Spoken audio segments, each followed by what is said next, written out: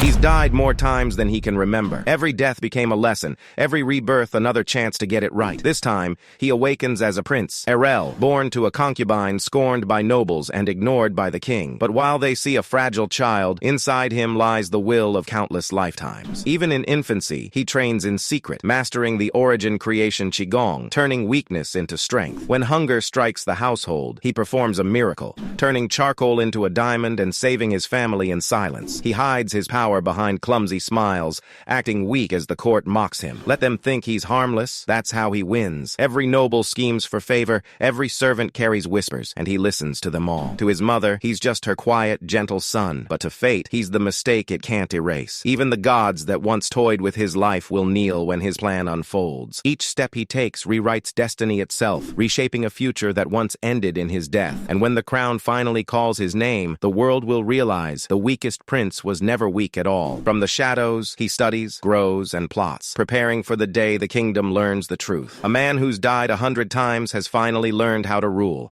The main character in this story stands out for something different. No matter how many times he dies, it just keeps happening again. Every time he thinks it's over, he wakes up right back where he started, like he's stuck in some endless loop. It's frustrating, but he can't help but wonder if there's a way out this time. Each restart makes him more determined to figure things out, even if it means going through all the pain and confusion again. He kept coming back to life over and over again. At this point, it wasn't even surprising or funny. It just felt like a normal part of his life now. Every time he comes back to life, he ends up in a new world, living in a totally different era from before. Even people from the earliest civilizations had these instincts. This one goes out to the people who made it all the way into outer space. This time, the hero slipped up, and it ended badly. He lost his life because he wasn't careful enough. He was right in the middle of fighting a monster. He found himself starting over, living life all over again as a baby. He's already been through reincarnation so many times that he knows exactly what he's doing. There is no script content provided in the JSON data or the original sentence to rewrite. Everyone watched, curious about what he'd do next. In this life, he's got things pretty different. He looks around, checking out everything nearby. From the way the furniture was set up and how the room was decorated, it was easy to guess what kind of place this was. He looks around, pretty convinced this place is straight out of the Middle Ages. From everything he'd learned in his past lives, he could tell right away this place wasn't Earth. The surroundings were just too different. It got him thinking. Maybe this time he'd ended up in some kind of fantasy world. For him, the sci-fi worlds just seemed easier to handle. Everything was clean, there was cool tech everywhere, and life came with a few extra perks. Looking around at where he was, he felt a bit of relief. At least he wasn't struggling like some kids. It wasn't fancy, but he could tell his family had enough. For now, that was good enough for him. He notices the maids walking around and starts to think this family must be pretty well off. Maybe one of those upper-class types you'd see in a fantasy world. Deep down, he's honestly just happy that his mom is this attractive, and he's soaking up every time she shows him affection. He listens, but the words don't make any sense to him. He could tell what she meant, even if he didn't get the words. The way she held on to him, gripping tight so he wouldn't slip, said everything. He knew she was scared he might fall. He notices the warmth in her eyes and realizes he's got a caring mom in this new life.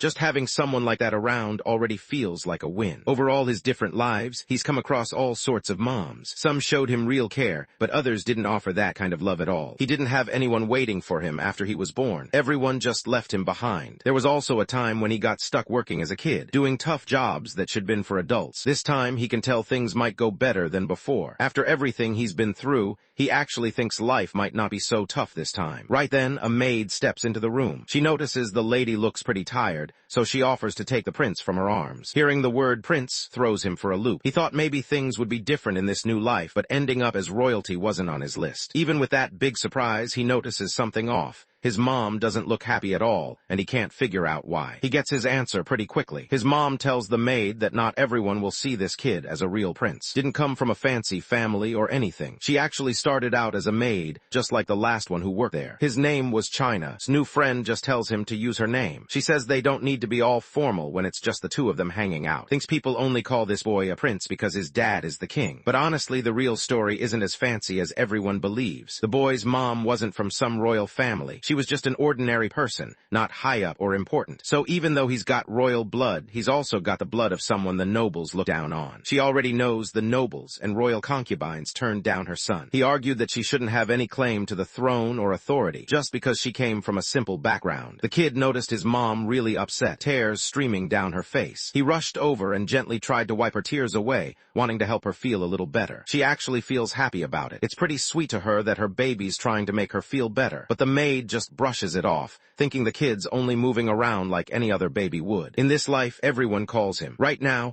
he's just focused on looking after his mom, not bothered at all about things like being next in line or having a bunch of followers. Honestly, he's relieved those things aren't his problem. Being stuck in the background means the big shot nobles barely notice him. To most of the royal family, he might as well not even be there. Everything about this fits him just right. He's set to enjoy the easy life, almost like a prince with no stress. Deep down, he can tell that this 101st life is going to be something special. The main guy is actually in a good mood, knowing he's got both royal blood and commoner roots. For him, it's kind of a win, since all he really wants is a chill life far from the headaches that come with being rich and important. Lady and are watching him closely, making sure he's okay. Glances over at him and notices how happy he looks. She wishes she could freeze this moment and keep him just like this forever, but deep down, she knows that's not how life works. Every time he hears the word power, it makes him stop and think. He can't help but remember all the times he's been told he's not strong enough, not fast enough, not good enough. Power isn't just some word to him. It's like this challenge he keeps running into, whether he's at school, hanging out with friends, or just scrolling through his feed. It's something he wishes he had, but also something he's not sure he really understands yet. Woke up from his dream and without really thinking about it, started sucking his thumb. As he lay there, his mind wandered back to everything going on in his life. In a place where family and status mean everything, this prince knows he'll never get the crown. He's stuck on the sidelines, just another piece on the board with nothing real to aim for. He looks around and finally gets it. There's no one coming to help him. He's got nothing left to fight with and can't see any way out of this mess. It hits him hard. He's totally on his own and things aren't looking good for what's next. He thinks most people only want something from him, and once they get it, they'll move on and leave him behind. He takes a second to remember that his mom doesn't have to stress about him. Deep down, he knows he's got things under control. He remembered all the times he'd been a pro before, in all those other lives. 3 months passed. Lady watches baby Arrow as he sleeps. She can't help but notice how innocent he looks, almost like he doesn't have a care in the world. As she runs her fingers through his hair, she can't stop herself from wishing it had the same strong, impressive feel as the king's. Right then, shows up and lets her know the carriage is good to go. Leans in and lands a quick kiss on his cheek. Before heading out, she gives him a look that pretty much says she expects him to behave while she's gone. She grabs her stuff and heads for the door, moving quickly so she can get out before anyone tries to stop her. She steps inside, and the door closes quietly behind her. Had been pretending to sleep the whole time. Once he was sure no one was watching, he let out a quiet laugh to himself. He quickly covers his mouth, not wanting China to hear and come over. Knows being this cute isn't easy, especially when all eyes are on him. He sits up, looking like he's about to pull off something no baby ever could. He gets ready to power up, realizing he doesn't have much time left. He knows he needs that extra boost if he wants things to go smoother for him. No matter where he ends up, there's one rule he always counts on.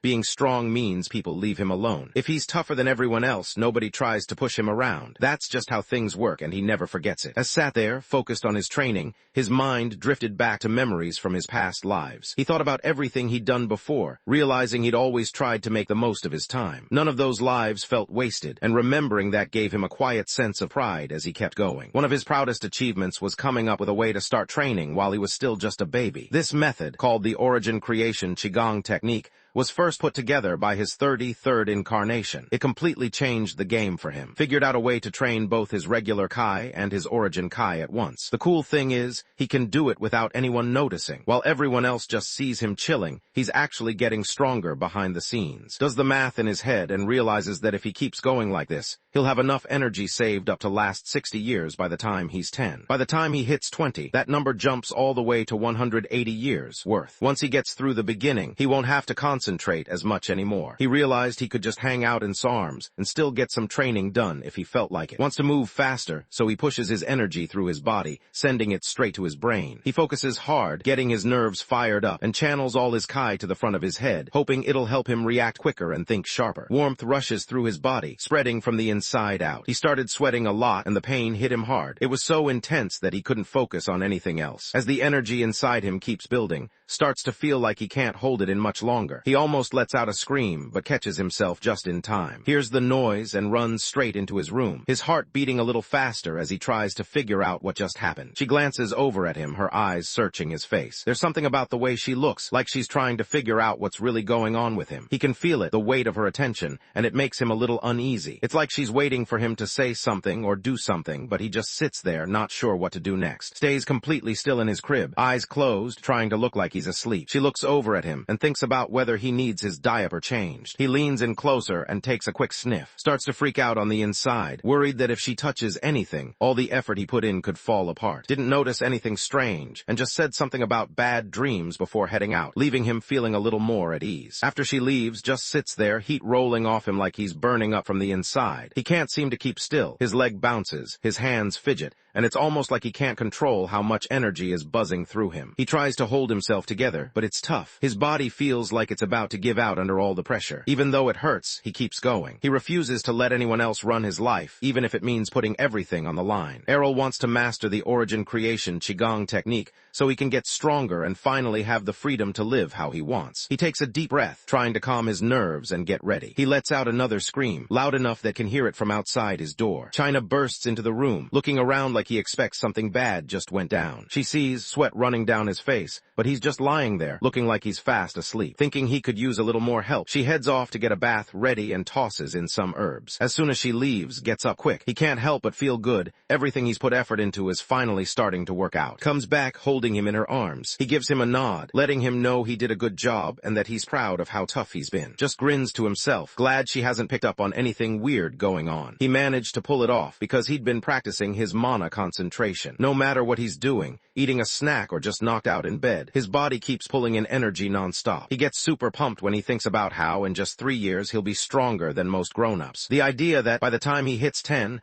nobody will be able to keep up with him makes him grin. Just thinking about it puts him in a good mood. Whilst holding him, she suddenly catches a weird sound coming from somewhere overhead. He notices Ariel smiling, and it totally pulls his attention away. Sits there already picturing what's coming next for him. He sees himself as someone important with everyone looking up to him. In his mind, he's living the good life, like he's made it to the top. He's counting down the days, already imagining how awesome things are going to be when that future finally comes. Only 5 months had passed since a new rail showed up. Because of his mana absorption trick, his body and energy are way stronger than what you'd expect from a baby. He drags himself across the floor, not letting up for a second. Even when it hurts, he keeps going because he knows he's getting closer to beating everyone else. His mind is locked in on his training, and nothing's pulling him away from it. Lady walks into the room and picks him up off the carpet. She surprises him with a toy he never saw coming. For a second, he just stared, not able to look away. When he noticed how let down she seemed by his pause, something in him shifted. Grabs the toy and jumps right into play, making it look like he's having the time of his life. On the inside, he cringes a little, totally getting why this would be awkward for anyone watching, and couldn't help but laugh when they saw how happy he looked. They started talking about him, saying he was good-looking and seemed to do everything right. Enjoys the attention, even though he's pretty sure most of it is because he takes after his mom. He still chooses to soak it all in, playing along as the funny baby everyone likes. Deep down, he knows these days won't stick around forever. Then, out of nowhere, the baby main character lets everyone know he's not in a good mood. At first, just stands there, not really sure what he wants. All he cares about right now is getting something to eat. He starts to cry, hoping someone will notice and figure out what he needs. China finally gets it right. She hands him some milk as he focuses on drinking it. The adults sit around, chatting about money problems. They mention that ever since yesterday, there hasn't been much left to keep the house running. Who's supposed to get good meals because he's a prince isn't getting what he needs. The mansion's budget got cut a lot this year, and now even taking care of just one kid feels tough. For a royal family, this kind of trouble is pretty strange. Arrow remembered overhearing the maids chatting about this earlier. People started talking about Lady, saying she'd have to cut back on meals so there'd be enough for everyone. If she didn't, the whole family might not make it through the season. Just stares, not sure if what he's hearing is real. It's like his brain refuses to accept it, hoping someone is messing with him. But his mom, she doesn't let it get her down. She keeps her spirits up and focuses on the bigger picture. She's okay with whatever happens to her as long as she can help someone else make it. When he hears about what's happening, he gets really upset. He can't understand why anyone would treat his mom that way. She doesn't have any real power or status among the nobles, but to him, she's still his mom. Even though she's the mother of a prince, nobody really treats either of them like they matter, and they don't have anyone looking out for them. He finally gets it now, why she's always heading out in that fancy carriage. Turns out she's been trying to meet the king all along. She keeps trying, but things just aren't working out for her. Can't help but think it's messed up. Sure, the king might not care about her anymore, but she's still the mother of his kid. He just can't get why the king would let people treat her like trash. He starts tearing up again and gives him to Lady. Arrow settles down as his mom holds him. Even though he's just a baby, he looks at her like he wants to help somehow, but he knows there isn't much he can do yet. He knows he needs to figure something out. Winter was on its way, and everyone knew heating bills would just keep going up. Lying in his small bed, he couldn't help but think about how rough things might get. He starts thinking hard, trying to come up with a way to help. His mind races through different ideas, determined not to just stand there and do nothing. Out of nowhere, an idea pops into his head. Stands by the fireplace, his eyes fixed on the cold pieces of charcoal sitting inside. He suddenly remembers that charcoal is basically just carbon. Diamonds are actually made from carbon, just like graphite in pencils. He spots a way out of their money mess. If he can figure out how to turn charcoal into a diamond, everything could be different. He can barely sit still in the crib, itching to get moving. He realizes his little baby body just isn't ready for anything tough yet. He figures it's safer to use his mana, lifting himself up and out without risking a fall. Turns out, no one around here realizes just how handy charcoal can actually be. For everyone, discovering this was like stumbling on something valuable they never expected. He quickly drops the proud thoughts and gets started on his task, making sure to keep quiet since everyone else in the house is still asleep. Concentrates, channeling his energy, and using the heat around him to press down on the charcoal. He puts everything he's got into squeezing it down, not holding anything back. He kept murmuring the same spells under his breath, pushing himself to keep moving forward. The whole thing is pretty rough, and can feel the pressure making him hesitate. He keeps his eyes on the goal and pushes through, determined not to quit. He can't stop picturing how happy his mom will be when she checks out what he's made. Just thinking about her reaction makes him want to work even harder, hoping she'll be proud when she finally sees it. Right when he starts thinking about her, something happens. Out of nowhere, energy shoots up and blasts a bunch of soot straight out of the chimney. Heads over to the fireplace. He started sorting through the pile, moving stuff around to see what was hiding underneath. He finally spots it, a diamond he made himself, shining with a clean, bright light. Staring at it, he just stands there, caught off guard by how cool it actually looks. Now, he just has to figure out how to give it to his mom without making her think something's up. Feeling pretty good about the plan, he relaxes and gets some sleep before morning. The next day, Chain says yes to him. She spots outside his crib, wandering around with ash and soot all over him. She picks him up, not sure how he got out. She figures he probably stayed up gaming again last night. She stops for a second when she sees how messy the room is. Clothes are scattered everywhere, and random stuff is piled up in the corners. It's not what she expected, and it throws her off a bit. The floor and the fireplace stood out in the room, catching his attention right away. The carpet looks really dirty. China looks around the house, noticing how messy and loud everything seems. He starts to wonder if it's always been this wild, or if something weird must gone down while he was asleep. She warns him not to step on the floor, but he just shrugs it off and does his own thing. He thinks fast and hides the jewel in his mouth, spots something weird in his mouth, and tells him to spit it out. She grabs his cheeks and gives them a good squeeze, kind of like how friends mess with each other when they're just having fun. A diamond suddenly drops out. She's caught off guard and quickly wants to know where he found it, wondering if he picked it up off the ground. The guy in charge of the palace's money and treasures checks everything out. He doesn't find anything missing, and there's no record of the diamond anywhere. Stood there a little awkward, not sure what to do next. She walked up to him and wrapped her arms around him, like she just knew he had been trying to give her something, even if he hadn't said it out loud. Grins and nods, thinking his mom would probably be into it as well. Later on, some wagons showed up at the palace. He stocked the kitchen shelves with food and stacked firewood nearby, making sure everything was ready for the days ahead. With the diamond, they had enough supplies to last them 5 whole years. Lady couldn't help but wonder who owned the diamond. The thought kept nagging at her,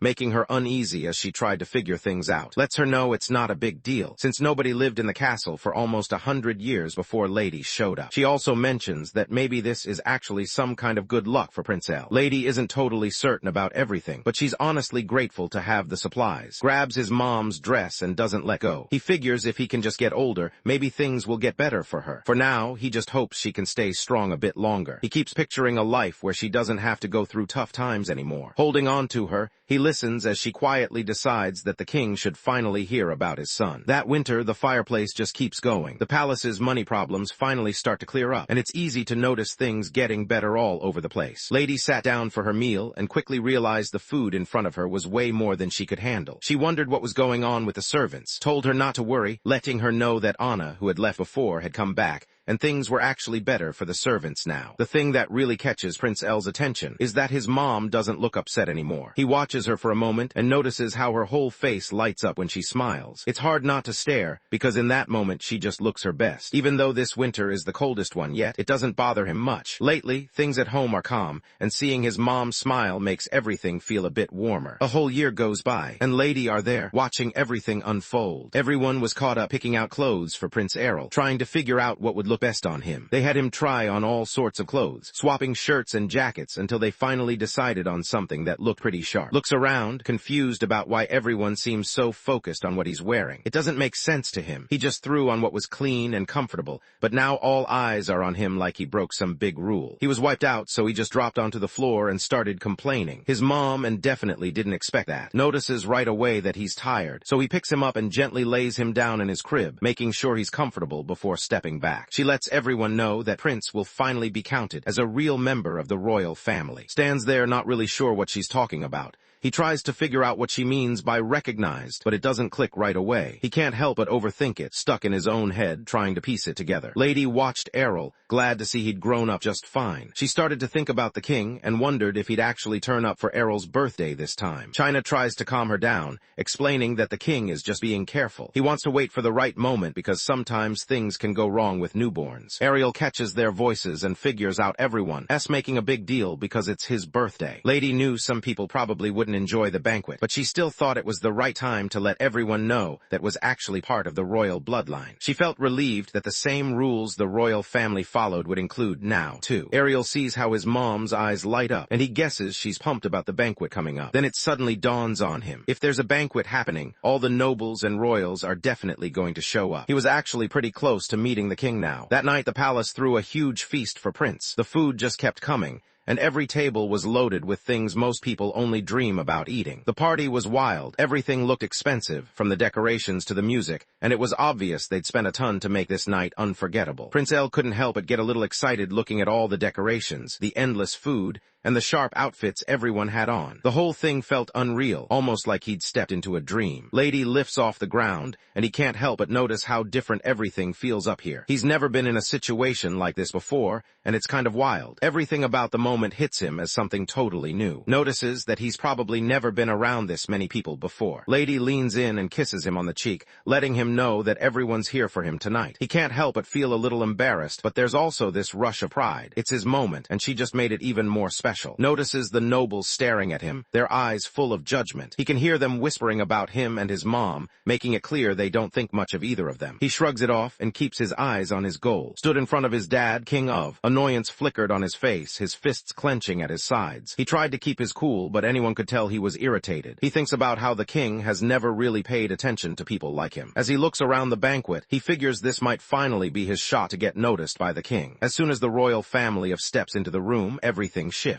The banquet, which had been buzzing with chatter, suddenly feels more serious. People stand a little and pay more attention, knowing things are about to get real. The event officially kicks off, and everyone knows the main part of the night is starting. Spots the group coming closer and can tell right away that it's probably the queen and her family. As they get near, there's this undeniable presence about them. It's almost like the whole room pays attention. Can sense it too, a quiet pressure that makes him stand a little. He spots the queen right away, standing with her kids, his half-siblings. The oldest son always grabs everyone's attention just by being there. Off to the side, a girl is making a big deal out of something, trying to get everyone to look her way. It's almost like she's off in her own world, completely zoned out from everything happening around her. Orel realizes he doesn't really know much about the others yet, so he decides he should try to find out more about them. They just walk by and don't even notice his mom. Lady could tell things were getting a bit much for, so she stepped in to help him calm down. Could see she probably wasn't having the easiest time either, but somehow she pulled it together and got him to laugh. That small moment made everything feel a little less heavy. Everyone in the crowd can't take their eyes off the queen. They watch her closely, caught up in how stunning she looks. Catches the way his mom's face changes all of a sudden. Things had been pretty chill for her, but now something started to bother her. He glances around and spots the reason. The king finally walks in. His presence filled the room, making everyone around feel tense and uneasy. Stops in his tracks for a second. He isn't sure whether his dad's eyes are on him or his mom. He can't help but think it's kind of unfair that being reborn didn't come with cool powers like reading minds. Figuring out what people are really thinking would make life a whole lot easier, and honestly, way less awkward. After some time, people begin handing him small gifts and patting him on the back, treating his arrival like it's something special. Everyone seems excited just to spot him, as if he's suddenly become the center of attention. When it's the imperial family's turn, everyone can tell how they really feel about him and his mom. They don't bother trying to hide it. Their reaction really gets to him. All he can think about is breaking free from his mom's hold and chasing after that woman himself. She acted like he and his mom didn't even exist, just brushing them off like they were nothing. It was pretty clear she didn't really care about them at all. He looks around and sees how everyone else is just pretending. None of them seem real or honest. For a second, he actually considers standing up and calling them out on it. He just wants to make sure his mom doesn't get embarrassed. He goes with it and pretends to be friendly, knowing that's what everyone wants from him. Around here, people say one thing and do another. Nobody's really surprised by it anymore. He just wants to get out of there before he ends up dozing off in his mom's arms, right when he's about to nod off. He spots a girl standing not too far away. She was most likely the daughter of one of the king's concubines. Even though she looked way too young to be caught up in all this mess, she still managed to stand out from everyone else. Some of the mistresses had already headed out, which was a relief. When the banquet is over, he and his mom both let out a breath, glad it's finally done. The night keeps rolling, and just when they think things might calm down, the queen steps up and heads straight for them. She lets everyone know that being around them is pretty easy, mostly because her son, the future king, is always hanging out nearby. Sits there listening to her talk about her son. He's not sure if she's trying to show off or just wants to get under his skin. Honestly, it doesn't surprise him. This is just how she is, always finding a way to make things about her. The queen keeps talking about how nice is,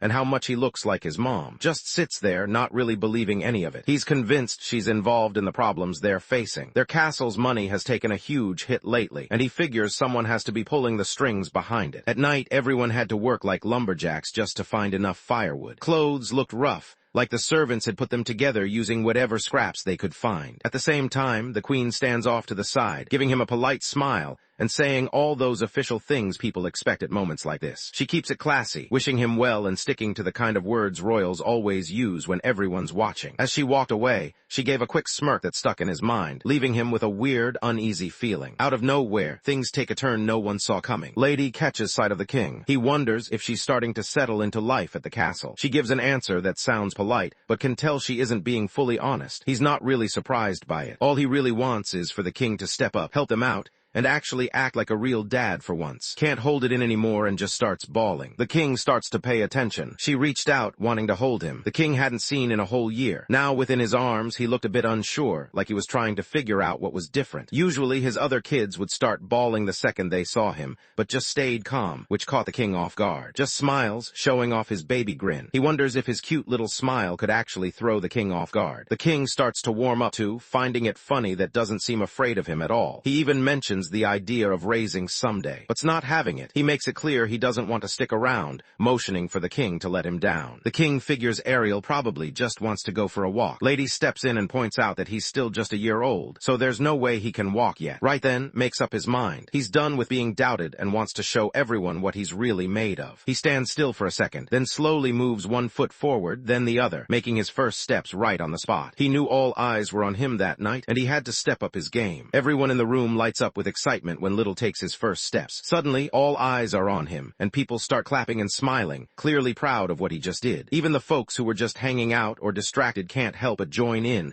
making the moment feel special for everyone there. The king watched Ariel closely, noticing that he was different from the rest of the kids. Something about Ariel's actions caught his attention. There was a message there, something serious that Ariel wanted him to understand. For a second, the king actually looked interested, almost like he was starting to get what Ariel was really about. Stands tall, sure that this is only the beginning. He knows he's got more to show and can't wait to prove what he's really made of. He gets to the table and puts his hand on it, hoping it'll help him keep his balance. He messes up big time. The table tips over, and suddenly all the food and drinks go flying, landing everywhere. The plates and glasses tumbled off the table and landed right on top of. Everyone looked uneasy, including the king. Had planned this whole thing from the start. He didn't just want everyone to see that a 1-year-old could actually walk. He wanted to put on a show and make sure everyone was watching his big moment. He sprawled out on the ground, ground, tears streaming down his face. It looks like the world just crashed down on him, and he can't hold it in anymore. The king leaned down and carefully lifted him, looking him over to make sure he wasn't hurt. The king noticed standing there with his clothes drenched in wine. He checked him over, but it didn't look like anything serious had happened. He figures the rail could use some new clothes. China decides to lend a hand. The king just brushes her aside, pretty sure he can deal with things on his own. He stares at what he's found, eyes wide, completely frozen. For a moment, he just stands there, trying to process what's in front of him. Whatever he expected, it definitely wasn't this. Under his dirty clothes, Errol's underwear was barely holding together, looking more like old rags than something a prince should ever wear. Stands there clearly puzzled. She remembers seeing earlier that morning, dressed in clean clothes. Now she can't figure out why things seem off. The king checks how the clothes fit on Errol and starts to notice just how rough Errol's life must have been. It's pretty obvious from the way Errol looks, like he's had it tough for a long time. The crowd starts whispering to each other, looking uncomfortable and annoyed as they share their thoughts about how wrong the situation seems. The king couldn't stand everyone whispering around him.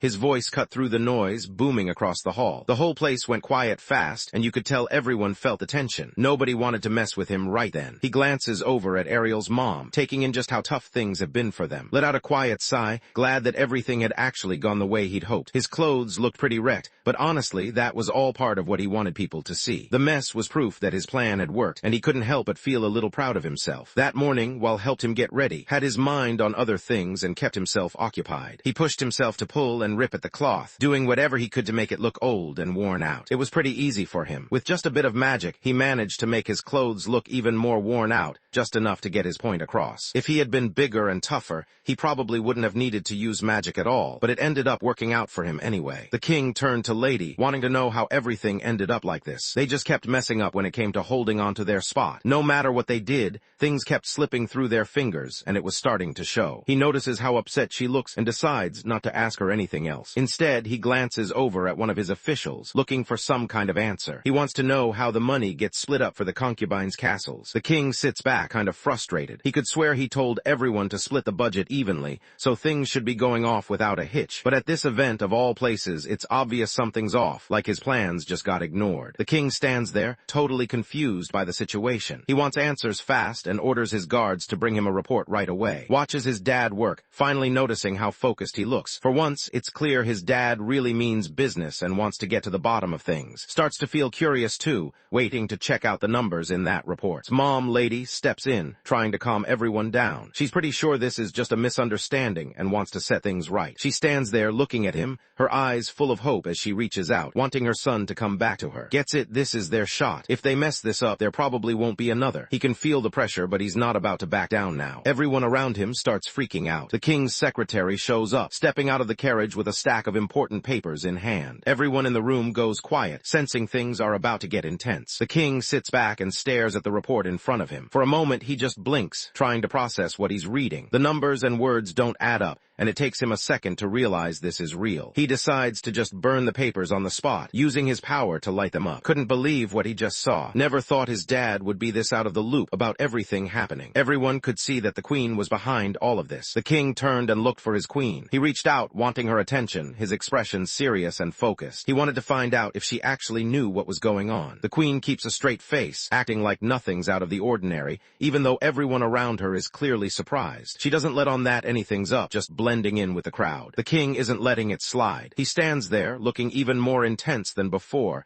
and makes it clear that the budget is her problem to handle. The oldest son notices something going on and steps in right when it matters most, ready to back up his mom. He doesn't want his mom to deal with this by herself, so he steps up, ready to say what's on his mind. The prince tries to clear things up, letting everyone know he's convinced his mom wouldn't be behind something like this. He seems pretty sure there's been a mistake, and wants people to understand it's not what it looks like. The king's face got even, his frustration showing. He didn't care about excuses. He believed that a leader always had to take the blame for whatever went wrong. Because she slipped up, his younger brother was left with nothing to eat and no clothes to wear. The older son glances at our hero, his eyes full of guilt. The whole thing just gets even more uncomfortable. He's nothing like his dad, who always takes charge, or his mom, who's clever and always has a plan. The king looked over at his oldest son, questioning if he really believed their mom wasn't involved in in what happened. He doesn't wait for her to respond. He just goes ahead and lets her know he's disappointed in her. Lady stood up for the queen, taking all the blame herself. She kept insisting that the queen wasn't the one at fault. It was her own mistake. Even when things got tense, kept owning up to it, making it clear she was the one who messed up. The king just stood there, completely lost. He had no clue what she was trying to say. He lets her know that being the mother of his child is reason enough for her to belong in the family. She looks kind of awkward, glancing away like she's hoping no one noticed. Her cheeks turn a bit red, and she shifts her weight, clearly not sure what to do with herself right now. The king reached out and lightly placed his hand on hers. He shot her a look, making it clear she needed to remember where she stood and act the way she was supposed to. The queen and her son both get pretty annoyed by everything happening right now. The king isn't happy about what happened. He wants his people to figure out who messed up and make sure nothing like this ever goes down again. The queen stands there, obviously rattled, staring down at the floor. She tries to pull herself together and silently makes up her mind to take care of things, determined not to let this kind of problem show up again. The king stared her down, making it clear this was her last chance. If she slipped up again, he wouldn't let it slide, be real consequences next time. The queen keeps saying sorry and promises she'll find out who's responsible and punish them. But even with all that, she doesn't really understand why he's so angry. She keeps repeating that she has no clue how everything went down like this. She had no idea how to talk to Lady about what happened. Lady already looked worn out, like she had a lot on her mind, so it just made things even more awkward. The hero isn't fooled at all by the queen. He can tell right away what she's really up to. His mom keeps insisting there's no way anyone messed up, standing up for the queen. He's stuck wondering why his mom keeps standing up for the only person who seems to know everything about what happened. It doesn't make sense to him, and he can't help but feel a little left out, like he's missing something important that everyone else already knows. The queen stands there, looking serious, and gives her word that nothing like this will happen in the future. But only he notices that she could at least try to look like she did something wrong. She ends up freaking everyone out with how strong she is. So just like that, the hero's birthday wraps up, and the money problems get sorted out. Later, everyone finds out the queen wasn't involved in fixing the whole thing. They find out pretty fast who did it, a family of low-ranking nobles. Everyone points fingers at them, and just like that, the blame lands on their heads. Nobody really argues or tries to defend them. It's settled almost immediately. Right there in front of everyone, a guillotine came down and ended it instantly. Word spread fast among the palace staff. Everyone kept talking about how the nobles had actually admitted to what they did, but even then, nobody could work out where all that money went. It was like the cash just disappeared, leaving everyone scratching their heads. Everyone looks like they can finally relax now that everything's sorted out. Guys who were tense before seemed to let out a breath, and some even crack a small smile. It's clear things are back to normal, at least for now. Everyone else seemed fooled, but the youngest kid knew something was off. He could sense that the person really behind everything had slipped away without getting caught. The case was over, but the hero couldn't help thinking it just wasn't right. He decides right then that when he's older, he's going to show everyone what he's really made of. Right now, he's just a baby with a tiny body, so all he really cares about is getting something to eat. He can't do anything else, so tears start rolling down his face. He gets spoon-fed, and honestly, he's pretty content with how things are going right now. He figured he should start getting used to his new body, since he'd be stuck as a baby for some time. But after giving it some thought, he realized there wasn't much to it. Just eating and playing were all he really needed to focus on right now. After he's eaten enough and feels satisfied, he stretches out on his bed and closes his eyes, ready to catch some sleep. After a while, he woke up when he heard a carriage stopping outside the house. He rushes over to the window to see what's going on, while his babysitter is still fast asleep. He spots a group of people coming out right after. 3 guys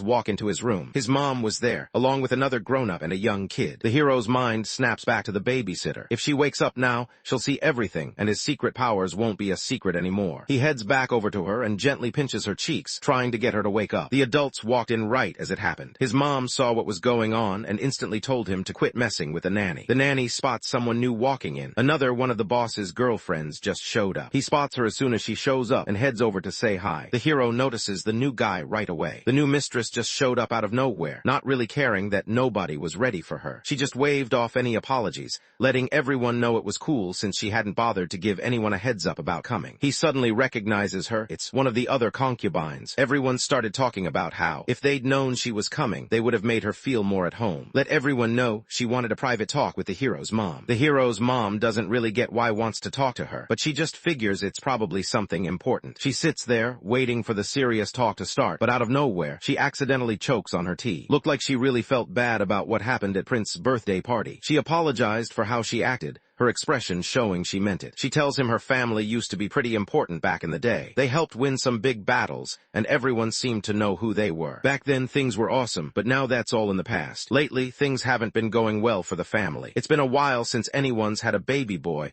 and because of that, people aren't really talking about them much anymore. Their name just doesn't carry the same weight it used to. People have been talking, saying that money has been tight for them for a long time. This visit had everyone a bit on edge, especially when the topic turned to her family. When the hero's mom brought up why she was there, didn't hide the truth. Her family was in serious debt. It wasn't easy for her to say, but she kept it real, letting them know just how tough things had gotten at home. She also remembers how the queen kept pushing her, and that probably made their money problems even worse. Reaches into her bag and takes out a bunch of cash. She knows saying sorry won't make everything better, but she can't help feeling pretty guilty about what happened. She figures the hero's mom probably can't stand her or her family. Right at that moment, the door swings open. His daughter slipped into the room without making a sound. Just wants to keep her kid out of trouble with the imperial family. She's focused on protecting her child, making sure they don't get dragged into any of the family's messy situations. The mistress stays cool, letting everyone know she's all right and doesn't need any help. She makes it clear that isn't to blame for what happened, so no one needs to worry about her being at fault. Didn't want anyone looking down on her, but the mistress just shrugged it off, acting like pity wasn't even on her mind. She keeps it real with everyone, letting them know there's no point in fighting each other right now. The mistress gets what's going on and isn't blaming his family for anything. She hands the bag of money over, not keeping it for herself. He thought the money would be put to better use if it went towards something special for his young daughter. She gets it now. Wei's family has been trying so hard to keep their palace spending under control. She suddenly mentions some news that catches everyone off guard. She thinks everything happening right now is because she's loyal to her queen. The news hits him hard. For a moment, he just stands there, frozen, not really sure how to react. It's like everything around him slows down, and he can't believe what he just found out. Suddenly, it clicks for him. He finally understands why so many people don't like his mom. He paced back and forth in his room, his mind stuck on how tough things must be for his mom. China could see something was off with him, but she didn't really know what to do. She just watched, hoping he'd be all right. He forces a smile, hoping she won't notice he's not actually okay. He realizes he has to get it together. Meanwhile, just thinks he's acting moody for no real reason. He heads out to work out with Princess. Everyone's attention was somewhere else, so he took the chance to quietly eavesdrop on what his mom and were talking about again. His mom started talking again, this time about how the queen kept making life hard for her. She sounded tired, like she was stuck and couldn't really do anything about it. She talks about how she just wants to keep safe while he's still a kid. She's determined to make sure no one else messes with their family. Her voice sounds way more serious and focused than usual. Lady tries to hang out with Miss Moore, but it's obvious she's not just looking to make a new friend. There's something else going on, something she's not saying out loud. Notices what is doing. She can tell isn't about to back down, so she decides to go along with it. She respects Drive and lets her take the lead. The two of them know they've got each other's backs whenever things get rough. Prince sits quietly, lost in his own thoughts. He suddenly gets that his mom knows exactly what's going on between the queen and the concubines. This situation pulls both of them in, and now he can't help but think about what she's going to do next. Sits there completely zoned out. His mind drifts somewhere far away, not really paying attention to what's happening around him. A girl appears out of nowhere right next to him, and he can't figure out where she came from. He hopes she doesn't come near him, quietly wishing he could just avoid her altogether. Instead, she climbs into his bed and starts messing with his cheeks, like she can't get over how cute he looks. She always messes with him, poking and squeezing his cheeks like he's some kind of stress ball. He just sits there, used to it by now, while she has way too much fun seeing how much she can bug him. He even starts pushing his crib around, almost like he thinks it's fun. He really hopes someone will show up and get him out of this mess. Even would do at this point. A cat shows up next. At first it looks like the cat thinks Ariel's pretty cute, just like everyone else does. Ariel realizes he's stuck now. There's no way out of this situation. The nanny mentions that the princess could stop by soon. Just hearing that, you can tell the princess is excited about the idea. She really wants to come over. Looks around and quickly figures out he's stuck by himself. There's nowhere to run, no way out. Time moves fast, and soon enough, Ariel is about to turn 3 years old. Life just keeps speeding by, same as always. He notices how fast he's changing, and realizes there's still a lot he doesn't know yet. Growing up seems to be happening faster than he expected, and he starts wondering what else he needs to figure out before he's really an adult. He thinks back to moments from his old life, memories coming and going in flashes. Sometimes he can't help but wonder if he'll ever get another shot at something like that again. Out of nowhere, the princess steps into his room. Without hesitating, she hurries straight over to him, chooses to play a quick game of hide and seek. Things didn't go as planned. She spots him almost right away. He's pretty annoyed and in a low mood, but the princess is only interested in playing hide and seek. Before even has a chance to say no, she's already sprinting off, searching for a bigger place to mess around. They walked out and found themselves standing outside. It was obvious the the princess had been stopping by pretty often ever since showed up. She usually brought the nanny along to help out. Doesn't really mind the visits. Even though he's still pretty small, it feels like these moments are actually helping him get closer with everyone. Thinks is still at the age where he needs someone to watch over him. But she points out that one day, when he's older, the roles will switch, and he'll be the one looking out for her. The princess lets know she wants him to get there right away. The little prince just doesn't get why she keeps paying so much attention to him. He barely has time to think about it before something else grabs his focus. Tells everyone how much she likes hanging out with him.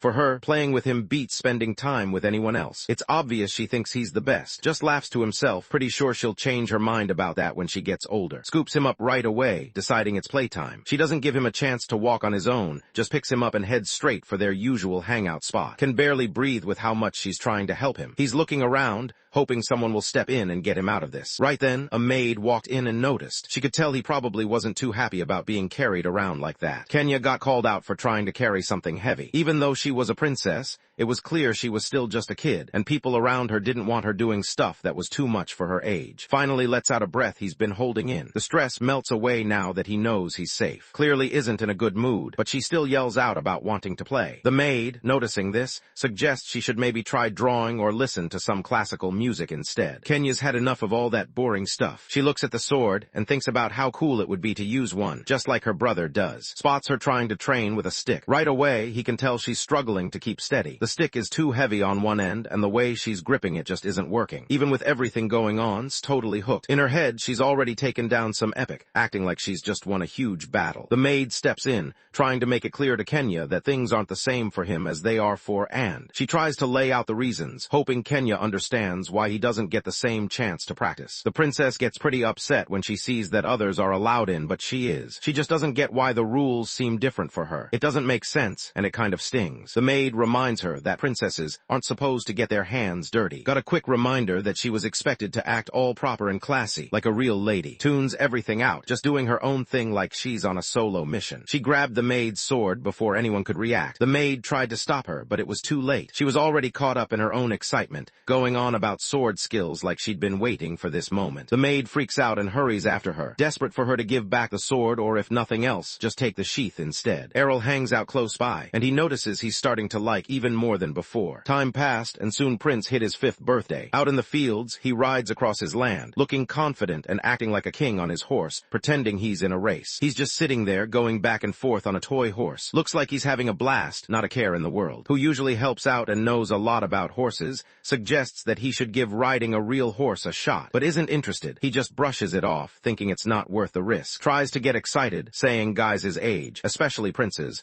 are usually into things like riding horses and learning how to fight, but just isn't interested. He thinks being a prince doesn't mean you have to do all those things. China can't help but feel a little down. He knows he's not the most driven guy out there, and it kind of gets to him. Here's the real twist. Isn't just any regular kid. This is the first time he's living with his name and reputation on the line. He's already had more tough moments than he can remember, and every one of them has left its mark. The kind of guy who's had to fight through a lot, even when things didn't seem fair. After living through so many different lives, he's come to realize something tough. Whenever he gets really good at something, it usually just leads to problems. Whenever he's gotten really good at things like sword fighting or magic. Now all sorts of people started showing up. Some just wanted to take advantage of him, while others seemed set on bringing him down. These days, he keeps things chill, just enjoying all the good stuff that comes with being a prince. He doesn't go out of his way to draw attention or get caught up in anything stressful. Life's easier when you just hang back and make the most of the royal perks. Back at the castle, wanted some space to himself, and understood letting him go off on his own for a while. She isn't exactly excited about it. After she leaves, he closes the door, grabs a spot to chill, and just zones out, not really doing anything at all. Later, they find themselves stuck in a tough spot. Chain sits there annoyed, wondering why he just can't stand studying. He noticed that a 5-year-old prince should be excited about learning new things and trying to get better every day. Couldn't care less about all that stuff. He's not into the world around him, and he's definitely not the type to sit down and study. Half joking, thought he sounded like an old man who'd been around forever. Before she can finish, interrupts her and lets her know he doesn't blame her for the way he is. Finally makes up his mind to just relax and see what life has to offer. He's not the type to jump on trends or act wild just for the sake of it. After living through 100 different lives, he's learned how to slow down and actually enjoy himself. Maybe he's just laid back by nature, or maybe he's finally figured things out. Lets Prince know it's time to hit the books, since he's 5 now,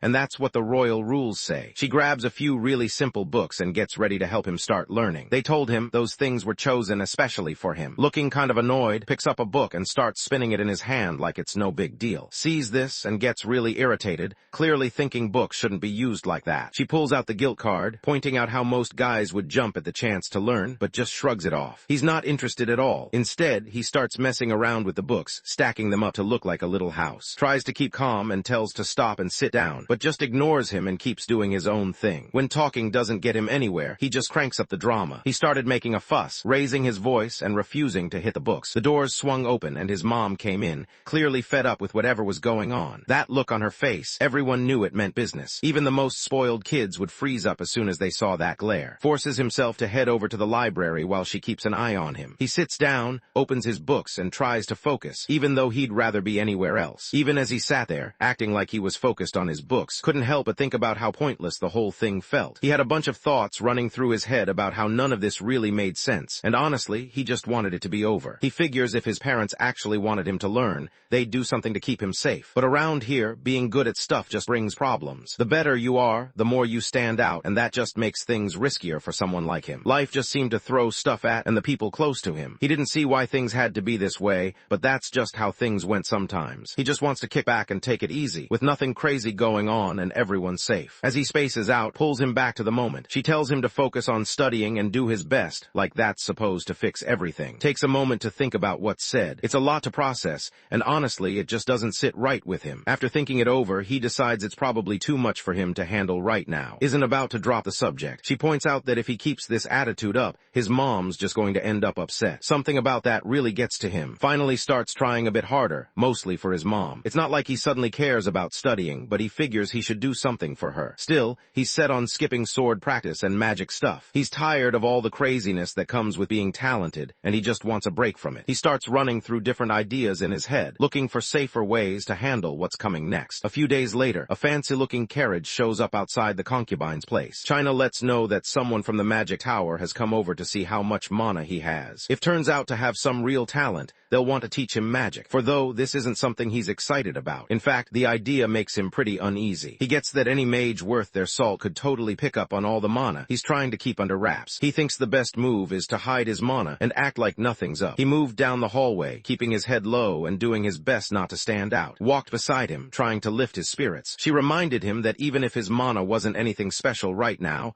he could always get better with practice. But when they open the door, everything on the other side looks totally different from what they expected. The tester's face goes pale, eyes wide like he just saw something he wasn't expecting at all. He freezes for a second, clearly caught off guard by what's in front of him. The mage jumps to his feet and locks eyes with Prince. For a moment, the two of them just stare each other down, both trying to figure out what the other is thinking. Arrow stares at the mage, his eyes locked on the strange light moving under the mage's skin. The energy pulses and swirls, almost like it's alive, and Arrow can't help but wonder how it feels to control something like that. He keeps his distance, trying to figure out if the mage even notices him watching. He couldn't help but think about how the mage saw him. The mage reaches out and checks his arm, looking a bit concerned, like he's noticed something weird. Meanwhile, China, always trying to get the energy up, jumps in and tries to boost confidence, wondering out loud if he's got some hidden skills. The mage couldn't decide what to think about him. He didn't sense any mana or arrows coming from the guy, which made it hard to tell if he was some kind of genius or just really odd. The mage tries using mana to search around, but he doesn't find anything. China couldn't believe what just happened. Everything seemed normal 1 second, and then it all flipped upside down. He stood there, frozen, trying to process how fast things had changed. Leaned back in his chair, totally relaxed, pretty proud of how he managed to keep his mana hidden. It was like he had this secret move up his sleeve, and no one around him had a clue. Right before he stepped into the room, he focused his energy, pressing it out to the very edges of his body. Earlier, when the mage's eyes went wide, could tell things were going his way. The whole idea of a royal kid with 0 mana just didn't add up, and had managed to catch the mage off guard. The mage looks at Lady and explains that just doesn't have what it takes for magic. Lady's left trying to wrap her head around it. Usually, even regular people have a little bit of mana, but seems to have none. It's kind of like those moments in anime where someone's just got 0 talent for something, but you still want to root for them. After hearing that, he starts to question if maybe he pushed things a bit much. Lady's face falls as it hits her that her her son might not be cut out for becoming a mage. Her shoulders slump, and she just stands there, looking like the weight of the world is pressing down on her. This is all part of his plan. He acts like he's terrible with mana on purpose,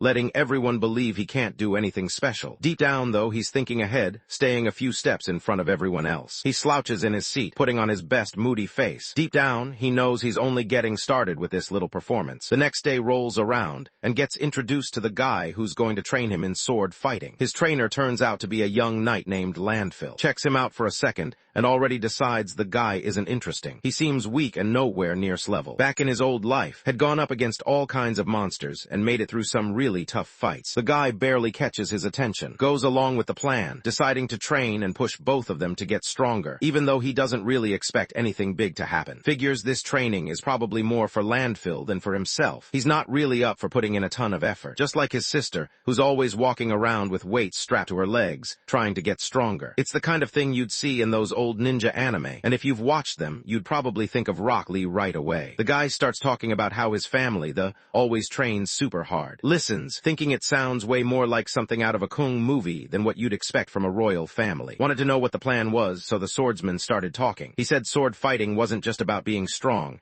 It was about having balance and being flexible, too. To show what he meant, Landfill pulled out some smooth sword moves, easily outclassing the younger guys. Then he let them know they'd be starting with some basic exercises. Arrow stepped onto the logs, trying to keep his balance. He looked nervous, clearly not loving the idea of slipping off. The logs don't sit very high above the ground, so Landfill lets him know that if he does slip and fall, he's not going to get hurt. Ariel looks up, and it's clear heights aren't really his thing. He hesitates, unsure what to do next, because being this high up makes him nervous. After that, they started working on flexibility. Landfill figured would breeze through it, since he was just a kid. Tries to reach down and touch his toes, but he can barely get past his knees. The swordsman isn't backing down. He grabs some wooden swords and gets ready to train. He starts showing how to swing the sword right, using the force from spinning his arms. Tries to hold the sword, but his grip slips, and the sword shoots out of his hands. Landfill just stands there, frozen, watching as totally screws up the exercise. He can't believe what he's seeing. This isn't how it was supposed to go. Faked being defeated, acting all dramatic about it. He wanted Landfill to think he was just plain bad at sword fighting and didn't stand a chance. Landfill gives him a nod, letting him know it's just the first attempt. He reminds him that everyone starts somewhere, and that with some practice, he'll figure it out. He gets handed another sword, and the training keeps going. The whole time, can't shake the sense that someone's eyes are on him. He's messing up on purpose, trying to look bad so people start talking about how terrible he is. He made sure everyone in the city heard about it. The nobles can't stop talking about Prince. Word is, when it comes to mana, he's got it worse than anyone else, even the commoners. People whisper that he can't get through any kind of training without messing up, and he's always stumbling over his own feet. Some of them actually think it's funny. Things weren't looking great for at this point. Over at the concubine's castle, tension was in the air. Sat back, snacking on some cookies and sipping orange juice. Definitely not your average medieval treat. He was just enjoying the moment when news reached him about a new private tutor who'd be showing up soon to teach him. Most tutors didn't want to deal with him anymore because everyone kept saying he was useless. Ariel wonders who would actually step up and take the job, whether they're super brave or just a bit reckless. He glanced out the window right as the tutor got out of the carriage. A few minutes pass, and he learns the guy's name. Right away, things get uncomfortable in the room. He's clearly not thrilled about having to teach someone that nobody has any faith in. Slouched in his seat, looking like he'd rather be anywhere else. He let out a long sigh, realizing there was no way out of this. Since he had to do it anyway, he decided to kick things off with literature, thinking it made sense to start with the usual stuff, foreign and common languages. Stacks a bunch of books in front of him, acting like learning basic grammar is something you can knock out in a single day. Because everyone thought so little of, just shrugged and gave him a couple of days to figure things out. He acted like it wouldn't really matter if messed up. Gets pretty annoyed, so he decides he's really going to try his hardest. Kept on talking, trying to explain that bad grades didn't always mean someone wasn't putting in the effort. Sometimes, it was just the way a person's brain worked. He pretty much pointed out that it wasn't really Rails' fault. Getting a compliment that's actually kind of an insult hits harder than just getting called out. He can sense that people are starting to look down on him,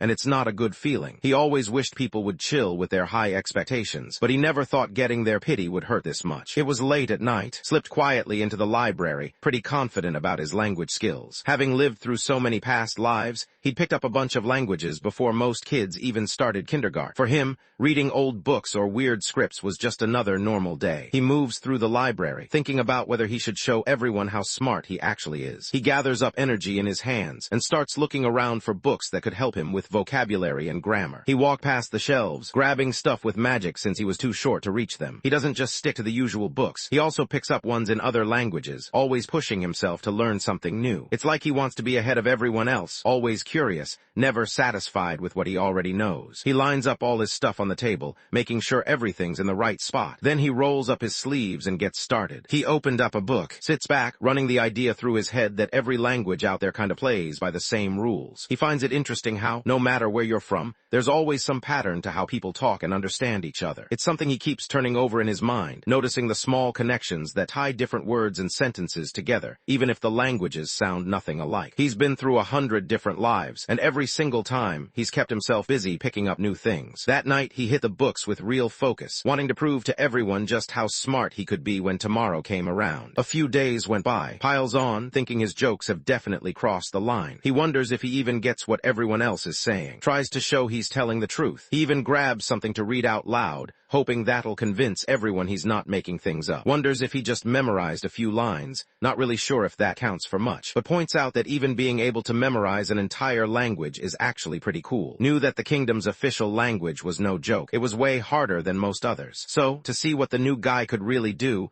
told him to just grab any book off the shelf and start reading. He explains that even the kids usually have to wait until they're at least 12 before they can manage basic reading, and it's just 5. Arrow picks up a book and starts reading it out loud, not missing a single word. Just stares, not expecting Arrow to pull that off so easily. Stands there, totally caught up in the moment. His eyes start to water a bit as he looks at, clearly impressed by how skilled the kid is. Deep down, knows that having such a talented student makes him look better as a teacher, and that thought hits him in a way he didn't expect. Let his teacher know that he was pretty lucky to have someone as smart as him in the class. Energy was on full blast as he started the lesson. He couldn't wait to see what his student would do this time. By the following night, the rumors around started changing fast. Before, everyone just laughed at how clumsy he was and how useless he seemed with a sword. Now, almost overnight, everyone was talking about how he picked up the common language in just 2 days, like it was no big deal. People started whispering about how he could figure out math problems in his head without even breaking a sweat. The whole vibe around was different, and guys who used to poke fun at him were suddenly curious, wanting to know what his deal was. Just like that, people started talking about this genius oral. The stories, they actually started at a local tavern, where rumors always seemed to get their start. Word got around fast, thanks to his tutor, who was already a bit buzzed and talking loudly. He leaned back in his chair, telling everyone nearby how he always knew had something special, even when no one else noticed. Kept going, making sure people heard that it just took the right teacher, meaning himself, to help show what he could really do. It doesn't take long before the king hears about how clever is. The king looked genuinely surprised as he thought about his son's challenges with swords and magic. It just wasn't something his son clicked with, and the king started to realize that now. Lady seemed a bit sorry, probably because she hadn't meant to make things stressful for anyone. He figures his mom should noticed how different he was way before now. The king notices how worried she looks and gives her a calm look, letting her know everything's going to be all right. They share a moment that's pretty real and kind of awkward, the kind of thing that make anyone blush if they walked in. He lets her know that he believes their son's going to turn out great, like he's sure the kid will do big things someday. While all this is going on, the guy's hanging back, low-key listening in. He figures he'll put in just enough effort to keep the king happy, find himself a decent place in the world, and still make sure to enjoy himself along the way. So starts his 101st life, and this time, he's living as a super smart prince. A few days past, he spots more guards than usual standing around outside the concubine's castle. He quickly realizes that, since he can't fight or use magic, the king must send those people to watch his back. Can't help but feel a bit proud of himself, noticing that the king actually seems happier than usual. Just then, a sudden noise from behind catches his attention. China just delivered a huge chest. His mom tells him that the king gave it to them as a present. Arrow doesn't waste any time and swings the door open right away. He opens it up and sees gold coins, bright jewels, and all sorts of treasure packed inside. While he's digging around, something grabs his attention. There was this necklace that really stood out from the rest. It didn't look like the usual ones you'd see. Something about its shape and color just caught the eye right away. Wonders if this is the most expensive thing in the chest, but just shakes his head. For him, it isn't really about the price. Out of everything in the shop, that necklace easily stood out as the best thing around. Ariel slips the necklace around his neck, acting like it's something that helps him think faster and stay sharp without getting worn out. Watches, really impressed,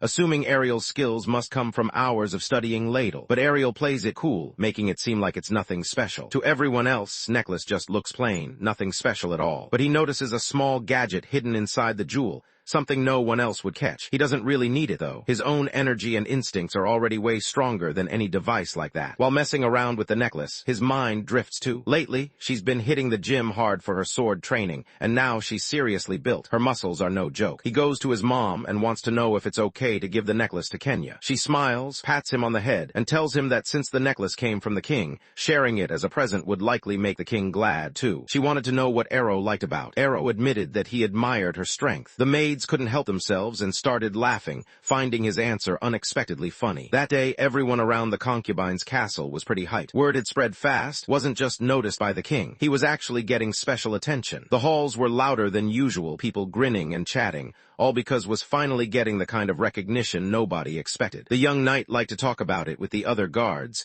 telling them they should be proud to work at the concubine's castle. He carried himself with a bit more confidence, almost like he wanted everyone to know how important their job was. A few days later, sat in the dining hall with. She let him know that all the desserts he wanted were finally done, waiting for him to try. Now she seemed curious to see his reaction, probably wondering if he liked what she made. Keeps giving different options a shot, but none of them really hit the mark for him. He just can't find one that feels right. He's getting frustrated as he keeps looking for something he actually likes. Meanwhile, China tries to get him to chill and just enjoy the snacks, wanting to know if he even likes how they taste. Sat there looking annoyed as he checked out the options in front of him. Nothing seemed right. He wanted something sweeter, but everything just felt off, like they were all missing that one thing he really wanted. Looked confused. He knew these desserts came from top chefs, so he couldn't figure out what the problem was. Still, he offered to grab another one and try to make things right. At that moment, an idea pops into Errol's head. He realizes he doesn't actually need a chef right now. What he really needs is an alchemist. This totally throws off, leaving her staring at him, not sure what to think. Prince zoned out for a bit, lost in thoughts of Coca-Cola and all the snacks he used to have back home. Just picturing the taste made his mouth water. He thought about how cool it would be to have cola again,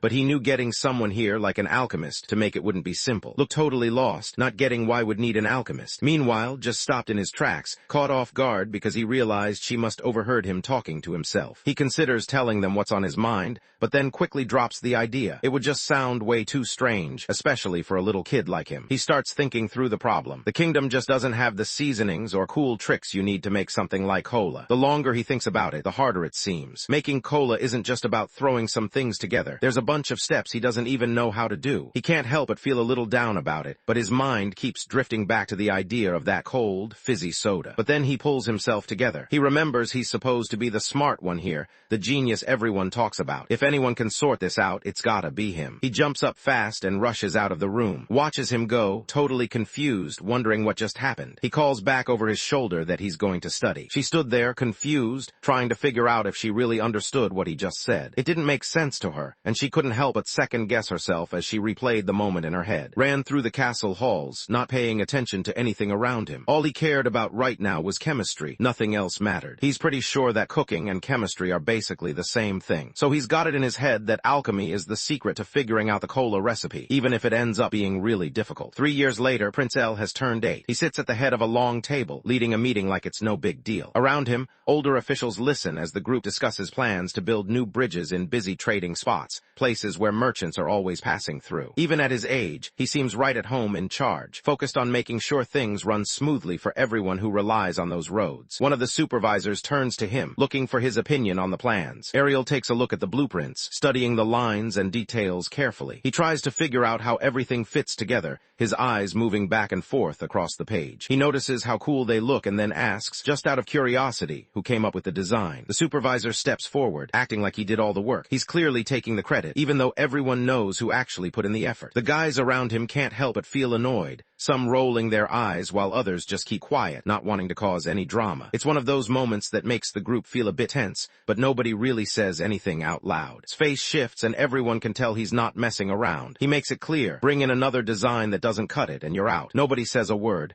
The whole room just freezes, waiting to see what happens next. Prince notices some issues with the bridge. He explains that it might hold up for the moment, but once winter hits and snow starts piling on, the wooden parts underneath probably won't last. The designers seem to focus more on making the bridge look cool instead of making sure it would actually stay safe. He lets everyone know that, yeah, the kingdom should look cool, but making sure everyone's safe is way more important. He tells them to start over and come up with a new design. Checks out the next blueprint on his list. With everything he knows, his to-do pile just keeps getting bigger and bigger. None of the adults in the room really measure up to him. But even so, they've all ended up putting their faith in this 8-year-old genius. He feels a bit guilty about it, but deep down he knows he doesn't really have another option right now. He has to keep showing what he's made of. After the meeting, steps outside. One of the new maids noticed him and called out his latest nickname, the Young Gray Sage. He's pretty much embarrassed on the spot, thinking this is just way too cringy. He could tell right away that the maid was probably new around here. That nickname she used, he really hated it, so he let her know not to call him that again. She nodded, saying she'd keep it in mind. He starts to walk away, and for a second she nearly slips up and says it one more time. Gets even more annoyed, and in his head, decides that nickname is honestly the worst one he's ever come across. His carriage rolls away down the road. Lady glanced out the window, watching as he walked off. She turned too, curious if was on his way to something big. Mentioned he was heading out to meet the king, and that got her curious about what kind of things they'd discuss. Pauses for a second, thinking about whether to mention that wants to learn alchemy. He almost brings it up, but decides to keep it to himself for now. Up in the carriage, the guy sits there, lost in thought. He starts picturing how the king might respond when he suddenly asks for something related to alchemy. The idea keeps running through his mind,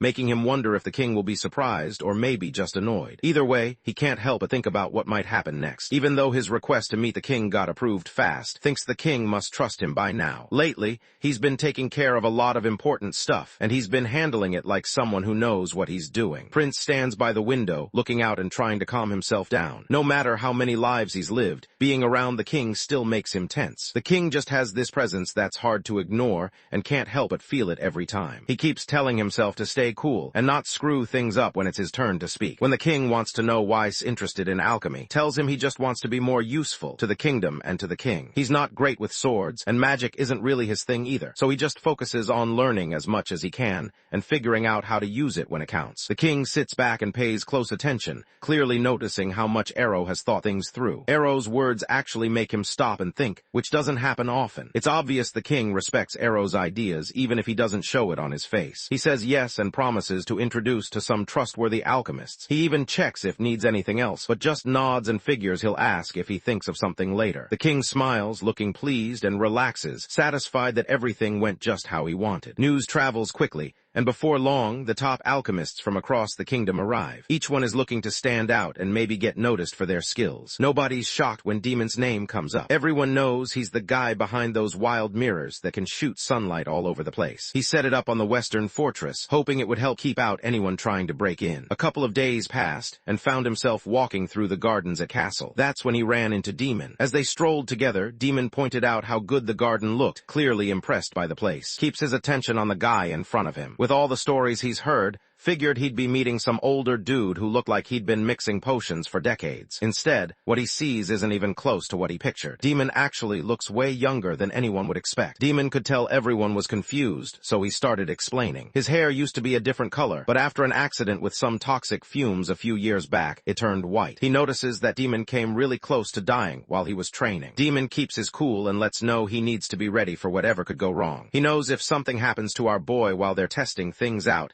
he'll be the one everyone blames. It could cost him big time, maybe even more than just his life. Demon starts talking, making it clear that alchemy isn't as simple or safe as might believe. He looks at, noticing how young the kid actually is. But before Demon gets a chance to finish what he's saying, something interrupts him. He steps in and stops the guy from talking, showing he's already made up his mind. He's not clueless. He knows exactly what he's about to deal with. Alchemy isn't about magic tricks or wild fantasies. It's all about science. He's not out here trying to change rocks into snacks or pull off some miracle like turning water into wine. He's mostly interested in stuff he can actually use, tools and tricks for cleaning up iron ore and making tougher metals. That's what the kingdom needs right now. Demon can't help but be impressed by how ambitious is and how quickly he comes up with smart ideas. He looks at the kid and just knows, deep down, that this guy's probably going to end up running the whole kingdom of one day. His words really hit home, and the guy drops to one knee in front of him. He admits he's not the best at this stuff, but he's ready to pass on everything he's learned. A few days had gone by since alchemy class started. Prince L sits at his desk, totally focused on his work. He's got books and papers spread spread out everywhere trying to figure out this alchemy thing. Out of nowhere, Demon looks over and asks if L.S. done this kind of stuff before. Freezes for a second, realizing he might have gone a little overboard showing what he can do. He quickly shifts gears and mentions he just came across it in something he read. Demon doesn't seem bothered at all and even thinks actually lives up to what people have been saying about him. Could finally relax a bit, knowing his smart plan was actually paying off. The two of them spend their days playing non-stop, from the moment the sun comes up until it goes down. While they're busy with their research, picks up on something interesting. If you toss some eggshells or bone ash into the mix,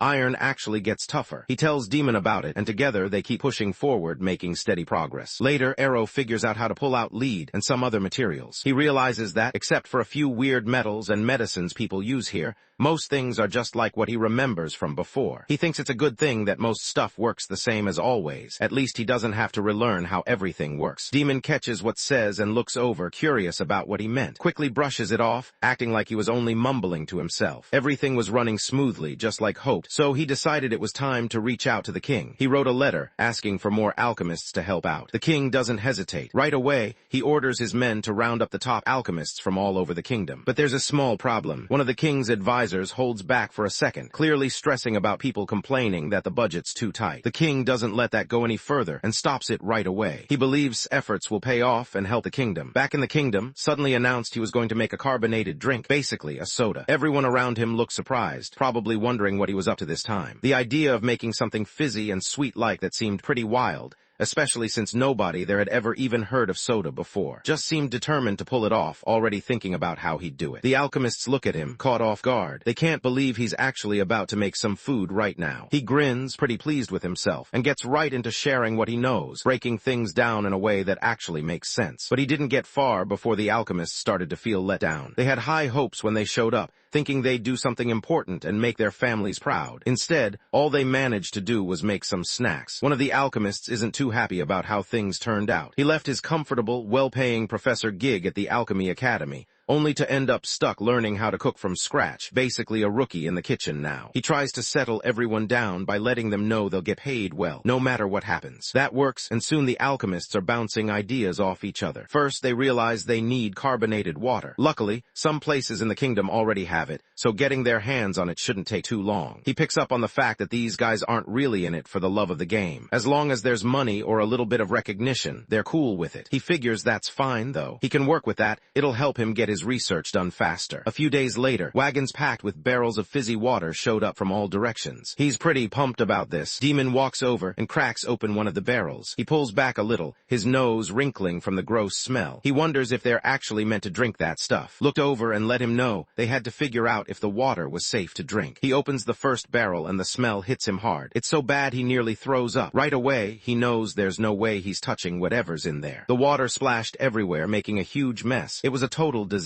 He looks through the other barrels, but they're just as bad as the first one. Nothing in them is worth keeping. He stays calm and doesn't freak out. Instead, he lets everyone know they'll need to whip up some artificial carbonated water. That gets all the alchemist guys talking, curious about how they're going to pull this off. He passes around some papers covered with his ideas, thinking that these clues might help them figure out the problem if they look into them. Noticed everyone getting tense, so he tried to lighten the mood. He reminded them that they'd handled tough problems before, and if anyone could sort this out, it was them. That gave the group a bit of confidence back, and they started focusing on what to do next. He looks over at the demon, hoping for some support, but the demon doesn't look too excited to help out. It's clear these alchemists are really the people around in, and even the demon knows it. Arrow walked out of the room, pretty chill about everything. He figured the others should have their own space to mess around with ideas and try things out, so he decided not to stick around or get in their way. He isn't sure they can actually get it done in only a week, but he thinks the pressure might push everyone to move quicker. A few days later, couldn't hide how pumped he was. He told the alchemists all about his plan for carbonated water, saying it would give everyone a boost and make the kingdom rich. The alchemists listened, but deep down they weren't convinced. They kept their doubts to themselves, thinking maybe it was just another trend that wouldn't last. Doesn't expect what he finds. They've already made their own fizzy water. He picks up a container, curious and ready to try it for himself. Demon and the guys wonder if this new drink will actually get popular. The water hits hard, but it doesn't taste like anything, so they're not sure if people will like it. Steps in and sorts things out, letting everyone know that the drink isn't supposed to be had by itself. Usually, people add fruit juice or alcohol to it. Had always wanted to make cola, but since he couldn't find any cola fruit, he had to settle for something else. He figured a fizzy drink with lemon could work for now, kind of like when a substitute teacher shows up instead of the real one. So he grabbed a lemon and squeezed the juice right into the sparkling water, hoping it would hit the spot. He lifts the cup and drinks just a bit. The taste is spot on. It's not too strong, not too weak, just perfect. It's the kind of flavor that makes him grin without even thinking about it. There's this rush of happiness, like when you finally find something you've been craving after a long day. He shares the drink with the group, and just like he thought, the alchemists are into it. The sour lemon taste and the fizzy bubbles really work together, and everyone finds themselves reaching for another glass, not wanting to miss out. Just like that, he had his own fizzy soda. People started hearing about the drink fast. It seemed like everyone wanted to try it, and the news kept spreading. They made it so popular that everyone wanted it. Not just people but from other places too. Lord Dement, the Earl who runs things up north, just doesn't get what's so special about this new soda stuff Prince Ariel came up with. He looks at it, a little confused, not sure why everyone's talking about it like it's the next big thing. He checks in with his servant, just to be sure,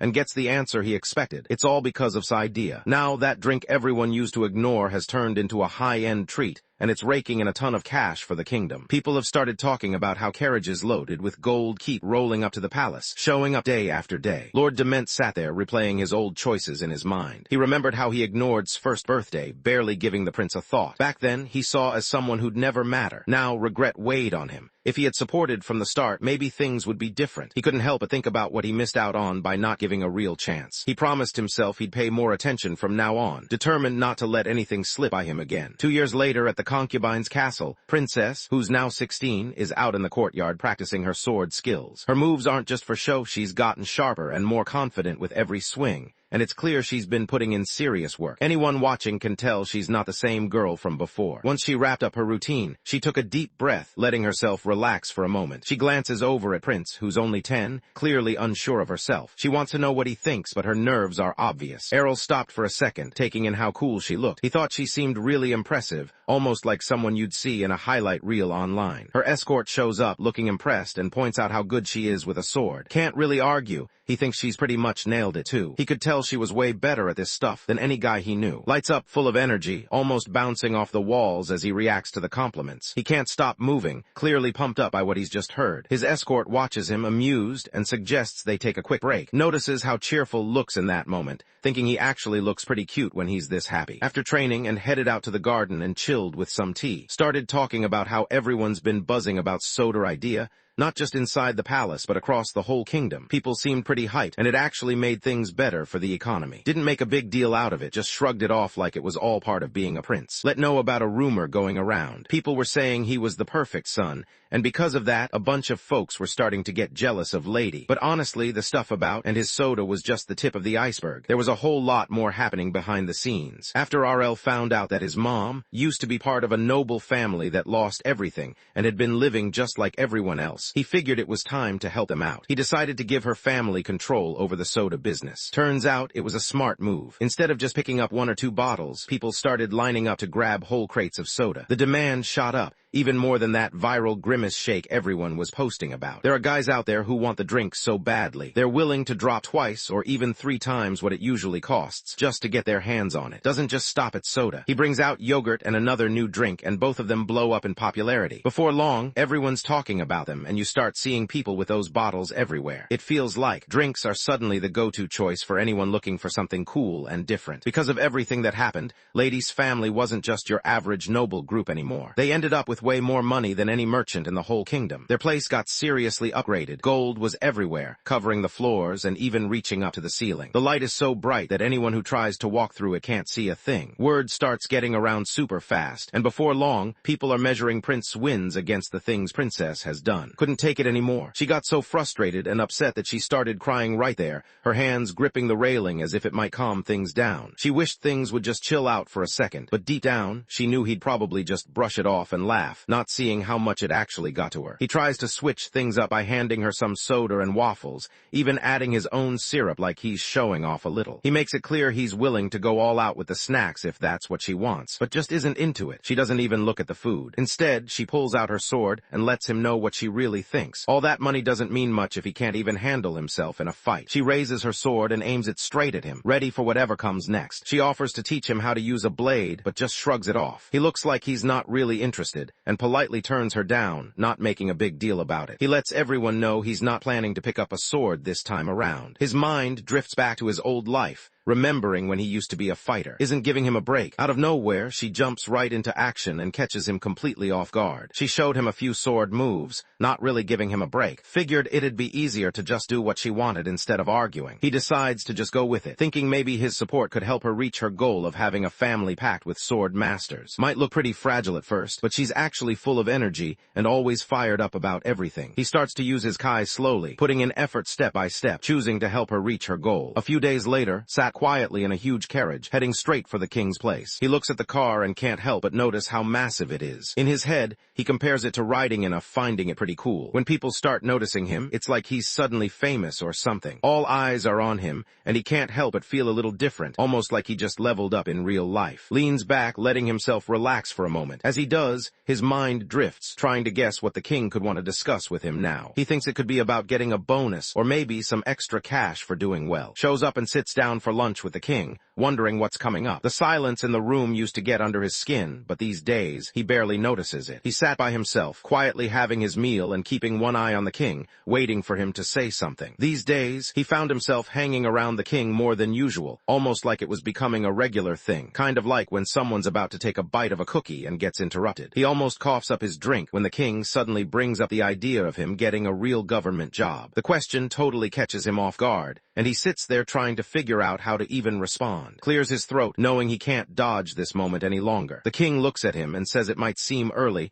but nobody would have a problem if started working in the government now. The king wonders what thinks about it and asks if there's any job he's interested in. Starts thinking about what he actually wants to do. Tries to keep his cool and just says he doesn't really care either way. Deep down, all he really wants is to just chill, grab some food, and enjoy life. He takes a sip of his tea, hoping he can keep it together. Let the king know he didn't really get why work mattered right now. He was still caught up with his science experiments and alchemy stuff anyway. While the king stayed quiet, kept his face calm, waiting to see what the king would do next. Errol can't help but wonder why the king wants him to step up when the first prince hasn't even started helping with the government. He thinks about the queen and the first prince, both always quiet, and remembers how he's always tried to stay on their good side, never pushing any boundaries. Honestly, he feels pretty relieved the last big royal ball got cancelled. No awkward moments, no dealing with the mess caused by the so-called free prince. It's clear to him that while the king might like him, actually getting trusted with a real government job is a completely different thing. Errol isn't into all the gossip and really doesn't want to get pulled into any drama with his brothers. Started to wonder if the king was actually trying to mess things up between them. It seemed like the king might be doing it on purpose and couldn't shake that thought. He realizes that making it through tough situations isn't just about being smart or tough out in the wild. The same rules count when you're living in the palace too. To hold onto the throne, a guy needs to be tough and always ready, kind of like how an eagle never lets its guard down. Just knowing a bunch of stuff from past lives isn't going to cut it if he wants to keep himself out of danger. Maybe the king just wants a world where only the toughest guys make it. Whatever his plan is, Arrow's not going to get caught off guard this time. A few days went by after Prince had that conversation with the king. He's on a real horse now, not one of those toy ones from when he was younger. There's a spark in his eyes, and he looks pretty pumped. This is his first time heading out this far from where the concubines stay,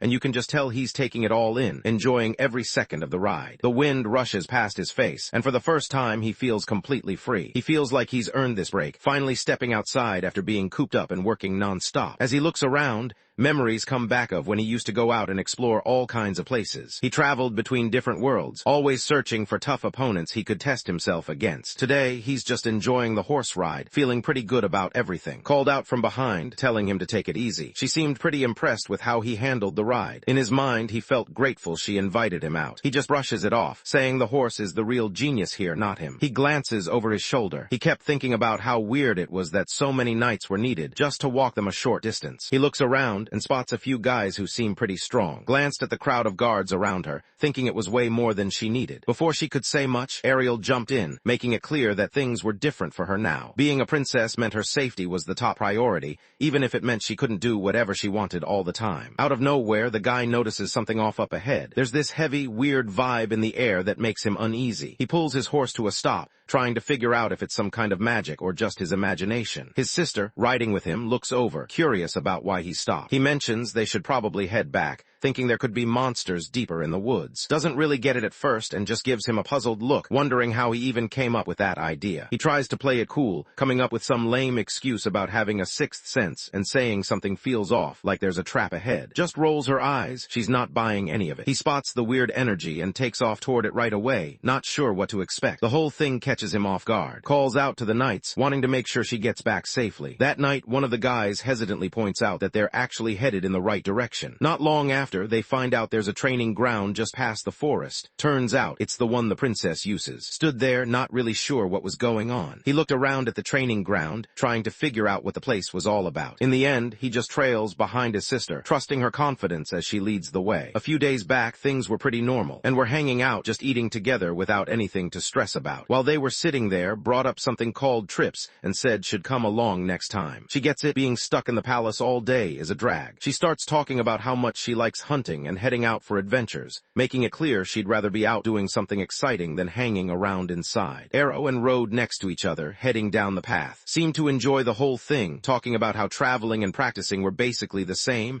and that it was all fun for her. Arrow, on the other hand, couldn't help but think this felt more like a punishment than an adventure. Glanced at her brother, knowing deep down he would tag along even if all they were doing was practicing. He trusted her, no doubt about that. As his older sister, felt responsible for watching his back, ready to step in and keep him safe if they stumbled into any monsters. Stays pretty quiet, just giving a small smile while he thinks about how cool she is. They finally make it to the training ground, doesn't waste any time and starts figuring things out. He sets up a plan where a few guys will pull the monsters over to one side. His job is to smash through the main group, and everyone else will take care of the monsters stuck in the trap. The whole idea is to get things done fast and not wear themselves out, plus it gives a chance to do her thing and show what she can do. The plan gets started, and the guards gather up 20 orcs for to take on. She reaches for her sword. He charges straight at them and takes out the first orc with a quick slash across its neck. She knocks another one back with a fast swing of her blade. Stands back and watches, not really expecting her to actually hit one on her first attempt. As he keeps watching, he starts to realize she's actually really good. He can't help but feel a bit jealous, and honestly it makes sense. He watched her fight and couldn't help but notice how strong and steady she was the whole time. It was hard not to be impressed by how she handled herself, barely breaking a sweat as she took on her opponent. Keeps moving through the crowd of orcs, taking each one down as she goes. Her number of defeated enemies just keeps climbing,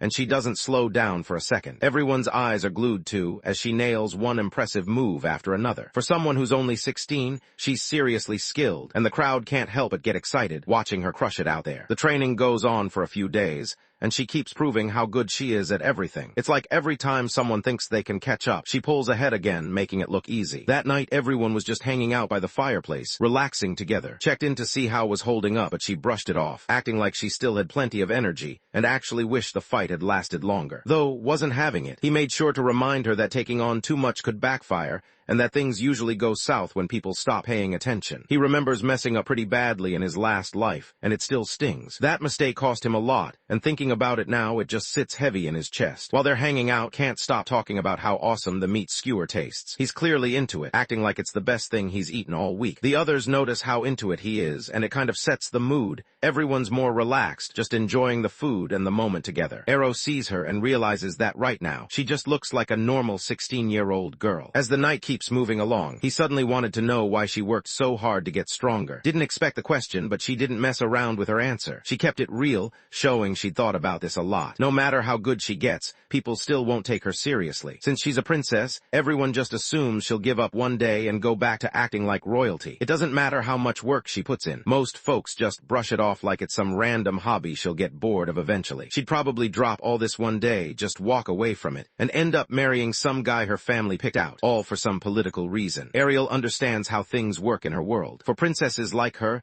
arranged marriages aren't strange at all. They're just a part of making sure kingdoms stay on good terms with each other. It's at that point in life where everyone kind of expects these things from her. Before even has a chance to speak up, it's already hanging in the air. Cuts into his thoughts, not holding back at all. She just lays it out. She really can't stand that kind of life. Didn't expect this, but she goes on to let him know just how much she looks up to him. He's out there doing what he does best, earning respect, making some cash, and doing his part for the kingdom. She wants that too. She wants everyone to notice what she can actually do, not just see her as someone who will end up in a political marriage. Eyes narrowed, her face set with resolve. She made up her mind. She wasn't going to let anyone else decide what she did. From now on, she'd be in charge of her own path. Looked at and grinned, clearly impressed by what she just did. He seemed sure that she was on the right track to making her own future better. Saw how confident he was and smiled too, starting to think she wanted to be as cool and determined as he was. Then she suddenly realizes their trip wraps up tomorrow. Nods, thinking about how great this trip has been. He's really happy he decided to join, and looking back, he wouldn't have wanted to miss out. The next day rolled around. Keeps fighting, taking out orcs one after another like she's got something to prove. When an orc rushes her, she doesn't even hesitate. Her sword slices straight across its chest, and the creature goes down right away. Everyone watching can't believe what they're seeing. She doesn't slow down, even when she's heading home. On the way, she keeps taking down orcs, almost like she's got endless energy and nothing can get in her way. The orcs trying to stay hidden don't even get close. They get found right away, no problem. Finally raises his voice, letting her know that it's time to call it quits. He looks around and realizes there's nothing else to do here. The fighting's over, and honestly all he can think about now is heading home. Glances around and notices she's standing in the middle of a bunch of knocked-out orcs. He decides it's time to pack up and head home, but then she spots her horse, and it's not looking good. The poor thing's totally wiped out from everything that just happened. It looks like it could really use a break. Errol figured it made sense for them to share his horse for now, since hers was clearly exhausted. He suggested they send her horse off to the magicians, hoping they could fix it up with whatever spells they had. Climbs up and grabs the reins, not hesitating for a second. Honestly, everyone knows she's better at this stuff, so the guys just let her handle it. They're cool with it, no complaints. They began walking back home, the guards trailing right behind them. At first, everything goes smoothly, like nothing could go wrong. But that easy feeling doesn't stick around for long. Senses that something isn't right and glances up at the sky. Notices and wants to know what's going on, but doesn't really have an answer. There's just this uneasy feeling in his gut he can't shake. He zooms in with his cheat, trying to see what's really going on. He suddenly notices something. There it was, a wyvern. Panics for a second, then grabs the horse fast. He signals to hold on tight, looking ready to bolt at any second. He quickly turned to the guards standing behind him. Spotting the wyvern, he let them know what was coming and pointed toward the trees, making sure they understood to head for cover. The guards just stood there, not buying any of it. They had chosen this place for a reason. The local lord, who was all about hunting wyverns, had promised them there weren't any in the area. Everything suddenly falls apart. Out of nowhere, someone shouts a warning, and a huge wyvern swoops down from the sky. He grabs a guard like the guy weighs nothing, tossing him aside without breaking a sweat. The creature grabs him and takes off into the sky. Everyone freaks out. People start yelling and running all over the place, totally caught off guard by the monster they never thought they'd actually see. Prince Ariel stays calm and steps up, ready to lead. Meanwhile, Princess glances over her shoulder, uneasy about what's happening. Then she realizes the truth. There isn't just one wyvern chasing them. There's a whole group coming their way. Spots it as well, and he just stands there, totally lost. Normally, wyverns just keep to themselves and don't bother teaming up. But lately, they've been moving together, almost like they're on some kind of mission. It's not what anyone would expect from these creatures, and it gives off a vibe that something big is about to go down. These creatures aren't just out there looking for food. They're taking everyone down, and it almost seems like they're doing it just because they can. What really catches him off guard is how these guys are pulling out wild magic moves, like breathing out acid. They were getting tougher to deal with. Behind Arrow, and everything's out of control. People are running everywhere, some trying to get away,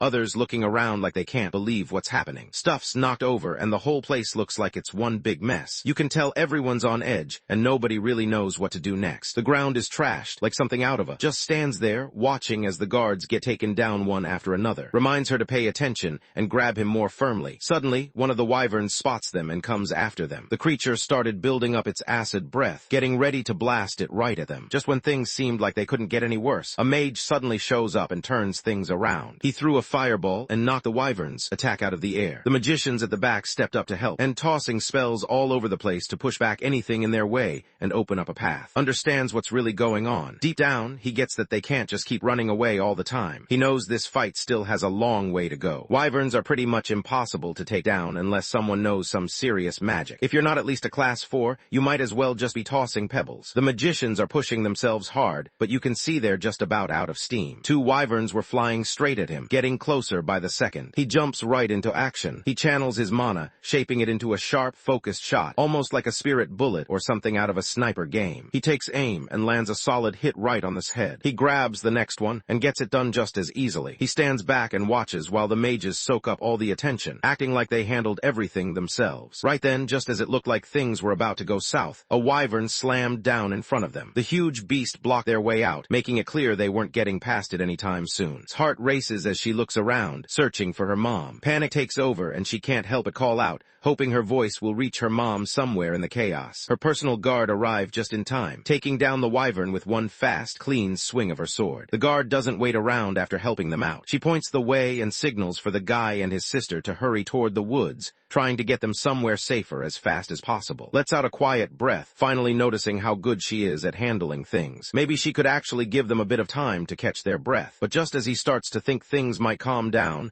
something happens before he even gets the chance to relax. He suddenly notices a weird voice in his head, almost like someone's messing with him. Arrow glanced around quickly, trying to figure out what was making things feel so weird. Just then, a guy wearing a dark robe shows up. He stood there, gripping a strange stick, laughing in a way that made him look like he was trying out for some over-the-top villain role. Could tell right away that something was off. As he checked the guy out, his gut told him to watch out. The mage doesn't bother with any small talk or introductions. He just jumps straight into casting spells, getting ready for whatever's about to happen. He didn't see that coming at all. He thought he'd just get a normal answer, not watch the guy suddenly pull out a gun and start shooting. The dark mage goes on the offensive, sending out a burst of magic. Moves fast, slipping right in front of and blocking anything that comes their way. He doesn't hesitate, always staying sharp and making sure nothing gets past him. The guards behind them weren't as fortunate. When the magic fades away, Arrow glances over his shoulder. He spots the guards on the ground, not moving, while thin trails of smoke curl up from them. The dark mage noticed that managed to dodge the attack. He looked genuinely caught off guard. Freezes for a second when he hears the mage say her name. It throws him off, making him wonder if this whole thing has actually been about her from the start. The dark mage let out a weird laugh, clearly enjoying himself as he looked down on the group. He didn't take them seriously at all, acting like they were just there to keep him entertained. He lifts his staff, looking like he's about to cast another spell, and makes it clear there's no way for them to get away. He can tell right away that something's off with the staff. There's this weird, heavy vibe coming from it that makes him uneasy, and looked tense. Neither of them felt comfortable with what was happening. Kenny glances around and spots something weird going on with the bodies lying on the ground. The guards started shifting around, making it clear that it was time to go. Even the wyvern started to move a little, its tail giving a small twitch. Takes a good look at what's coming at him and finally gets it. These things are alive. He's dealing with the undead now. The dark mage points at, signaling the undead to attack her. He wants the royal family to see just how strong the dark church really is. He stops for a second, getting this weird feeling that something isn't right, even though he can't figure out what it is. Errol doesn't waste any time once he sees his sisters in trouble. He's focused, already thinking about who could be after and why someone would even try. He raised his and fired straight at the dark mage's chest. The attacks landed one after another, each hit making the mage cry out in pain. He dropped to the ground. Kenya looks around, not sure what just went down. He tries to figure out what's going on, his face showing how lost he feels. Arrow figured the mage must pushed himself too hard with magic, and that ended up backfiring on him. The dark mage was out cold, but his spell kept the undead moving. The guards looked at and making it clear they should get out of there fast. They wanted and to trust them to handle the rest, so the two took off, leaving the guards to deal with the undead on their own. Before heading out, lets the guards know he's counting on them to handle the rest of the fight. When it got dark, they ran into the woods and found a spot under a rocky cliff to crash for the night. They set up a quick camp, but couldn't shake off her nerves. Tries to calm down, letting her know that things should get better now that the dark mage is out of the picture. He points out that the guards are already on their way, so they don't need to stress too much. While he works on starting a fire, can't help but wonder where he picked up that skill, since he usually spends all his time at the castle. Starts to feel a little uneasy. He tries to explain how making fire is just about rubbing two things that can burn together until they get hot enough. If wasn't eyeing him like a hawk, would just used his magic to make heat and skip all the extra work with his hands. It takes him a while, but he manages to get the fire going in the end. Starts to question if showing up for training was even worth it. He lets her know it wasn't on her. Stuff just got out of hand. She wants to know if he got scared while it was all going down. He suddenly noticed he'd been way too serious lately. He tries to be real with himself. Even though those royal guards are supposed to look calm, they're actually scared deep down. Can't really blame them. The wyverns are way more intense up close than anyone expected. Noticed he wasn't as tough as he usually acted. She reached over and took his hand, almost without thinking. He appreciates that he's still by her side, even after everything that's happened. Was totally caught up in what was happening right then. From the very beginning, looked nervous. Watching the guards fall for no reason really got to him. He knew the royal family was always a target, living with danger hanging over them every day. This was the first time had ever found herself in real danger, and it was a lot for her. She wasn't used to situations like this, and it showed.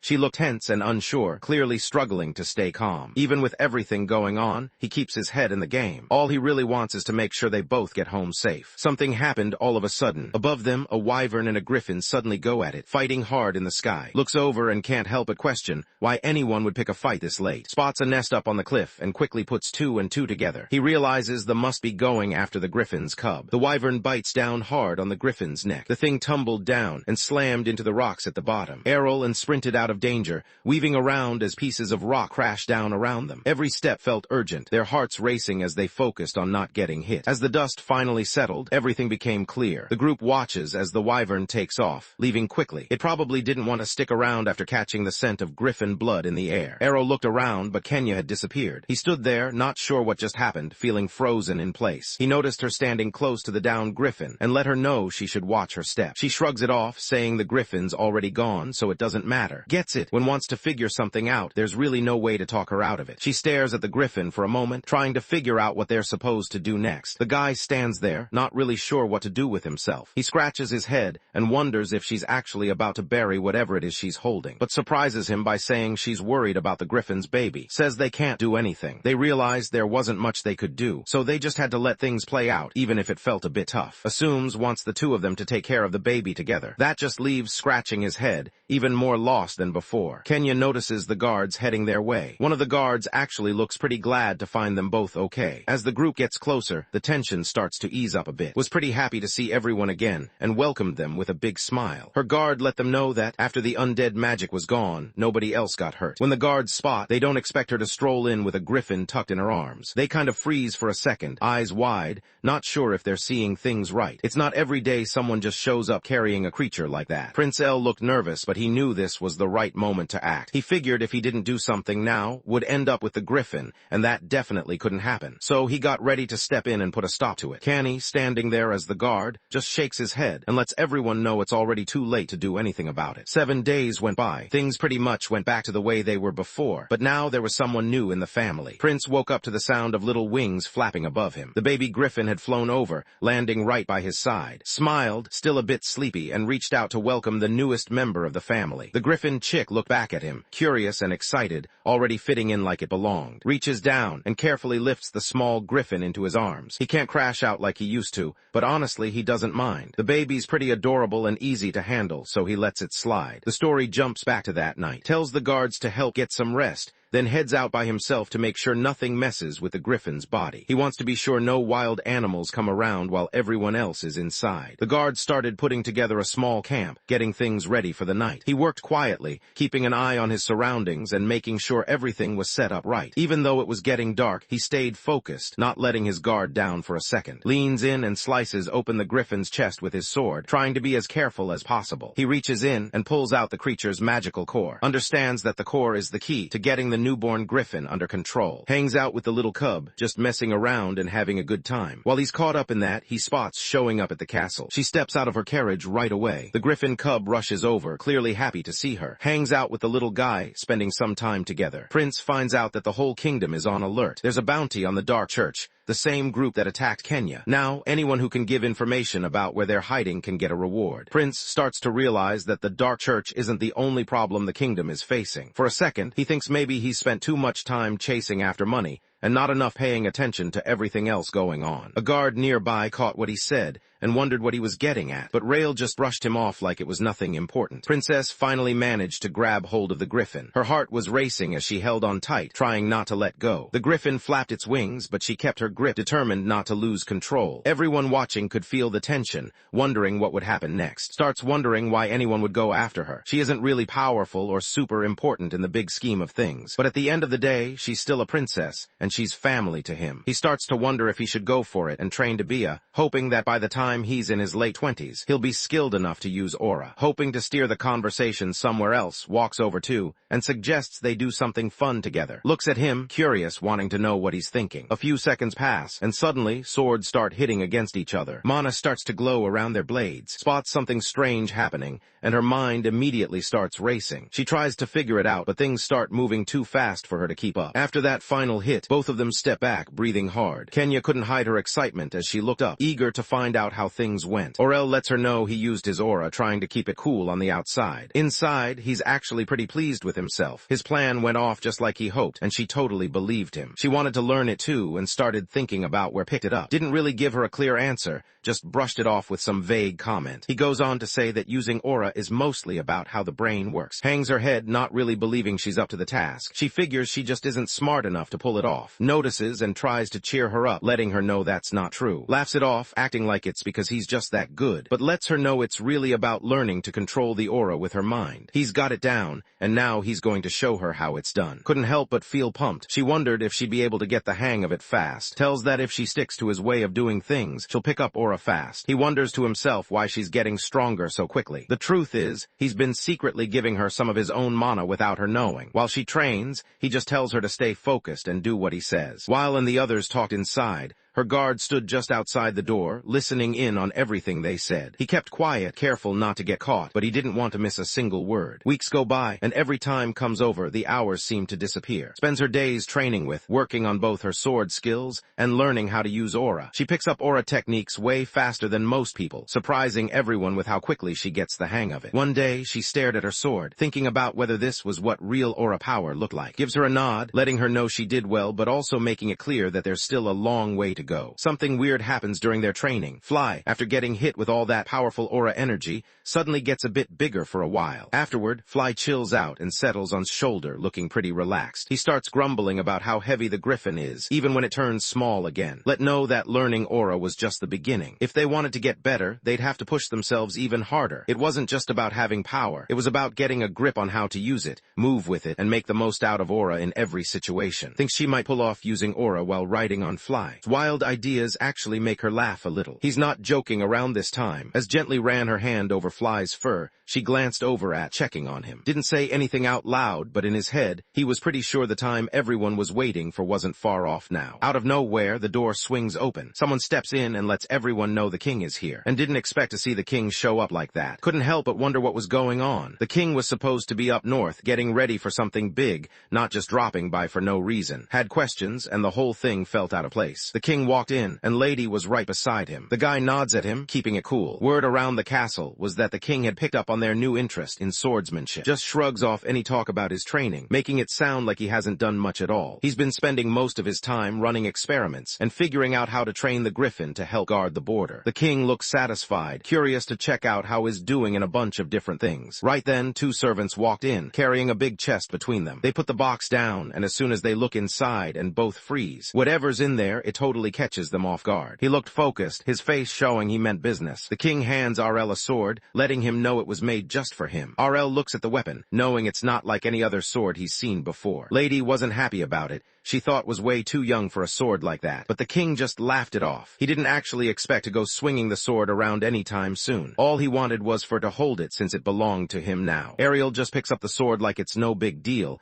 and everyone around him freezes for a second. No one expected him to actually do it, so they all just stare, trying to figure out how he managed it so easily. Arrow holds the sword in his hands, thinking maybe it's finally time to get serious about learning how to use it. The king didn't expect to care much about the sword he'd been given. Seeing actually interested caught him off guard. It made the king wonder if maybe he could be good at sword fighting after all. All that potential just disappears the moment trips and hits the ground with the sword. He starts thinking it might be best to give up on sword fighting for now. He's already skilled at a bunch of things, so picking up sword training just means he'll get dragged into the crazy fight for the throne. That's why he keeps pretending to be the weak younger brother, even during practice. He doesn't want all his hard work to go unnoticed, though, so he makes sure to show his dad that he's grateful for the gift. He admits swords aren't really his style, and thinks the sword would be better off with. She's been showing a lot of promise lately, picking things up quicker than anyone expected. Even some of the more experienced knights are starting to notice her skills, and wonder if they should step up their own game. When made his choice, the king didn't say no. Instead, he said he'd go along with it, but only if could prove she actually deserved the sword. And freeze for a second, caught off guard by the sudden decision. They weren't expecting things to change so quickly,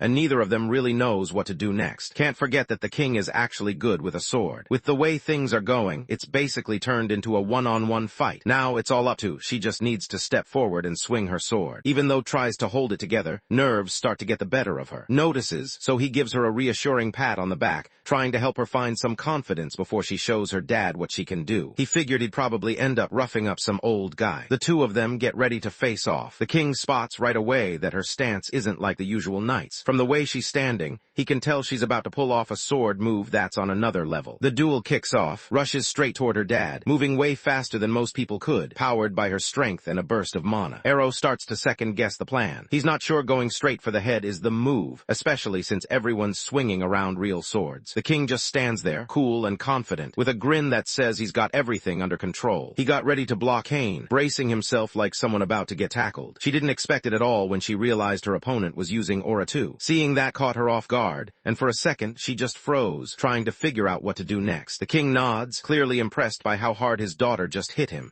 but he barely breaks a sweat as he knocks her to the ground. He actually had to use more of his power than usual, more than he ever does with the top knights in the kingdom. It really makes you think about how tough the kingdom's army must be if this is the level they're working with. Meanwhile, realizes she's still got a long way to go if she wants to catch up. The king brings up that has been helping Kenya learn. He switched up his teaching style because the usual way just wasn't clicking for her. The king looked at clearly interested and wanted to know if could show other people how to do what he did. Starts to figure out what his dad is really up to. It hits him that his father's plan is all about building an unbeatable team of aura experts, using the training method came up with, but has already made up his mind. There's no chance he's handing that over. Says sorry and tries to clear things up. He lets everyone know that getting to the same level won't be easy, because she already had a lot of talent from the beginning. He'd been watching her closely ever since they got together, which helped her pick things up way faster than before. Honestly, it's not that hard to figure out a decent way to train if you just pay a little attention. He'd do pretty much anything to avoid staring at a bunch of tough, muscle-bound knights. Even though the news wasn't great, still wanted his dad to feel a bit better. He hoped he could cheer him up even if it was just a little. He chooses to show his updated training schedule, but lets everyone know it's just for royalty. He figures that if the other noble families find out about this secret training method, it'll just cause problems. The king thinks it over and finally decides to go along with what he's asked. Feels pretty proud knowing that his training method is going to be used by the royal family for years to come. It's a big deal for him, realizing that what he started will keep helping new generations, even long after he's gone. Even so, he can't help but laugh when he thinks about how the training ahead is going to be on a whole different level. A few months go by and the king is in the middle of training. The maids peek in and see the place is a mess. Training dummies are torn up and the whole room looks wrecked. For him, this way of training is actually working. He's pushed himself so far that he's finally made it to the last stage as an aura expert. His body isn't strong enough for the training program, which sucks, since the king thinks he's the one who needs it most. Not wanting to leave things like that, the king makes up his mind to step in and help out. Some time passed, sat down for tea with, not really expecting anything out of the ordinary. But as they talked, he found out that he was going to be assigned a personal guard. The news caught him off guard, and he wasn't sure how to react. It wasn't every day someone got their own guard and started to wonder what was really going on. A lot of people showed up and signed up for the position. Checks out the list of people who applied. He knows that most nights, there are some important people around. He's pretty happy with how people see him now, his reputation is finally getting better. Still, he doesn't really get why he needs a bodyguard. He'd rather not draw attention to his powers, though. The last time things got out of hand, and he doesn't want that happening again. So he goes along with it and gets to choose up to 3 bodyguards to stick with him. As he flips through the paperwork, he figures it's better to meet everyone face to face. That way, he can get a better read on what they're like and what they can actually do,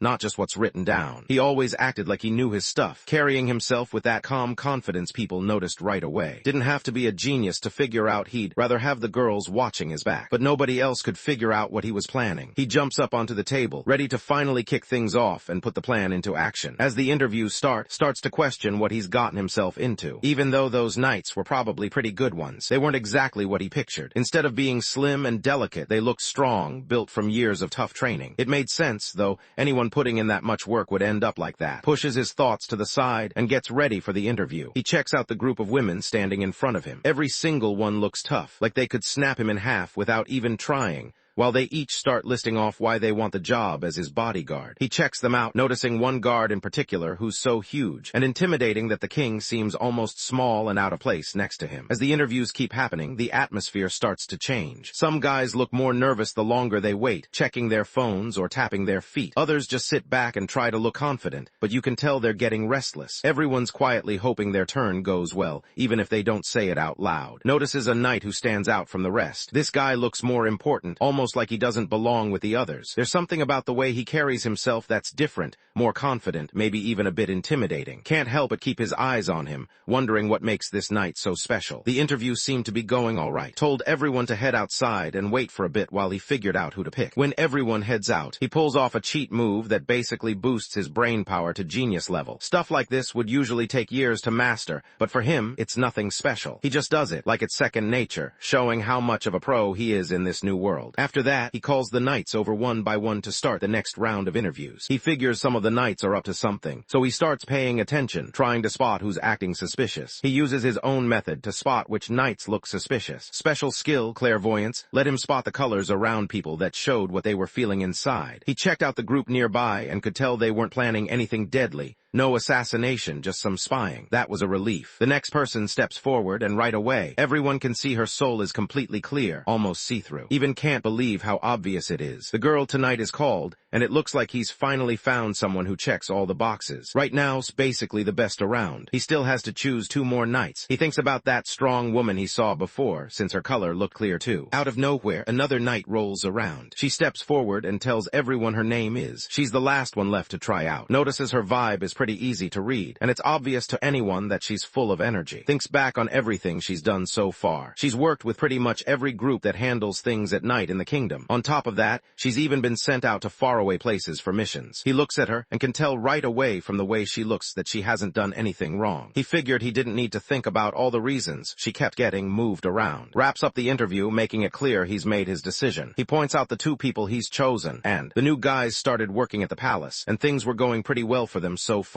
They seemed to be settling in without any trouble, getting used to their jobs and picking up on the routine. Everyone watched as they tried to figure things out, but honestly, they were handling it better than most expected. He still wants to get better. He takes the group to a different spot and lets them know he expects them to show what they can do. Since they're supposed to be his personal guards, he wants proof that they're actually up to the job and better than anyone else. Wants to see what they can do, so he tells them to face off. Both of them get ready, sizing each other up, knowing everyone's watching. The room goes quiet as they step forward, each one trying to look confident, but it's clear they're both a little tense. Everyone's on board with the plan. He's got it all worked out. If 2 guys with the same skill level go head-to-head, they won't have to hold back. They can just give it everything they've got. He wanted to keep the energy up, so he casually brought up the idea of finding out who's stronger. It almost looked like he hadn't planned it out, just tossing the thought out there, not overthinking things the way he usually does. Hearing those words hit both of them hard. Real knights always take pride in what they can do, so it stung to have their abilities questioned like that. Things start to get intense between them right as steps in. Both of them want to prove themselves and find out who's really on top. Can hardly sit still, excited for the big fight that's about to go down. He leans back, ready to watch everything play out. Right before the duel, the knights glance at each other, checking if there are any rules they need to know. They get ready, looking pretty pumped up and determined to come out on top. Kept eating without slowing down, looking pretty relaxed. He seemed cool with whatever plans came up, as long as nobody pushed things too far. The fighters get ready, each one focused on what's about to happen. Their eyes lock, and the tension in the air is real. Everyone around can sense how serious this moment is. Both of them know what's at stake, and neither wants to back down. Picks up on the heavy tension between the 2. He's pretty sure they're about to throw down, so he steps in and tries to get their attention, hoping to stop things before they get out of hand. Clapped his hands, kicking off the match. In an instant, Bro was sent flying, totally caught off guard. He knew he'd warned them to chill out, but honestly, that's just how knights act. He got it. Knights always go all in, no matter what anyone says. Now it was time to see how the fight would go down. Charges forward, her spear aimed straight ahead. Catches the movement right away, her eyes following every step. She knocks spear aside with wild strength, not holding back at all. Spots his opportunity and can't help but smile. She moves in close to, ready to throw a punch that could seriously mess up's future in the ring. Usually fights with a spear, so being this close,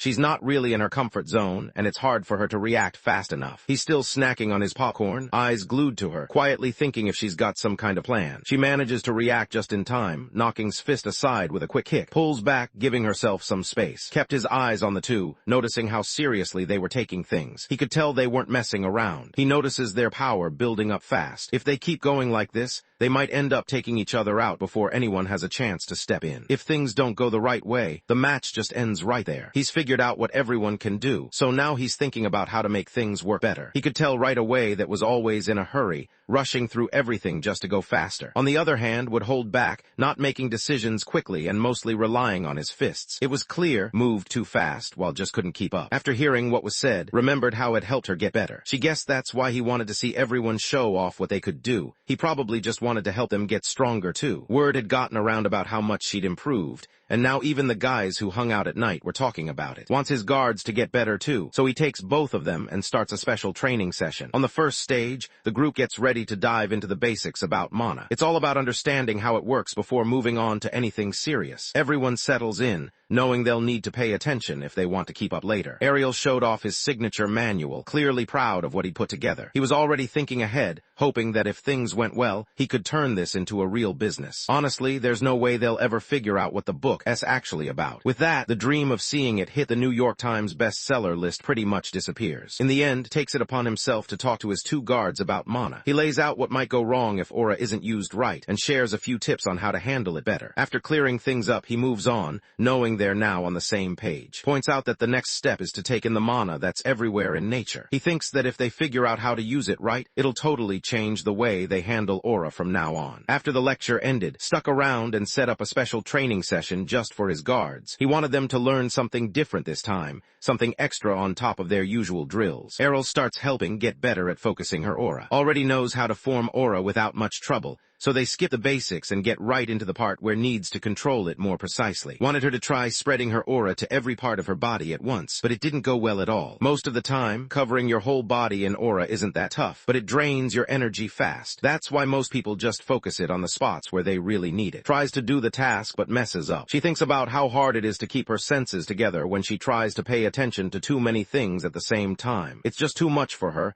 and everything starts to get confusing. Lines up his hands with hers, palms pressed together. He wants to teach her something cool, how to focus aura. He shows her the trick, guiding her through it, hoping she'll get the hang of it. Out of nowhere, everything changed. She focuses and gets her aura flowing into both hands. With things settled with, it was time to focus on. Points out that she rushed things, jumping straight into a fist fight with someone who clearly knew what he was doing. It was a mistake anyone could see coming. She's got to keep her cool, and that's why she's lugging around air as part of her training. He wants her locked in, no distractions, no stressing about stuff going on around her. Pretty much, he just wants her to build up that whatever it's fine mindset. While everything else is happening, Queen Elia gets a letter that spills the news about what's been doing. At first, she didn't pay much attention to him. He was just some random guy and didn't seem important enough to notice. But lately, he started to get in her way, and now she can't just ignore him anymore. She tosses the letter into the flames and watches it disappear, finally ready to take action against him. Could actually tell she was getting stronger after listening to the prince's advice. It was clear that training was making a real difference. Even if it seemed pointless, the broken tree made it obvious. Her strength had definitely leveled up. Before all this went down, someone decided to dig up some info. Everyone found out that came from a family called House for Nil. Her family didn't have a lot of money, and they lived out in a quiet countryside area. Things started falling apart when a famine hit, and then monsters showed up and attacked. After that, stuff just kept getting worse. To top it off, the nobles who used to work with House for bylaid on them,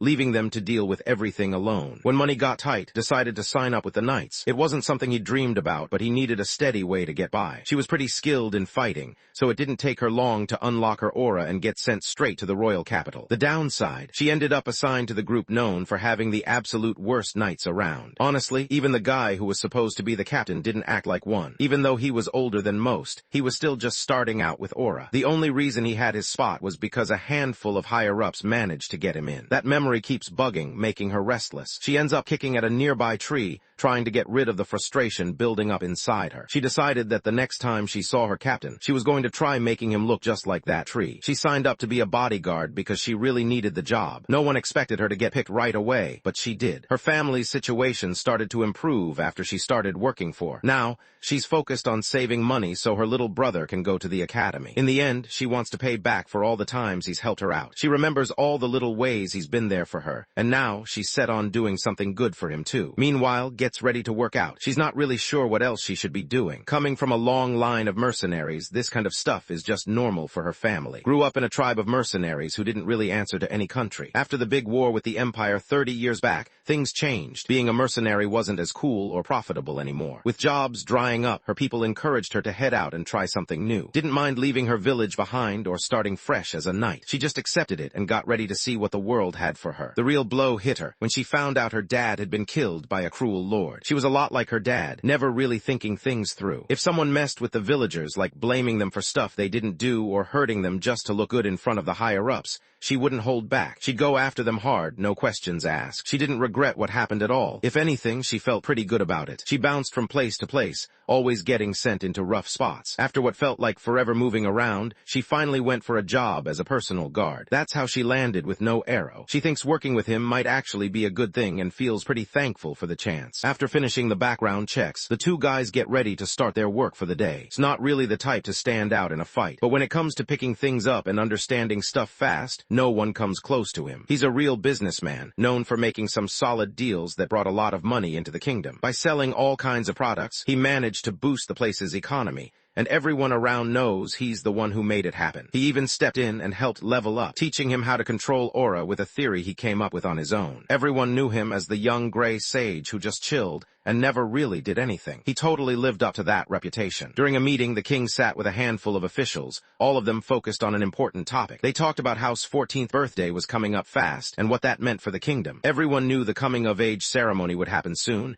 and it was all anyone could think about. The room felt serious, with everyone aware that this tradition was a big deal for and the people around him. One of the officials thought the ceremony could actually work out pretty well for Aurel. Aurel had been showing off his skills in different areas, so this event might help him out even more. The official also mentioned that there were some territories up for grabs, which could mean new chances for Aurel down the line. The king finally catches on that everyone's basically suggesting he hand over a piece of land too. He's clearly upset about this, knowing it's just a lame reason to kick him out. Everyone was talking about, even people in other countries knew his name now. Some thought the king was planning to make the next in line for the throne, but the king had his own plans and shut down those rumors right away. He slams his fist, powered up with his aura, right onto the table. At this point, he's decided his son is going to be the next crown prince, no doubt about it. He's not worried about getting in the way either, since everyone knows doesn't even care about being king. Another official brings up that rumors are already going around. Because of this, people aren't really focused on the crown prince anymore. The duke pulls him aside and lets him know there's something up with the old king. It's not good news, and he can tell there's more to the story than people are saying. The king stands up and shuts him down before he can say anything else. A guy showed up carrying a stack of papers from different nobles. Turns out they were all thinking the same thing. Everyone was pretty concerned about how things were getting out of balance in the royal family. The king checks over the appeals, noticing that all of them basically say the same thing. In the end, there's no other option. They're going to have to send away. The king, realizing he lost, finally starts to notice what everyone's been worried about. He knows he can't ignore it anymore, so he decides it's time to do something about it. Arrow finds out what went down at the meeting by reading a note. He chucks the note away, already realizing they're kicking him out, no matter how politely they tried to say it. Honestly, this was the best news Oral had gotten in a while. He couldn't help but get pumped about finally having his own territory. Had always tried to stand out, and now it was finally paying off. He didn't have to worry about what the aristocrats thought anymore. At last, he could focus on building the fortress he'd always wanted. He gets pretty hyped at first, but that all changes once he finds out the nobles are sending him off to the northern territory of. Snow covers this place no matter what time of year it is. The ground's so empty and rough that nothing really grows here, not even crops. Made up his mind to leave a month after the coming-of-age ceremony. That meant he had about a year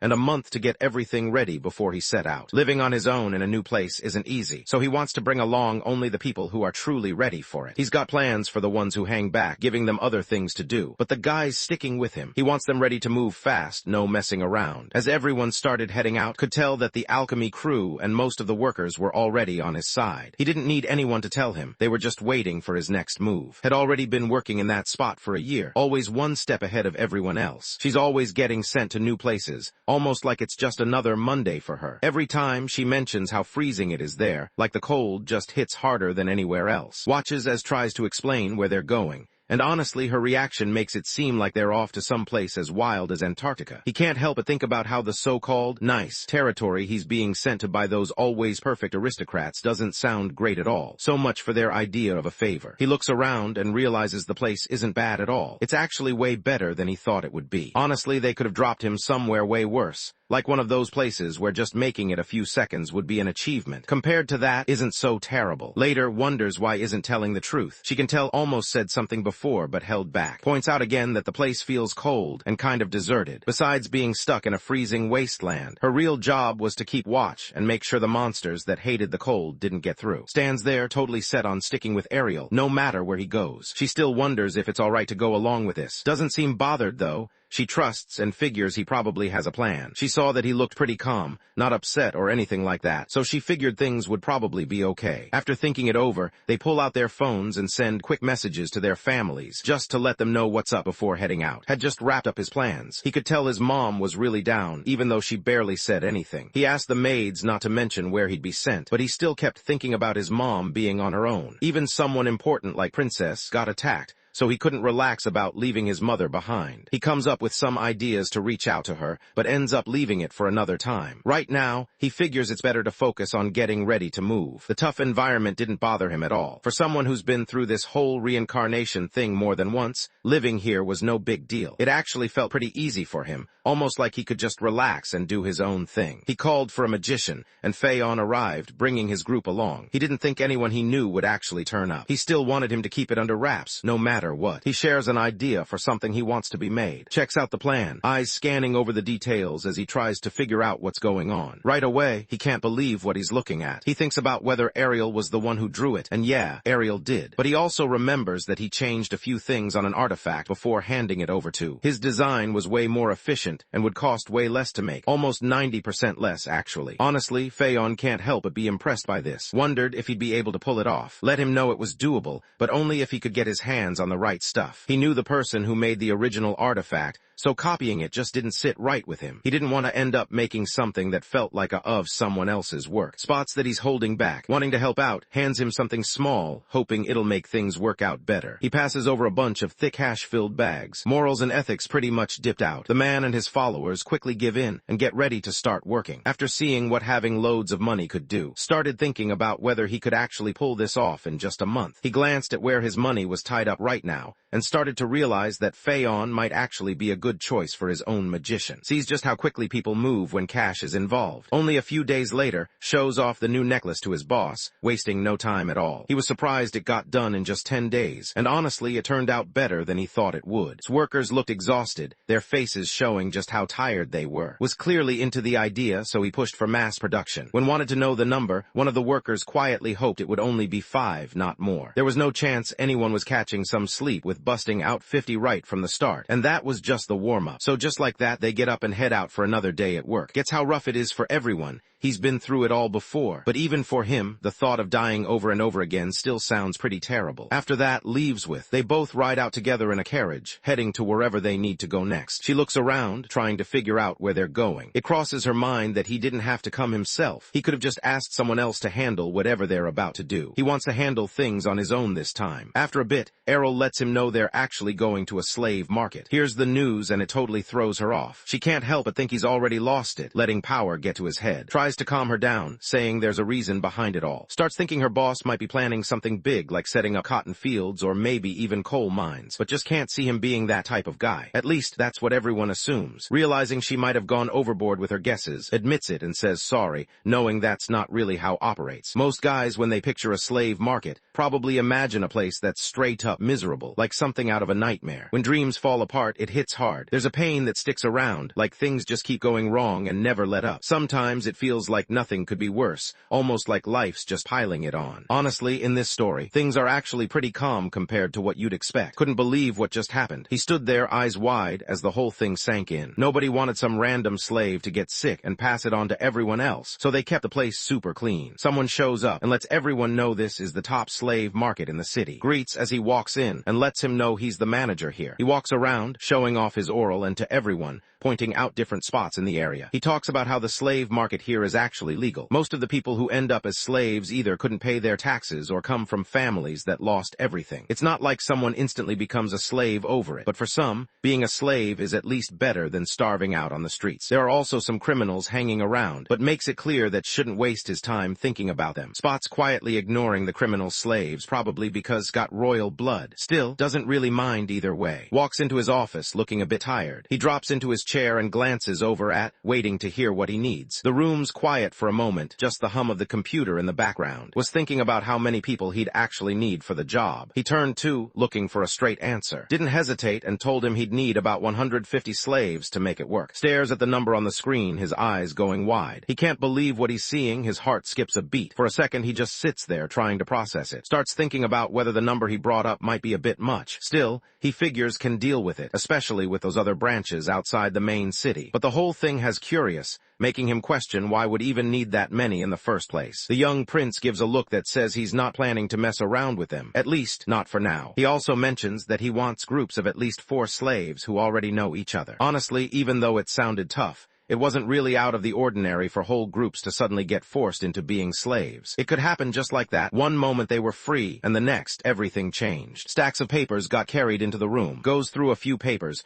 and realizes he needs some slaves who actually know how to read and write. On top of that, he wants them sent over to a specific place he has in mind. Negotiations wrapped up, and turned to, signaling it was time to show off the stuff that gets every businessman hyped. Now things were pretty much set for. He got bumped up right away to the top VVIP customer status. He started heading back. Couldn't help but think about what wanted with so many slaves. It's not like anyone just collects hundreds of people for fun or anything. The whole thing felt off, and tried to figure out what was really planning. Arrow lets everyone know he's planning to have them live in his new territory. He also planned to hand over his new man and gadget to the slaves and start teaching each of them how to use it. For him, this was just the beginning. He wanted to make sure everyone got the hang of it one by one. Was caught off guard by his plan. Now all those strange ideas running through her head didn't matter anymore. Looks out at the frozen wasteland, already picturing something way better. He's got this idea to turn all that ice and snow into a place that actually feels like a kingdom. Somewhere people would actually want to live. It's not about just surviving anymore. He wants to build something awesome, something everyone can be proud of. He's just trying to take it easy and enjoy life. All the stuff he's working on right now is just so he can chill without any stress. He's also planning to look out for the people who'll be working in,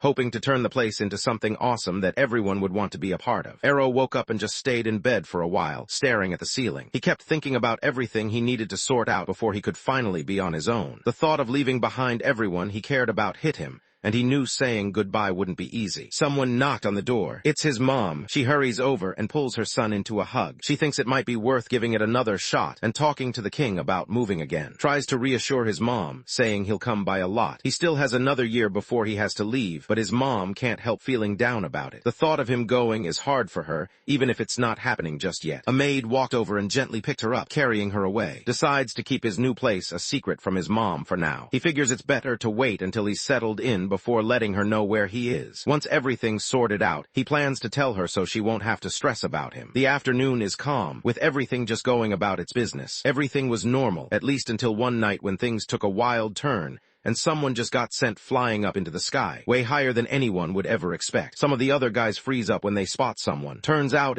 and he looks seriously mad. She looks around, ready to pick out who's next. She stands in front of them, totally serious, letting them know they need to give it everything they've got. If they hold back, there's no guarantee they'll make it through to tomorrow. She's mad that got sent away. Even though she gets why it happened, it still annoys her and she can't just brush it off. What really gets to her is that he kept her in the dark for half a year. She can't believe he didn't say a word the whole time. She grabs another unlucky guy and throws him straight into the wall. She figures he keeps messing up because his future is set in stone. But the truth is, he just spaced out and forgot. She's not about to let him walk away without a fight. The knights could barely keep their cool around her. Just being near her made them tense up, and some of them even started to second-guess themselves. Manuel explained that whenever someone's emotions got intense, their energy would start moving through their body a lot quicker. Just like that, she broke the kingdom's record and became the youngest ever. Around the world, only 2 others had reached this level before her, and it all happened because her little brother kept bugging her. Remembers his first life and how fast everything went when he was in the military. It's like those years just sped past him, barely giving him a chance to catch his breath. He's starting to notice that familiar nervous energy again. As he gets gets ready to live on his own. Ariel just turned 14, and today is the start of his coming-of-age ceremony. He walks in, and a bunch of aristocrats notice him right away, giving him those polite nods and quick glances. Inside, he's barely hanging on, bored out of his mind. The place is packed with even more fancy people than when he turned one. Back then, he could just fake being asleep and get out of it, but now there's no way to bail. He knows the other guys at the ceremony are probably happy he's leaving. It's not like anyone's actually worried about what'll happen to him. Their voices in the background just get on his nerves, and honestly, he just wants to mess everything up right now. He keeps quiet and just lets things slide because he doesn't want to upset his mom. After a little while, Queen Elia walked over to and gave him a nod of approval. He says he's heading to another territory soon. The lady seems like she's just messing with, almost like she enjoys pushing his buttons. He gets to his feet and keeps his cool, handling the situation without letting anything show. He lowers his head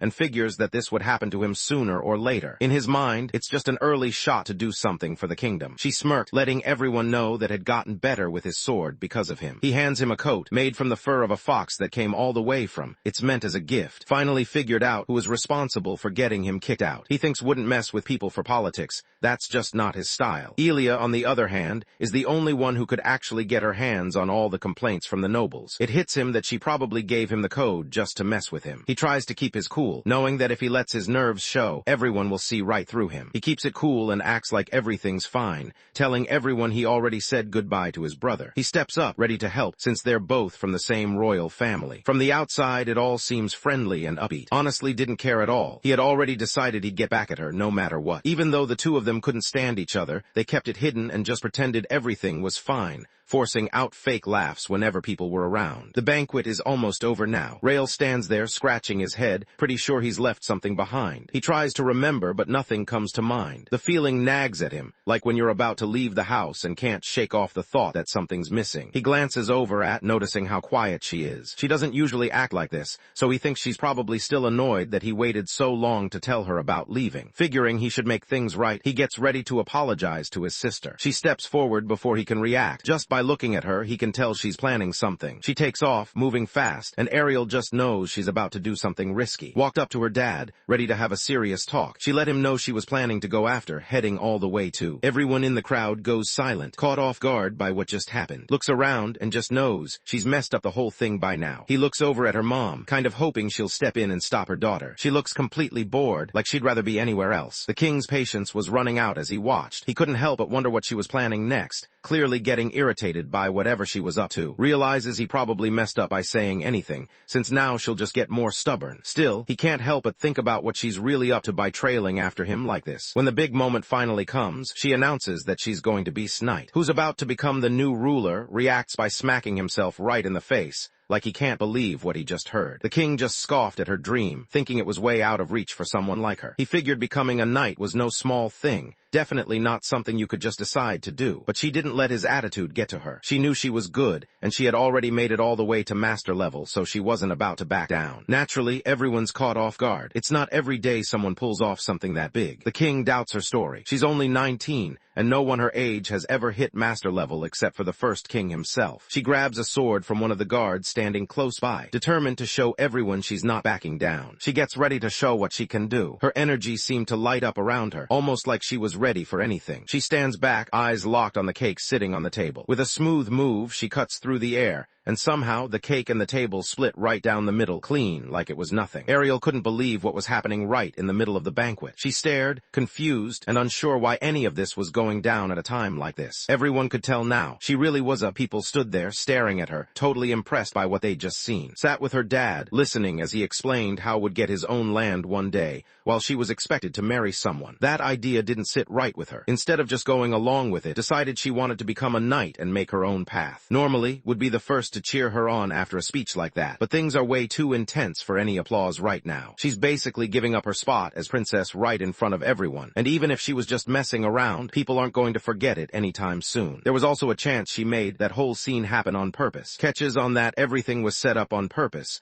making it almost impossible for anyone to hide what happened. He can't help but wonder where she picked up these sneaky moves. From the very beginning, it was always about him. He moves to stop her, but steps it up before he even gets the chance. She heads over to, holding the sword tight. When she gets to him, she drops to one knee, showing she's serious. From that moment on, she decides to stick by his side, promising to be there for him when things get tough, kind of like having his back through the dark times. Realizes just said something that sounds like a knight's oath. He isn't sure if it really counts, though, because a princess, not a knight. Besides, she hasn't actually asked for his permission yet, but had an even bigger problem on his mind. Now everyone in the crowd is staring right at them. The kite's oath isn't something just anyone can say whenever they want. So when it actually goes ahead and says it, everyone's going to take it seriously. People will see it as the real deal. Ariel already understands that wasn't acting on his behalf. She already knows exactly where she wants to go. The king and her mom couldn't believe what just happened. Both of them froze for a second, trying to process everything. It was like nobody expected her to do that, and now everyone was staring, unsure of what to do next. Even Queen Elia looks seriously mad about this. The veins near her eyes stand out, almost like she's about to unlock some hidden power. Usually looks forward to his birthday, but this time he's just not into it. All he wants to do is cry. It seems like every year something goes wrong on his birthday. He's starting to think maybe he should just stop trying to celebrate at all. Even though there were some problems, things pretty much stayed the same. Finished packing his stuff, getting ready to head out. The moment he'd been waiting for was finally here, time to hit the road and start his adventure. His mom looks at him and can't help but notice how much he's changed. It feels like just yesterday he was a little kid, but now he's taller and older, and time seems to be flying by. Ariel tries to reassure her, letting her know it's going to be okay, and that he'll come see her soon. After thinking it through, Ariel makes up his mind and goes to tell his mom about his plans. She already knows, since her mom somehow always picks up on everything, like she has super senses that even someone who's done this before couldn't beat. Even so, she believes her son will do well no matter where he ends up. She pulls him into a hug, holding him close the way moms do when they want you to know everything. It's going to be okay. She lets him know she loves him, just like any caring mom would. Any son would feel pretty grateful hearing those words from his mom. His convoy moves slowly across the icy land of. The frozen ground stretches out in every direction, and it's clear this place doesn't mess around. The trucks and people keep pushing forward, tires crunching over snow, and everyone bundled up against the cold. Sits near the front, watching the frosty world drift by, focused on whatever waits up ahead. Doesn't look too sure about all this. He's about to head off to some frozen place where nobody's ever tried living before. It's a lot to take in,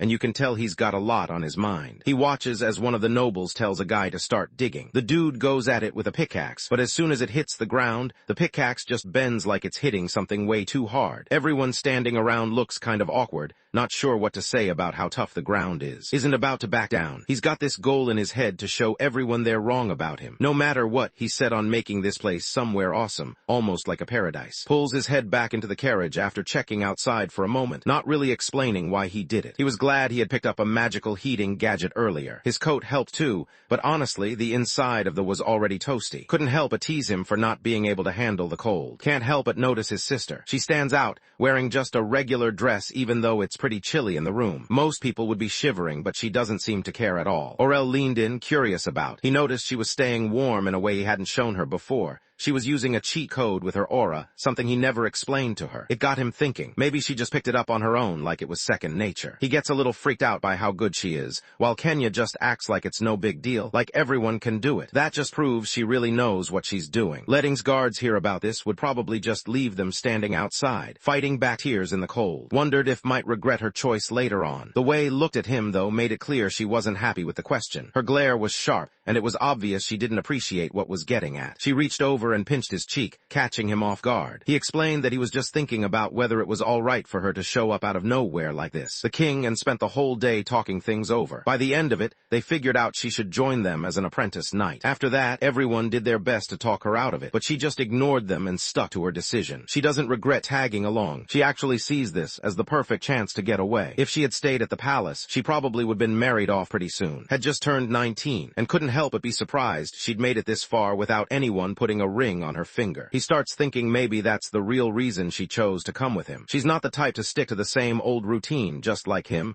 so it actually makes sense she'd tag along. It doesn't really catch him off guard. Wants to find her own freedom. She's tired of being told what to do and just wants to live life her way. Finally makes it to the front gate of his new kingdom. He checks out everyone gathered up under him and thinks to himself that things are already off to a solid start. It was finally time for them to get started on building their own paradise. Everything they'd planned for was about to become real, and everyone felt a rush of excitement. They looked around, picturing what this place could turn into, somewhere they could actually call their own. The possibilities felt endless, and for the first time it really seemed like anything could happen. Shares his duties with, and letting them help lead all the troops in. For now, he decides not to give any jobs. Honestly, he just wants to make sure the barracks stay in one piece, at least for the first day. Instead, she heads out for a walk. Thinks she probably just wanted to get out and clear her head, not really planning to do anything special. Arrow grabs his stuff and heads out the door, ready for another day at work. Right now, about 10,000 people call home, spread out across a dozen villages. Each village sits about the same distance from the next, almost like someone planned it that way. Errol digs around for more info and finds out that the people living in have always survived by hunting and gathering. Now, though, there aren't many of them left, and it looks like their whole way of life might disappear soon. The royal palace wasn't getting any taxes from this area, so everyone here was basically on their own. Watching all this, couldn't help but think the last lord must have really messed up. He comes across an old ledger and learns just how broke the region really was. Things got so bad, they had to borrow money from nearby territories just to get by. In the end, the last lord couldn't handle it and went completely bankrupt. Ariel can't help but get annoyed when he thinks about how clueless the guy before him was. It's honestly frustrating, and he just shakes his head, wondering how anyone could mess things up that badly. He pushes everything else aside and chooses to think about the kind of future he can build on his own. He opens up the map and looks it over, hoping to figure out what's cool about this place. Right away, he notices there are a ton of trees all over the area. He starts thinking about selling paper. He shrugs it off for now, figuring there's no need to stress since his other stuff is still pulling in good money. After thinking it over, he makes up his mind to go see the leaders in the area. He keeps thinking about who's really in charge around here, since it's definitely not that clueless lord. He chooses to call all the village chiefs over, wanting to meet them face to face. Some time passes, and then they show up at the palace. Ariel checks out what they look like. Most people talk about hitting 2 birds with 1 stone, but these guys, they look like they could probably knock out 2 stones with just 1 bird. Everyone gets down on one knee, showing respect as they face their new ruler. You can tell they're trying to make a good impression, all focused and serious in the moment. Just like he thought, goes ahead and introduces himself. Even then, he can sense the annoyance from the others. It's pretty obvious they're not thrilled about having to listen to a kid boss them around. He's not about to let anyone walk all over him. Noticing something off, he calls attention to the fact that there's someone young in the group who doesn't really fit in. Just like everyone thought, the guy bows and lets everyone know that his dad, who used to be the chief, has died. Now, it's his turn to step up and take over his father's spot. Ariel already knows what's going on, but he still wants everyone to see that he's in charge. He lets them know they'll be talking for a bit, and offers them some food during the conversation. The group starts to feel uneasy since the whole thing seems kind of weird. Errol's got everything planned. He knows regular folks aren't exactly thrilled about eating with people higher up than them. Ends up throwing a company dinner that's basically a disaster. He tries to lighten things up, reminding everyone that it'd be pretty tiring to stay serious for too long. He'd actually practiced this before. At last, they check out the food in front of them. It actually looks pretty good, making their stomachs rumble a bit. Thought about how he wanted something better, but he could see that everyone else was just glad to have a meal. Even though things felt pretty tense around the table, at least the others responded well and didn't make it awkward. One of the guests grabs a piece of meat and takes a bite, checking out the taste. He notices right away that someone put salt on it. Gets that salt isn't easy to come by around here, so he hopes sharing a meal will help him make a new friend. Brings up how the last lord didn't really do a great job running things. He looks at everyone, almost like he's wondering if they're okay with how things are going right now. From what can see, if nobody steps in to fix the situation, the whole region could fall apart in the next decade. Hunting helps, but it won't be enough forever. That's why he wants to step up and take control, even if what he decides isn't always easy for everyone to follow. He looks around at everyone, hoping they'll believe in him and have his back. Everyone could tell their new ruler meant well. It was clear in the way he acted. No tricks, no hidden motives. People started to relax a little, picking up on the honesty behind his decisions. Even the ones who were unsure at first began to trust him, noticing how he tried to do the right thing for everyone. Now picture everyone looking at him like he's some kind of hero, the one they've been waiting for. Could actually see how strong their imagination was, and it made him a bit uneasy. He didn't want things to get out of hand. Making sure everyone stuck to his rules seemed like the best move. If they listened, he'd make sure they could keep enjoying good meals, just like now. No need for anyone to mess that up. For his first move, tells the chiefs to let the slaves he brought with him stay in their villages. The ones who know how to read and write or have some skills are going to help him out directly. The only thing left to figure out is whether the other people living there are going to be cool with them moving in. RLC new people would probably judge them because of where they came from, and most would see them as outsiders. Still, he wanted to make it clear to the elder that he'd have their back and help out with whatever came up. When someone brings up their support, the chiefs tense up for a second. After that, they get serious and decide to really give it their all. The meeting wrapped up. One of the chiefs looks over at the new ruler, kind of confused. This guy isn't like the old lords at all, and it's got him thinking about what might change now. Most of the lords sent to didn't really care about the place. To them, it was just somewhere people got sent when they were out of favor, pretty much like being benched or forgotten. They didn't put in any effort since they figured it didn't matter anyway. The last lord wanted to make things better, but his plans backfired. He pushed for stuff that just couldn't work out, and in the end, people got hurt because of it. The guys in the castle were still getting used to the idea that their new boss was actually the youngest prince from the royal family. Everyone just hoped things would get better from here. Nobody really knew why he ended up in, but all they could do was cross their fingers and wish he wouldn't turn out like the last lord. Everyone could see right away that wasn't just some regular guy. Even though nobody really knew what he would do next, they didn't have much choice except to hope he'd fix things. Errol checks out a document with, he'd heard that about 10,000 people lived in the area, but that turned out to be off. The real number was closer to 9,800, and that even counted the slaves he had brought with him. Turns out, the numbers got hyped up a bit more than they should been. Even Massage, as she watched her arrows hit the target, couldn't ignore that fewer people were around these days. Errol figured this made sense, since a lot of time had passed between when the old lord left and when he showed up. Besides that, not many kids are born in the territory, and a lot of people there have a tough time with money. He checked his earnings and saw he had 45,000 gold that he could actually spend however he wanted. But if he just kept things running like they were, the whole place would only stay up and running for about 50 more years. Thinks the nobles most likely just want him stuck in for years, trying to fix the place's busted economy. He considers farming as a solution, but remembers how the last lord lost everything by betting too much on turning empty land into farms. He realizes that trying to handle everything on his own holds him back when it comes to farming. So, he starts thinking about trading things that are worth something. Jumps up with sudden energy. An idea just popped into his head, and now he can't wait to try it out. Steps outside with, looking around at the open space. He realizes they're going to need some roads if they want to get anywhere. The ground stays rough because it's always snowing, and the roads just get worse since nobody really takes care of them. The first thing to do is make those roads safer, so traders can actually get here without crashing or getting stuck. Word started to spread among the locals about the plan. A handful of workers were needed to help out, and the pay actually looked pretty fair. The group hears that the new ruler is actually well-liked, so they figure it's worth trying to work with him. Plus, he's taking care of all the building expenses, which makes the decision a lot easier. When they get there, it hits them just how much work they've got to do. The place looks like a mess, and it's clear this isn't going to be a quick fix. Someone brings it up too, but he's already ready to handle the extra pay if things start taking too long. Just knowing they'd get paid was enough to get everyone moving. Could always count on money to get people to do what he needed. Looks around and sees that things are actually working out just like he hoped. He can't help but feel pretty good about it. The road was finally done. It was time to get started on something new, and the workers didn't waste any time. They got right to it. Now the next goal was on his mind, setting up a trading branch. An official steps in and blocks the plan. Honestly, with enough cash, most problems seem to disappear. At first, he thinks they'll just swap stuff for the everyday things everyone around here needs. Now there's a simple trade route set up, letting people swap and sell their stuff. As everything wraps up, turns to Damon with a question that's been on his mind. He wants to know if making paper on a bigger scale is actually possible. Paper was already a thing in this world, but the stuff people had was really low quality. Nobody in the whole kingdom actually knew how to make it themselves. Because of how pricey it is, only people with a lot of money or influence can actually get their hands on it. Damon nods, thinking the plan makes sense. He knows it's important, and if they can start making a lot of these, they'll probably earn a ton. The problem is, nobody actually knows how to make it. Nobody else was around, except for a. Damon can't help but think about how the other paper companies might respond to what's happening, but isn't stressing about it. He's already come up with a plan to change up the way they make their paper, making sure it's unique enough that nobody can say it's the same thing. But if they wanted to pull this off, they'd need some different gear. He hands his plan over to Damon, and Damon thinks it's spot on. He's not sure they can pull it off by themselves. Working with the chemicals is doable,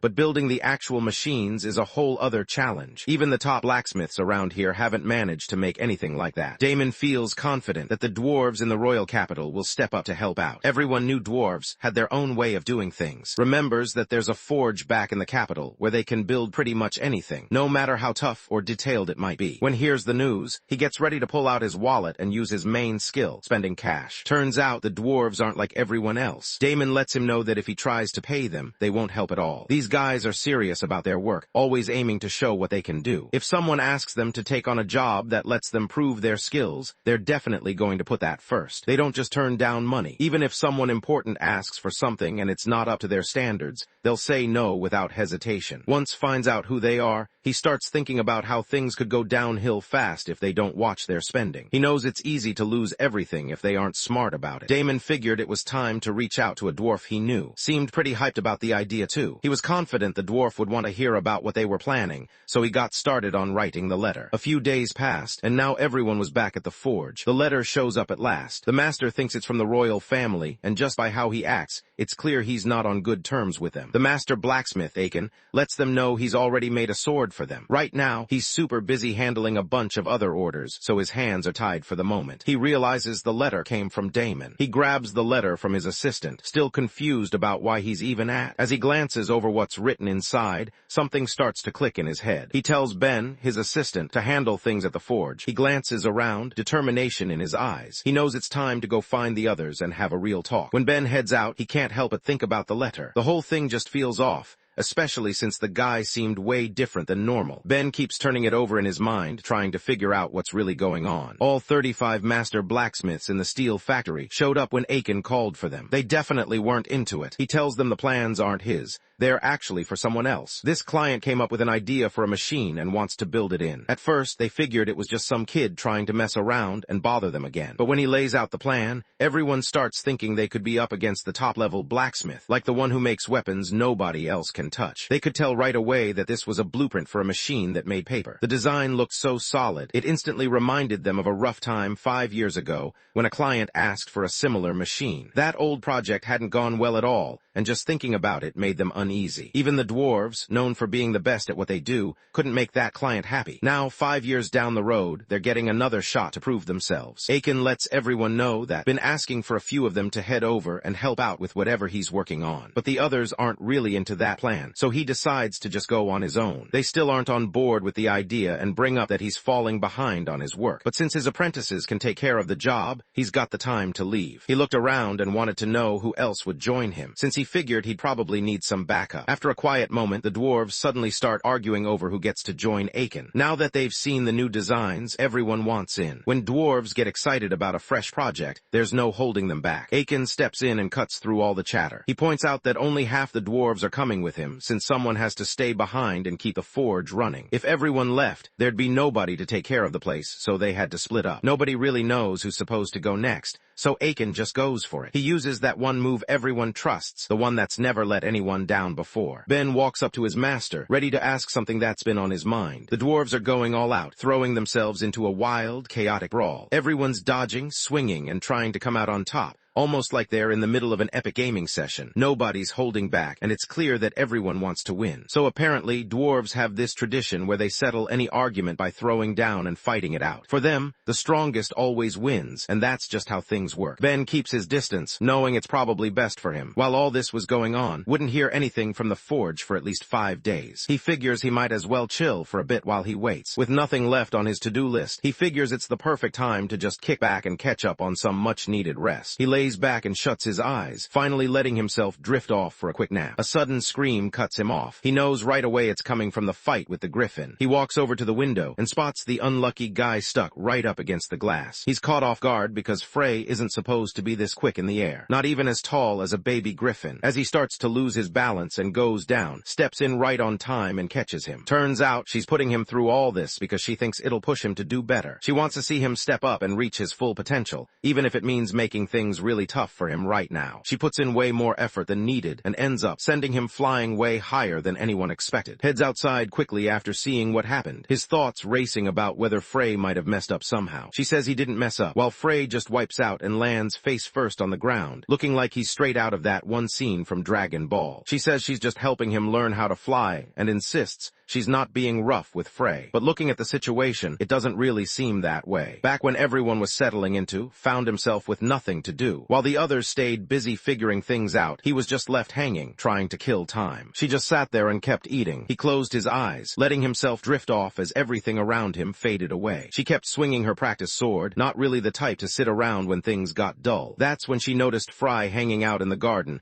and from that moment everything started to shift for him. She wants him strong and ready, since she's planning to ride him like a mount. So she keeps an eye on his condition, expecting him to be in his best shape. Started to think maybe he should spend less time showing his sister how to handle a sword, and more time teaching her about regular, everyday stuff. Now he knows he needs to find a way to keep her busy during his free time. Right then, it hits him. He was always an only child in his first life. Thinking back, he never got to experience life with siblings, not even once in any of his past lives. He never even talked to his sibling until after his sibling passed away. That was honestly the closest they ever got. Never really knew what to do around his siblings. Most of the time, he just stood there, not sure if he should join in or keep his distance. It always felt kind of awkward, like he was watching someone else's family instead of his own. He grabs Fry away from Kenya, pulling him out of trouble and making sure he's okay. Trying to step up as a better brother this time around, he decides to hang out with his sister and do something together. Sat down at the chessboard ready to play. He studied the pieces, thinking about his next move and trying to stay focused.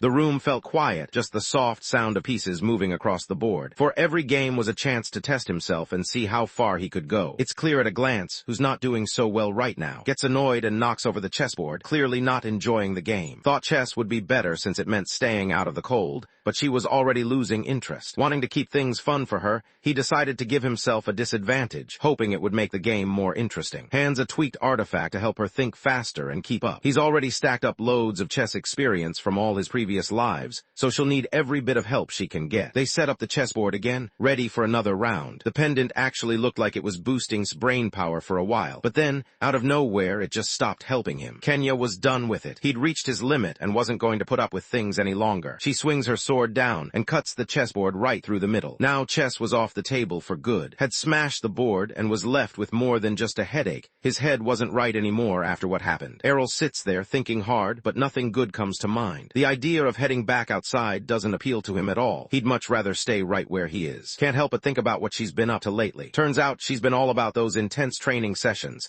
the kind that might have impressed Lee himself. Meanwhile, just been chilling in his room, not really doing much. Noticing that they both seem interested in hanging out, starts brainstorming ideas for something fun they could do together. Their stomachs started growling at the same time. Thinks for a moment and suddenly, something clicks. He comes up with a plan and brings up the idea that maybe they should try cooking together. Gets chills just thinking about it. She isn't really convinced about the whole cooking thing. Honestly, she knows her food is so bad it could almost be dangerous, but points out that if she wants to be a knight, picking up some cooking skills is just part of the deal. At the end of the day, knights still needed to grab something to eat while they were out on missions. After explaining things, finally gave in and said she'd give it a shot. With that settled, started thinking about what it actually meant to teach his little sister how to cook. He wondered if this was just what brothers were supposed to do, helping out, even if it felt a bit weird at first. They walk over to the kitchen together. Lets everyone know that they're starting off with stew. It's a basic dish, so most of the guys think there's not much that could really go wrong here. Everyone seems a bit more relaxed, expecting things to be pretty straightforward. Ariel definitely isn't looking to start off training by getting food poisoning. They get started right away. Arrow watches as handles the knife like a pro,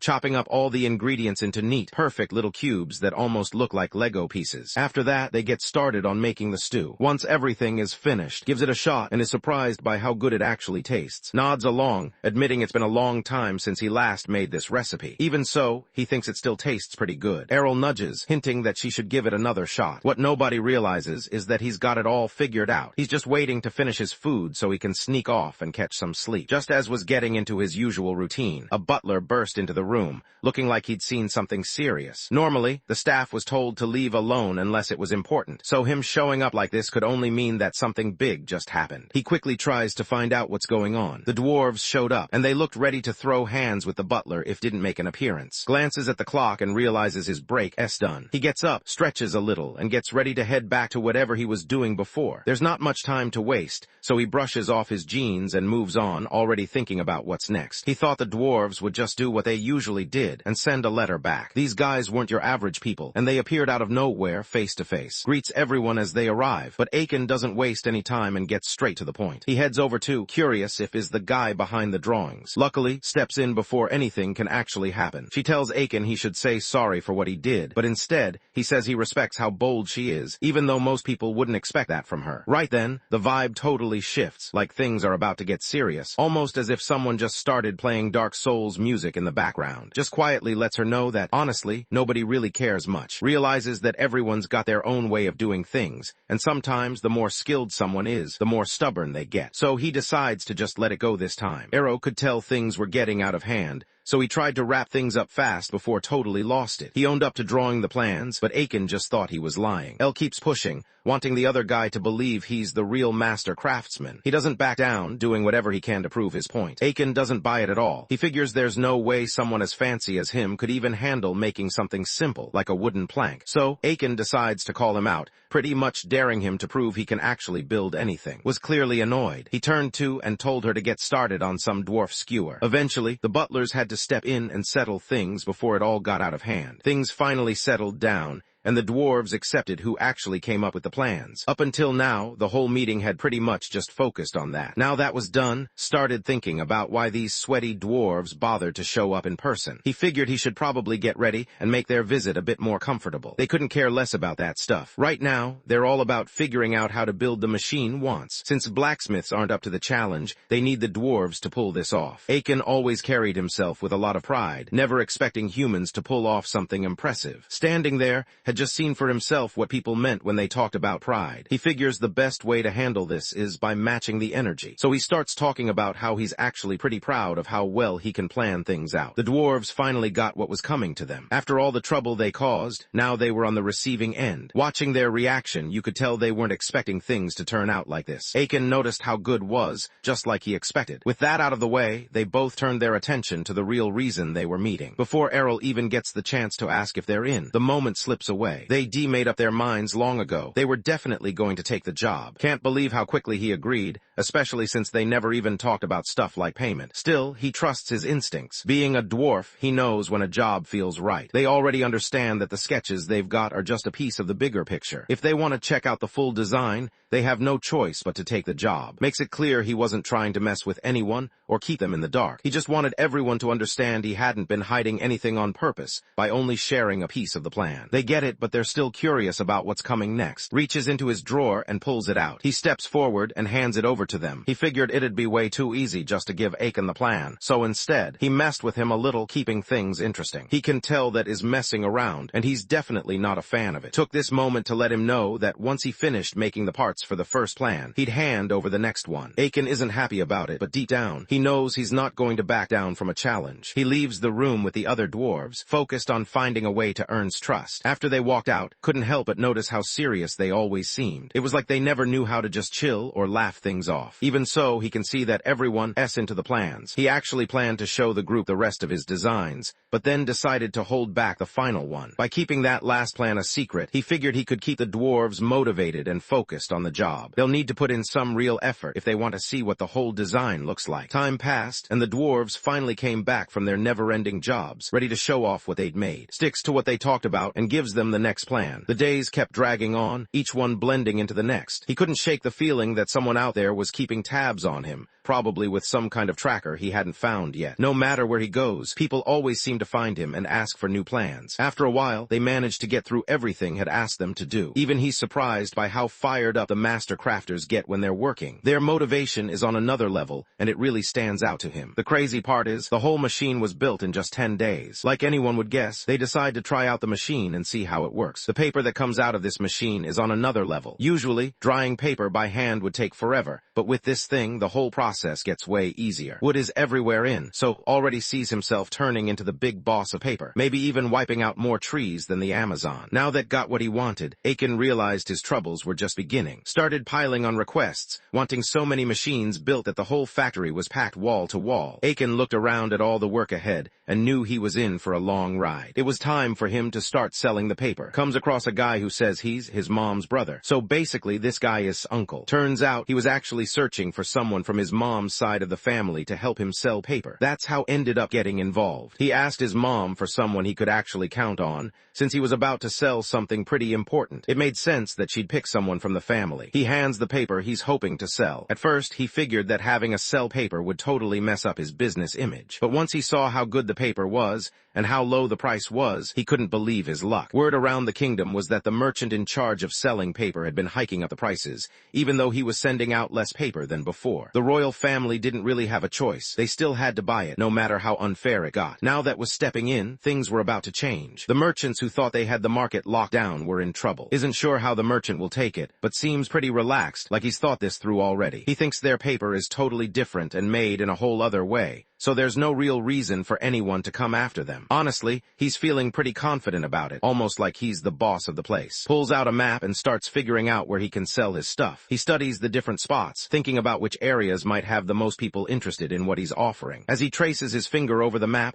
he tries to picture himself walking through those neighborhoods, planning his next move. While watched his uncle, he couldn't help but think that the old man's instincts for business were next level, way sharper than anything he'd ever seen. Felt pretty sure he'd found the right guy to handle things. Now, all he had to do was sit back and hope the cash started rolling in. Everyone knew how the paper was going to be passed out. The dwarves had packed the factory with all kinds of machines. Now, everything was running smoothly and the place looked great. Finds out the dwarves are packing up and heading out just a day after finishing the project. He wanted to celebrate finishing up with his friends, but they were already swamped with more projects and had to head out. Aiken let know he could reach out anytime if he needed anything else. Ariel really didn't see it coming when everyone packed up and left right after finishing the job. But now, with the work done, everything's set up and good to go. Time to start selling paper. The story shifts back to the royal capital. Everyone in town checks out's latest paper, and most of them can't believe what they're seeing. Everyone keeps bringing it up because it's surprisingly good for the price. They spot the paper and realize it comes from. As they look it over, they start talking about the new lord in the area and all the good things he's been doing lately. They actually want to help him bring back. The king picks up the paper and right away, he can tell it's not like the usual stuff he sees every day. He knows the rich nobles wouldn't drop that kind of cash just for some sheets of paper. The butler started talking about a new, cheaper brand of paper that had just shown up in the market. Hearing this, the king got curious and wanted to know where it came from. As soon as he sees his name, he just knows. This has his son written all over it. He looks at him and just thinks, yeah, he hasn't changed at all. On top of everything else, would have to start paying taxes again. The king didn't see that coming, and it definitely caught him off guard. He realizes has managed to turn the region's economy around pretty fast. The place isn't exactly easy to live in, but seems set on being in charge no matter what. At the same time, Errol starts to notice people talking about him and saying good things. He can actually tell that he's getting some recognition, and it starts to sink in. Everyone seemed to be hyping him up more than he deserved, but honestly, he didn't care. All that really mattered to him was that the cash kept rolling in. Back at the kingdom, things felt different. The place was buzzing with energy, but underneath, there was this tension that everyone seemed to notice. People went about their day, but you could tell something was up just by the way they glanced at the castle and whispered to each other. Even the guards looked more serious than usual, standing a little, keeping an extra close eye on everything around them. Jail sat down with his mom for some tea. As he took a sip, he realized something was off. The taste wasn't what he was used to. She, on the other hand, looks pretty annoyed. He points out that sent over the tea and desserts to say thanks for the coat. After that, Jail points out that looks different now, like she's had a bit of a makeover. His mom gets annoyed, her hands starting to tremble. Jail could tell something was up with his mom. She wasn't acting like her usual self, and he picked up on it right away. Wanting to check in, he asked if everything was okay. She points out an ornament she really isn't a fan of. Everyone could tell who that ornament belonged to. It's starting to annoy her. Jail, not knowing as much as everyone else, just tells her to delete it so she won't have to look at it again. She said she did, but the ornament was still bugging her. She's on the edge, just barely holding her temper back. She reassures Jail, trying to calm him down. Then, changing the subject, she wants to know if he actually likes the sword she gave him. He really likes his custom-made sword, and it's obvious he's getting better with it. Spending that much cash, enough to buy a bunch of houses, just on a sword is wild. But honestly, all she cares about is seeing him get stronger. She gets up and walks over to her son. She brings up how he's next in line for the throne, so it only makes sense for him to have a sword that matches that role. It hits him. He's got to keep in mind that one day he'll be king. Later, she finds herself alone in the room. The quiet feels heavier now, and every little sound stands out. She sits there, not really sure what to do next, her thoughts just drifting. She grabs a napkin that was hidden under some cookies and thinks, must be sharing the paper he worked on. She's honestly just had enough of hearing his name all the time. She throws the desserts down onto the floor. Turns out Elia's part of House Fresh. That's the family running the only trading company in town that brings in paper. Turns out paper actually came from the Empire and the Eastern continent. Because because they were at war with the Empire. Getting paper from there was off limits. They took control of the trade route going east and made sure they were the only ones using it. Now Ilya's annoyed that everyone's into the new paper, and he's set on doing something about it. She rushes straight to her room. He sits down at his desk and starts scribbling a letter, pouring out words that would probably make anyone think he just lost a match in Call of Duty and needed to vent. She's had enough and isn't putting up with it anymore. It's nighttime, and Oral heads out to the slave market again. It had been about a year and a half since their last business deal, so when he saw him again, he was quick to greet him. Arrow showed up, just like everyone thought he would. He was on the lookout for more people to do his work, needing more help once again. The man looks over and wonders if he should call in the smart guys again. This time, the job called for people who could handle freezing weather, almost like they were being treated as real slaves. The man starts thinking about why he needs them. He explains that this time, he's planning to put them to work as soldiers. Now that everything's set up, what the place really needs are guards who can keep the territory safe. Looks at his situation and realizes he's basically in the same spot as any other ruler named. He knows he could raise his army up to 50,000 guys if he really wanted, but even he thinks that would be kind of overdoing it. The looks around, trying to figure out how many people he'll need for the job. Says he needs 5,000 slaves for his latest project. With a number like that, the slave market is about to get a lot busier. Money comes through for yet again. Takes a closer look at the sword, checking out the details and craftsmanship. He can't help but appreciate how solid and well-made it is,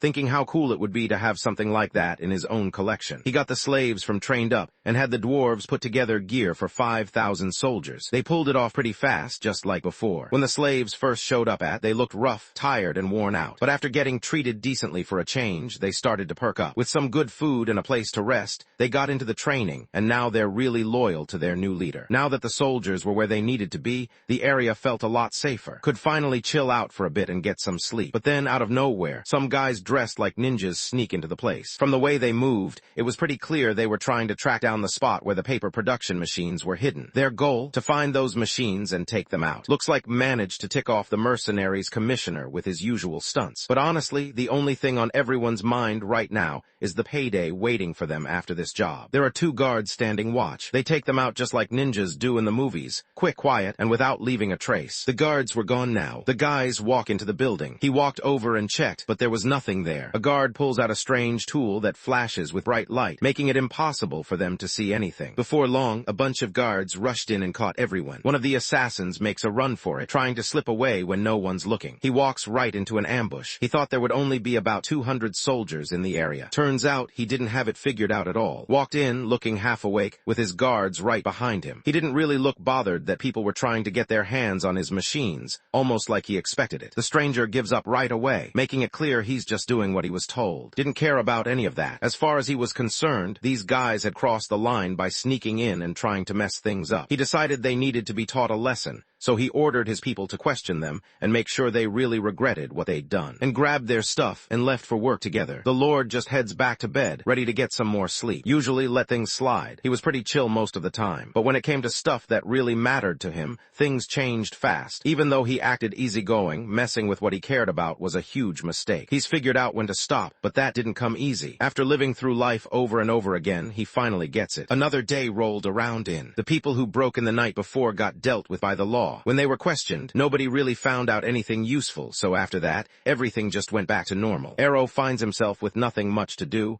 so he figures it's a good time to mess around with a magic teleportation circle he's been thinking about. He's curious to see if it actually works, so he gets ready to give it a shot. He asked Faye to help out and make one for him. It cost so much that he had to stop and think about it again. Even was impressed by his knack for finding good deals. Now, he found himself coming back to his uncle's shop all the time. Figures it's about time to head home, since he hasn't been back in a while. He steps into his teleportation circle, ready to jump back and catch up on things. He grabs a couple of magic stones and slots them into the holders around the circle. As soon as they're in place, the whole thing lights up and starts working. Now that everything on his side was ready, the only thing left was for his nanny to set up the same circle back at the palace. He motioned for it to follow him. She's pretty nervous about it. She ends up going along with, mostly because he keeps pushing and she doesn't really have anything better to do right now. While they walk, glances over and catches the look on her face. He can't help but wonder if something's bothering her. She let it slip that she'd argued with her mom, and now things felt weird between them. Stopping by her place after that didn't seem like a good idea. Thinks it's important for her to go, hoping she can finally patch things up with her mom. Even though she's anxious about it, she decides to go along. She looks nervous, so tries to reassure her. He explains that the device is safe to use, and the only thing she might have to deal with is feeling a bit sick to her stomach. He turns on the device, freezes up, her eyes getting wide as nerves hit. She can't help but tense, not sure what to do next. She grabs her brother and hugs him so tight that he starts to think he might not make it. Might be gone, but the group finally makes it to the palace. Even now, isn't done talking about how tough his sister really is. He glances around, checking out his surroundings. Old memories start popping into his head. He realizes just how much he's missed being there. He stops for a second and breathes in slowly. He let himself drop onto the field, just wanting to chill for a bit. He's honestly relieved to be home after spending so much time somewhere freezing cold. When arrives in Kenya, the nanny walks up to greet him. She wasn't sure if she could handle the magic circle, but in the end, it worked just fine. She lets them know their moms are already inside, probably waiting for them. They decided to go their separate ways to greet everyone. Thinks about his mom and hopes she's alright. He remembers the promise he made to visit her more, and it weighs on his mind. He heads straight to his mom and gives her a hug. She'd already heard from that he was doing alright, but seeing him standing there in front of her made her let out a breath she didn't know she was holding. Couldn't help but be surprised that he'd been sending her letters lately, especially since writing stuff down always left him totally wiped out. He can't wait to let know how things have been going in. He wants to make the most of his time here, and he's also hoping his mom won't end up stressing out about him. He starts sharing with his mom what life in is like. He talks about the animals there and how people go about their day. He tries to keep things light and make sure his mom doesn't get too stressed out about it. It doesn't take long before another person shows up. Spots it right away. Judging by how perfectly the person shows up right when he's talking with, he quickly figures out that this isn't random. Someone clearly wants to butt into their chat on purpose. Anyone could tell it was Queen Elia. Can't help but notice how surprised she looks, even though he told her he'd be coming by. He figures she's probably planning something, so he decides to keep an eye on her and see what she's up to. He starts chatting with her, pretending it's just a normal conversation, even though he doesn't really mean it. He also brings up the paper he worked on, the one that's causing problems for her family's business. Watching the conversation unfold was almost unbearable. Every pause, every awkward glance made it clear just how uncomfortable things had gotten. Anyone watching would probably want to look away, but it was impossible not to keep watching, just to see how bad it would get. When the conversation turned to making paper, she started talking about some things she'd heard around, just little rumors that had been going around. Tries to figure out what she means. He let her know he'd already taken care of everything, and she gave him a nod, clearly impressed with how on top of things he was. Before she heads out, she reminds him to watch out for himself. Stands outside, waving as she leaves. Even though he keeps a calm face, he can't shake the thought that her warning was pushing things a bit too far. Thinks this just isn't her day. Knows he'll have to handle her sooner or later, and finished up their quick stop at the palace and got ready to head back too. Before leaving, said goodbye to his mom, giving her a small wave. He glances over at, curious about how things turned out for her. She lets know things went fine,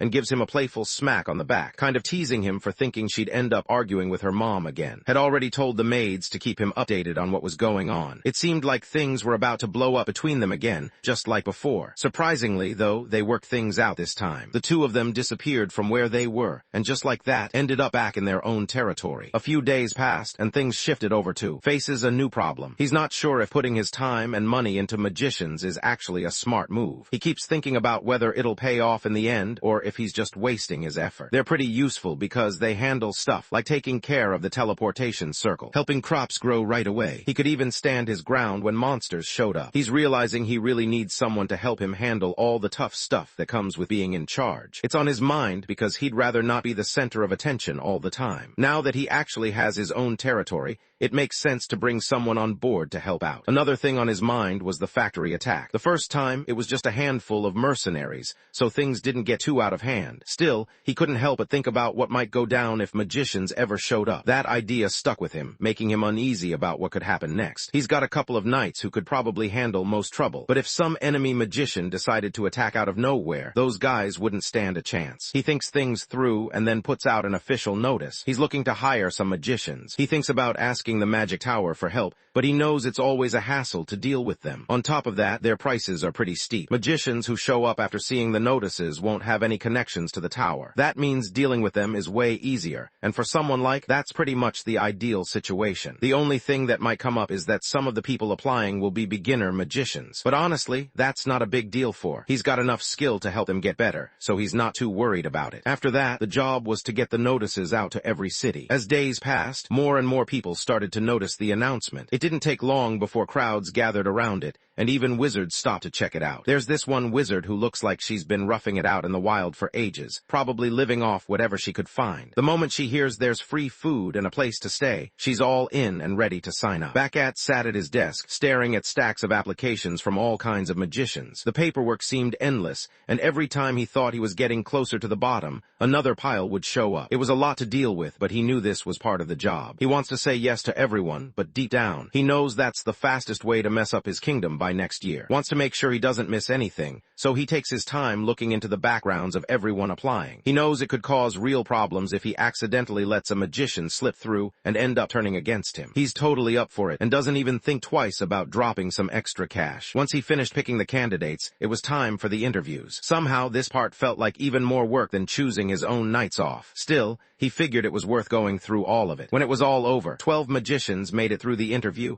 and earned their spots as official magicians of the kingdom. Most of the magicians around here aren't really that strong. They're usually ranked as third class. Looked over the group and thought he'd pick the right people, especially knowing where they all came from. Meanwhile, started laying out what the magicians needed to do and was already thinking about which jobs would fit each person best. Before moving on, he decides to pick someone to be his own magician. So he tells all the fourth-class magicians to put their hands up. Out of everyone, only 2 people actually qualify. Blob stood there looking kind of out of place. He wasn't the type to blend in. His shape and whole vibe just made people stare. If you saw him, you'd probably pull out your phone and snap a pic for your stories. He was that weird, but didn't mind the attention. He just kept doing his thing, not worried about what anyone thought. The other one is. He looks at the options in front of him, pauses, really thinking about whether to go with the blobfish or the wizard beauty. He knows this isn't just some random choice. Whatever he picks could seriously change how things turn out for everyone. Everyone could pretty much guess would pick. Sure, she's good looking, but that's not the real reason he wanted her as his personal magician. There's something about her that makes her stand out, and saw that right away. During the interview, he wanted to know what made decide to apply. She told him straight up that she wanted to help him out and be there for him. He didn't expect that kind of answer. It was so out of the ordinary that he had to pause for a second, trying to process what just happened. Most of the guys who showed up usually cared about stuff like perks or what they'd have to do on the job, but she wasn't like that at all. Turns out she only signed up because of a relationship. He's not totally sure what's going on here, but he doesn't pick up on anything shady from her. He figures he might as well give it a shot, so he hires her to be his personal assistant. After that, he starts talking about what it's actually like to be a wizard around here. There are some cool perks, but it's not all fun and games. There's real responsibility that comes with the title. He lays out the good parts, like respect from others and special privileges, but he also makes it clear that people expect a lot from wizards, and you can't just slack off. First up, there were the good parts. He shows off this huge library that's basically heaven for anyone who's into magic and books. He started with the magic books that had the Magic Tower's official stamp. These books didn't come cheap, and getting the tower to approve them wasn't easy either. But now, everyone finally had a spot where they could actually work on their skills. The magicians he brought in had all been kicked out of the Magic Tower and were probably struggling for cash, especially if they wanted to check out the magic book library. Now, these broke magicians couldn't believe their luck. They finally got unlimited access to all the books they'd always dreamed about. It felt unreal to them, getting to use the library as much as they wanted. Arrow lets them know that if they want to keep going,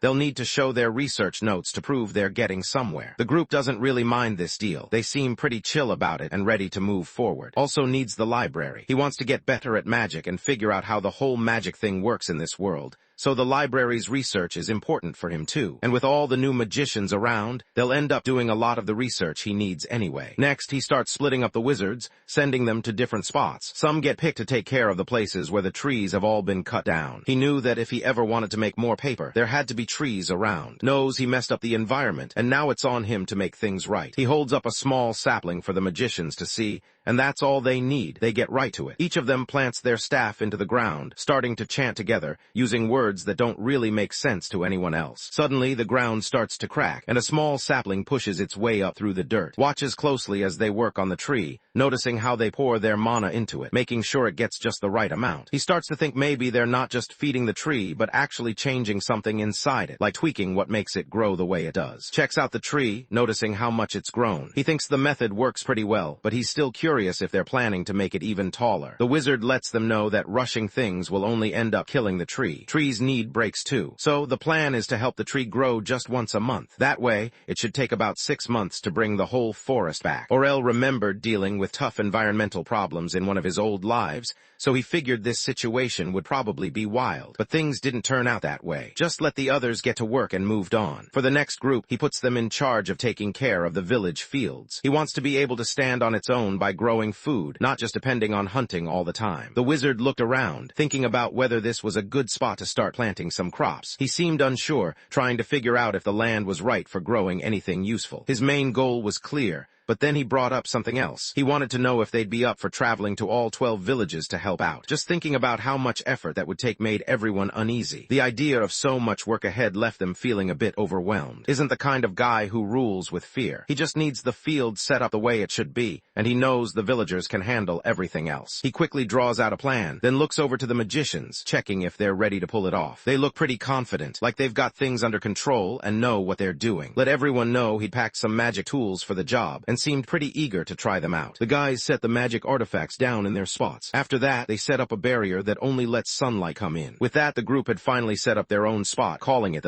It was nothing like a greenhouse, even though the name might make you think of plants and stuff. This place was theirs, a hangout made just for them. They headed out to set up the rest of the devices in the nearby villages, hoping to help everyone get enough food. Once that was finished, picked out 2 magicians and put them on the magic tool research team. There were 3 more guys standing around, clearly there just to keep things in check. Last up he's the guy who basically handles all the magic stuff for Ariel. Her job is to watch over him and handle any tasks he needs done. Since he couldn't use magic himself, he relied on her to handle all the magic stuff for him, almost like she was his go-to for anything he needed done with spells or powers. Right now, he just wants her to focus on leveling up by digging into some magic books. She's really into this, wanting to help however she can. Notices she's just as genuine now as she was during the interview, and it makes him curious about what's driving her. A book slipped out from under his cloak and landed on the ground. Picks up the book and right away knows it's one of his own, the kind he used to read, the ones that always confused the knights. He passes the book too, thinking it's kind of weird for a magician like her to have something like this. She got it from someone she knew, but she started to really like it after realizing that Aura and Mana worked in kind of the same way. This was something had brought up in his own research too. That book really meant a lot to her. She'd honestly go anywhere, even to the other side of the world, just to help out the author she looks up to so much. Thinks she's taking things way too seriously. He only wrote down some simple ideas and honestly can't remember putting anything that special in there. Honestly, the real reason tagged along was for the food. She loved trying all the different snacks and meals you could find around the palace. Thinks it's probably for the best that she's so loyal to him, but deep down, he still wonders if choosing her as his personal magician was the right call. Arrow sat in the library flipping through a book about magic. As he read, things started to make more sense. He realized how magic actually worked, connecting pieces in his mind that he never noticed before. The more he read, the more he understood, and it felt kind of cool discovering something so different from his usual world. Now that he gets how the theory works, he starts thinking back to how he uses magic, hoping he can give it a shot himself. Now he could finally use mana. A sudden flash of light bursts out from the library. Ariel's working his way up to becoming a magic pro. While he keeps up with his magic training, he also makes sure not to slack off on his other responsibilities. He gets to his capital. They're heading straight for the forge. They stood in front of the factory, looking up at the huge building. Thinks about causing some serious trouble at the main base, where the dwarves hang out. She's ready to wipe out the whole place if they decide to mess with her. She thinks about stepping in, but one of the rails reminds her they're really just there for business. She wanted to push back, but the rules were clear. She wasn't allowed to do anything anymore. The heavy air inside the factory shuts down any chance of talking. As soon as they step in, can already tell he's not a fan. It's way too hot, and he's already looking for an excuse to get out of there. Ben steps up and tells the 2 guys who he is. He also lets them know he spent the past 15 years learning from the bitter Aiken, which isn't something a lot of people can say. After that, he offers to show them around and help out as their guide, and couldn't help but feel bad for Ben. The guy had been stuck working for ages, and everyone knew could be tough to deal with. Ben explained that he was supposed to greet them outside, but his boss never gave him any heads up. It was just another day of Ben getting left in the dark while trying to keep up with whatever wanted. He guides them down the hall until they reach the room where Aiken is waiting. As they walk, the other 2 can't help but think about how tough this must be for him. Aiken stood by, clearly annoyed that his visitors hadn't shown up yet. You could see him getting more restless by the minute, like he just wanted them to hurry up already. Couldn't stand waiting around. He hadn't meant to show up so soon after sending the letter, but he just couldn't help himself. Aiken pours his guest a cup of wine, not wasting any time. He's ready to find out exactly why showed up today. This time, surprises everyone with a new demand. Instead of his usual requests, he wants half of the dwarves to leave their work and head to become his own craftsman crew. He doesn't even hesitate. He turns down the idea right away and calls out how his friend already sounds wasted. Orel wraps up what he's asking by saying he wants half of the dwarves to go set up a new spot in. He lets everyone know he's willing to cover all the costs himself. Even so, Aiken shakes his head and turns down the offer. Working at a place like never even crossed his mind. Honestly, money doesn't really bother him at all. Decides not to do what everyone expects. Instead, he tells them about a technique he came up with on his own, one he's been working on personally. When Aiken hears the name Damascus steel, his whole face lights up. He thinks back and realizes Damon probably told him about this. The dwarves had made their way to because they were after Damascus steel. This rare metal wasn't found where they came from,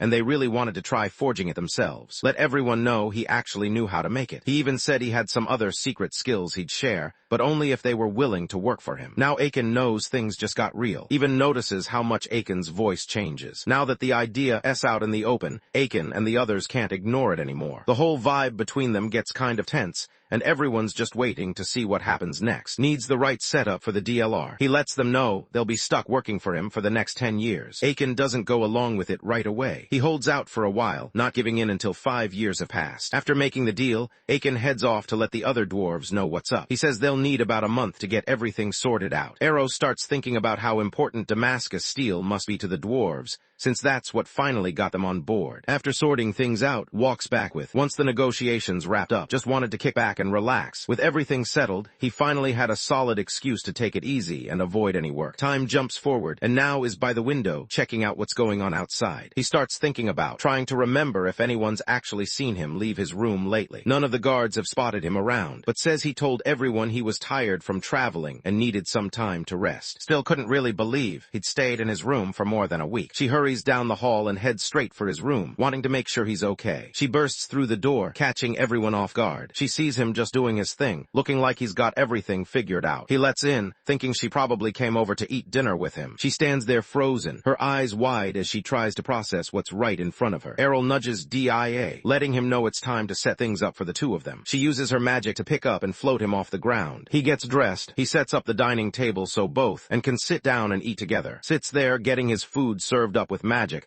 but he can't help noticing just staring. She looks like she's still processing everything that just happened. He glances at her plate and wonders why she hasn't touched her food yet. She could tell right away that nothing around her looked right. Everything seemed off, and it made her uneasy. Doesn't seem too bothered by any of it. He's gotten pretty comfortable being lazy these days, and honestly, nobody's surprised. After that, he just asks his personal magician to help him get to the bath. Finally loses it. She tears through the place, leaving nothing standing. And the guards didn't waste any time. They jumped into action to help as soon as things started going south. To kick things off, they wanted to ask him something. Starts to worry, not really sure if he did something wrong. He runs through his memories, but nothing comes to mind. The uncertainty makes him a little uneasy, wondering if things are about to get bad. Turns to, hoping she might have an answer, but she just looks as confused as he is. Seeing that, starts to relax a bit. Maybe whatever's going on isn't such a big deal after all. Looks at him and points out that he's starting to lean on magic a little too much lately. Ariel doesn't really get what's going on and starts to wonder if there's something off with DIA. But the real issue had nothing to do with how hard she worked or how much effort she put in. Was the real issue here. These days, he probably couldn't even get around on his own. He still walks to the bathroom now and then, but honestly, that's nowhere near what he needs. Even his own guards keep reminding him that it's not good to use magic all the time. All really wanted was an easier life. Nothing too complicated. He wondered if was okay with handling all the extra work by herself. She didn't seem bothered at all, just going about things like usual. Still couldn't figure out what the problem was supposed to be. But everyone else can still tell there's a problem, and it's pretty obvious. Let know that her actions were actually making things tougher for. Things might look fine when they're inside the palace, but outside, out in public, it would be a completely different story. Knows deep down he's not going to make it that far. At first, the idea actually seems pretty solid to him. But before he can even say he's just messing around, around, everyone's already rolling their eyes and shutting him down. He didn't expect his older sister to use magic, so it caught him off guard. Steps in and stops from giving in to his demands, for it's like the one thing she could rely on is suddenly gone. Thinks she's about to lose her job, lets her know she's got it wrong. While that's happening, starts thinking back on what he did. He never expected things to end up like this. Now, looking at himself, he finally gets just how magic can actually make someone even lazier than before. Let him know that pushing himself like this could mess up his health. But explained, she's been helping out by working his muscles whenever she moves him, so he isn't going to lose his strength that fast. Pointed out that there was an issue and brought up the idea of swapping DIA out for another magician. DIA didn't want that to happen and tried to convince them to give him another shot. She might have doubts about some stuff, but when it comes to her skills, she knows she's way ahead of the other magicians. That's why she's not backing down from her spot. Takes in what's happening and starts to realize that probably hit right where it hurts most. As a magician, his pride took a hit. Steps in to break things up. She can't help but wonder why she still wants to be his personal magician, especially since switching things up seems like it would actually make sense by now. Even wants to know what's up. The pay stays the same, but this new setup means he barely has to do anything. It sure beats hauling himself around everywhere like before. Realized he should probably be the one making that call. Still, no one really cared what he thought right now. Just turned to daring her to change her mind. She goes along with it because, honestly, she doesn't really have any other options right now. Arrow's idea got shot down, so now he's curious about what kind of tests has planned. She kicks things off with a document test that obviously looks like it was slapped together last minute, right before she brought it up. Just finishes it without any trouble, using her magic like it's no big deal. Errol had already started passing his work over too, and since magic was basically a bunch of calculations, she was kind of ready for this moment. Next up, had to take on the cooking test. He got busy in the kitchen, making all sorts of dishes and hoping would actually like them. She pulls it off again, using what she learned before at the magic tower. She gets all the food ready, making sure everything's just right for her. He watches her, kind of amazed at just how good she is. It almost makes him nervous, seeing someone pull it off so easily. Scrambled to come up with a few more questions, clearly making them up as she went along. Looks over at his guards and tries to figure out what's going on. He knows isn't the type to mess with unless there's a good reason. Normally, the guards would step in if something was wrong, but right now, they're just standing around, not doing anything. Can't help but wonder what's really happening here. He can tell they're not just doing this for the reason they gave. There's something else going on, and he's starting to figure it out. At that point, started to get suspicious about DIA. A few days back, someone managed to break through and mess up part of the magic security system. No one really knows who did it, but the damage was obvious. They don't really think DIA is the one who did it. Hands a letter that the intruder left behind. He checks the message and sees that someone wants to return to the magic tower. They had given the same letter to earlier, but she didn't really react. She just stared at it, barely showing any emotion, and thought her reaction was pretty weird. They could tell there had to be some reason she stuck with Errol for so long. Most people would have quit on him after just a few days. Knows she means no harm. He's already checked and is sure about it. Still, there's just no way he can make or the guards believe him. Honestly, ever since the whole black magician mess, hasn't really been a fan of magicians. He gets why might be acting that way around, but he tells, and not to jump to conclusions just yet. As he tried to sort out the problem with, he told the other two to help settle down. With things decided, he gets up and goes to find. He wants to hear what really happened straight from her. Errol heads over to his room,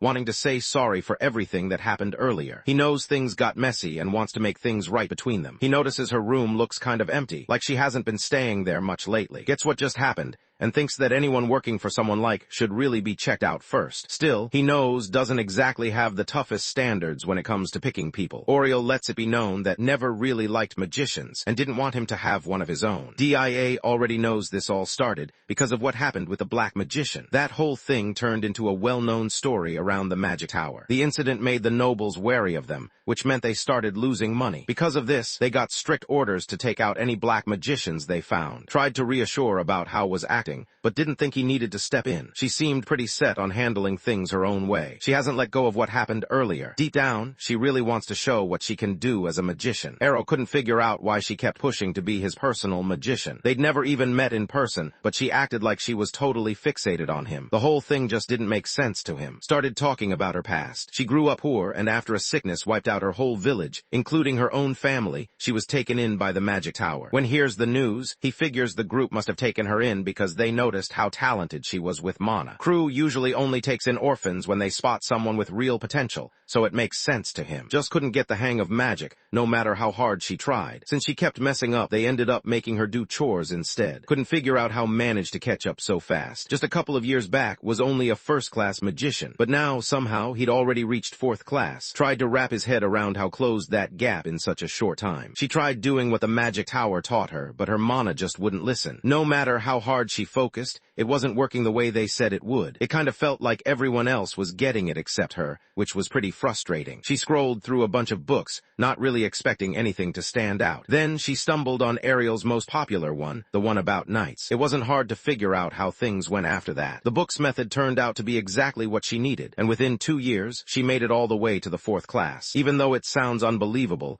Arrow starts to think his idea actually makes sense too. He looks at her and can't help but think she's a genius, someone who gets better just by picking up a book. No one really expected it, but if hadn't stepped in, she probably would just stayed stuck doing chores in that tower forever. That's why calls Errol her savior. He points out that all her effort is paying off, but she doesn't really care what he says. She's pretty set in her ways and calls him whatever she wants anyway. After all that, walked out of the magic tower. Her old master was really mad about it, but she honestly couldn't care less. She knew she'd leveled up on her own without any help from him. She can't stand that he's been telling everyone she only made it to the 4th class because of him. Afterwards, she set out to track down where her savior actually lived. He even traveled all the way across the continent just to look for him. Right then, she noticed that was looking for magicians to hire. Because of that, she was able to track down and started to see him as the person she really wanted to follow. After telling her story, Errol thinks about how she could have shared it with Kenya instead. She wants to keep that embarrassing story to herself and hopes people notice how good she is at what she does. Keeps her promise and leaves the room, hoping things go well for her friend. It's nighttime and's hanging out in his room. He talks with Phaon, and it's clear that Phaon already knows about. He could see that she'd been through some rough times. It was obvious her master hadn't treated her well at all. He points out how she leveled up her skills all by herself, even though it meant breaking the rules and facing whatever punishment came with leaving the tower. There's actually a contract in place that keeps the secrets of the magic tower safe. If someone breaks that contract, they lose half their magic circles on the spot. Just like that, they drop back down to being a low-level magician. Arrow finally sees just how tough things are at the magic tower. The rules aren't just for show, they're real and nobody's messing around. It hits him that this place isn't as easygoing as he thought. He nods in appreciation and shuts off his device. He sets it down and starts thinking about everything did just to see him. Realizing how much she put on the line, he figures he should step up and find a way to help her out. The next day rolled around and stood across from each other, both ready for whatever was about to go down. The tension between them was obvious, and neither one looked like they were planning to back off. Ended up going with them, not really thinking much of it, but surprised him with how focused she got. She steps forward and calls out, making it clear she wants to face him one-on-one. Checks out the two fighters, and can already tell this match isn't even close to fair. He steps in, hoping to stop them, but won't back down. For her, the only way we'll ever respect her is if they fight it out. Meanwhile, couldn't really figure out why she felt so loyal too. It bugged her, so she decided to dig into it herself and try to get some answers. Watches as things start to spiral. It's clear his two guards can't do anything about it, and honestly, he's not even sure what he expects from them at this point. The whole scene is slipping out of everyone's control. Arrow stands there unsure what to do next. As he looks around, something catches his eye in the bushes nearby. The fight is about to kick off. Energy is swirling everywhere, and DIA starts rising up off the ground. She starts getting set to use her magic, realizes that she's not actually casting any kind of attack. She casts her spell, and suddenly everyone can see the intruder standing right there. Chucks her sword sheath at the group, catching everyone off guard. The thing started to glow, pulling in all the energy around it, and then suddenly blew up like a grenade. After that, and walked over to the intruder, keeping an eye on him as they moved closer. Turns out the person sneaking around's palace is actually Master from the magic tower. Now that they know who the mysterious intruder is, things at the palace might finally start making sense. He says he's not someone shady, so he pulls out his ID to prove it. He lets it be known he was supposed to take over to the magic tower, but now he's pretty annoyed about how things have turned out. She had no intention of going back with him. Every time she was around, he just made her do random chores and barely let her eat. Even after everything that happened, he still insists she needs to come back. The just won't leave him alone about it, constantly bugging him until he can't ignore it anymore. Steps in and quickly realizes that everyone expects him to train a new apprentice who can match up to DIA. So far, things are working out. While he's at it, doesn't hold back from calling out the guy's weak skills and how he isn't really up to the task. He reaches out and takes hand. He pulls her along, saying he's planning to report for being disrespectful. He also says going to get in trouble for sneaking out of the tower without asking. Managed to pull away and reminded everyone that had already agreed to be his personal magician. She'd even signed a contract. On top of that, he'd gotten the official okay from the magic tower, so everything was legit. Arrow stands his ground when the guy starts talking about rules. He's not bothered, just explains that he already made things official with the magic tower, so DIA is allowed to stay with him as his magician. Arrow makes it clear he's got everything sorted, and there's nothing anyone can say about it. With everything sorted out, he knew it was time to head out. Even though things looked rough, he wasn't about to back down. After all the trouble it took just to get here, he couldn't just walk away now. He tosses a couple of magic balls onto the ground. He starts making a bunch of golems, all set on getting back. Without wasting time, he sends his minions out, ready for them to attack. He's sure that if he brings back and helps her get stronger, the magic tower will be on his side. Losing isn't an option for him right now. Looks like the guy messed with the wrong crowd. Ariel just signals to everyone that it's time to stand up for themselves. Heads out with the other guards, ready to do the job she's always trained for. Expected someone who dared to attack like that to be at least a class 7 mage. But when he realized the guy was only class 5, he couldn't help but feel let down. The guy tries to use one of his golems to grab a rail and hold it hostage, but anyone watching can see right away that it's not going to work out for him. He blasted the golem with a lightning bolt, burning it until nothing was left but smoking pieces. He throws out a wind spell that sweeps through the last few minions and even catches the wizard. The sudden burst knocks them off their feet, giving him a quick edge in the fight. Arrow knows it's time to wrap things up, but before any of that goes down, the wizard grabs a special scroll, activates it, and disappears in an instant, leaving everyone behind as he makes his escape. Really wants to go after the guy, but stops her. He stays calm and tells her there's no need to stress about it. He says he's going to report the whole thing to the magic tower and handle it the right way. Knows things got messed up because of something going on in her own life, and she feels bad about it. She's hoping everyone understands and wishes it hadn't happened that way. Arrow didn't see any issue and let everyone know she was no longer under suspicion. She tries to figure out what he's getting at. Already knew her master was around. He wanted to see if she'd actually stand up to him. That was her chance to show where she stood. She went for it, took down her master, and now nobody else would doubt her loyalty. Somewhere else, things were happening at the same time. His master is catching his breath, clearly worn out after barely making it out. Even though he's tired, he's still completely focused on getting back to the magic tower. Right as he's deep in his thoughts, someone suddenly shows up in the tree above him. The figure moves closer, catching him off guard. Naturally, he's curious about who this person could be, but instead, the figure blasts him with a fire spell, sending a wave of heat right at him. Turns out the mystery person is actually, he just wanted to use the guy as practice for some new spells he picked up. He thinks it's better to end things himself, instead of letting the guy get punished the usual way. No matter what, he knows he can't let him walk away if he wants to protect. After that, he figures it's probably best to head back before someone realizes he's gone. Keeps busy with his usual routine, staying focused on his work like he does every day. DIA steps up beside him and gives him a book, helping out just when he needs it. He grabs the book before it hits the ground and lets her know he's good on his own now. No more help with magic needed. Even though said she could, he didn't really trust her after what happened. That weird incident made him pull back and stop depending on DIA as much. It was probably because had already warned her not to encourage his lazy habits. She wanted to know if was still cool with her being his personal magician. Since what happened wasn't her fault, didn't have a problem with it, and was okay with her sticking around. After saying all that, she admits that is actually pretty forgiving,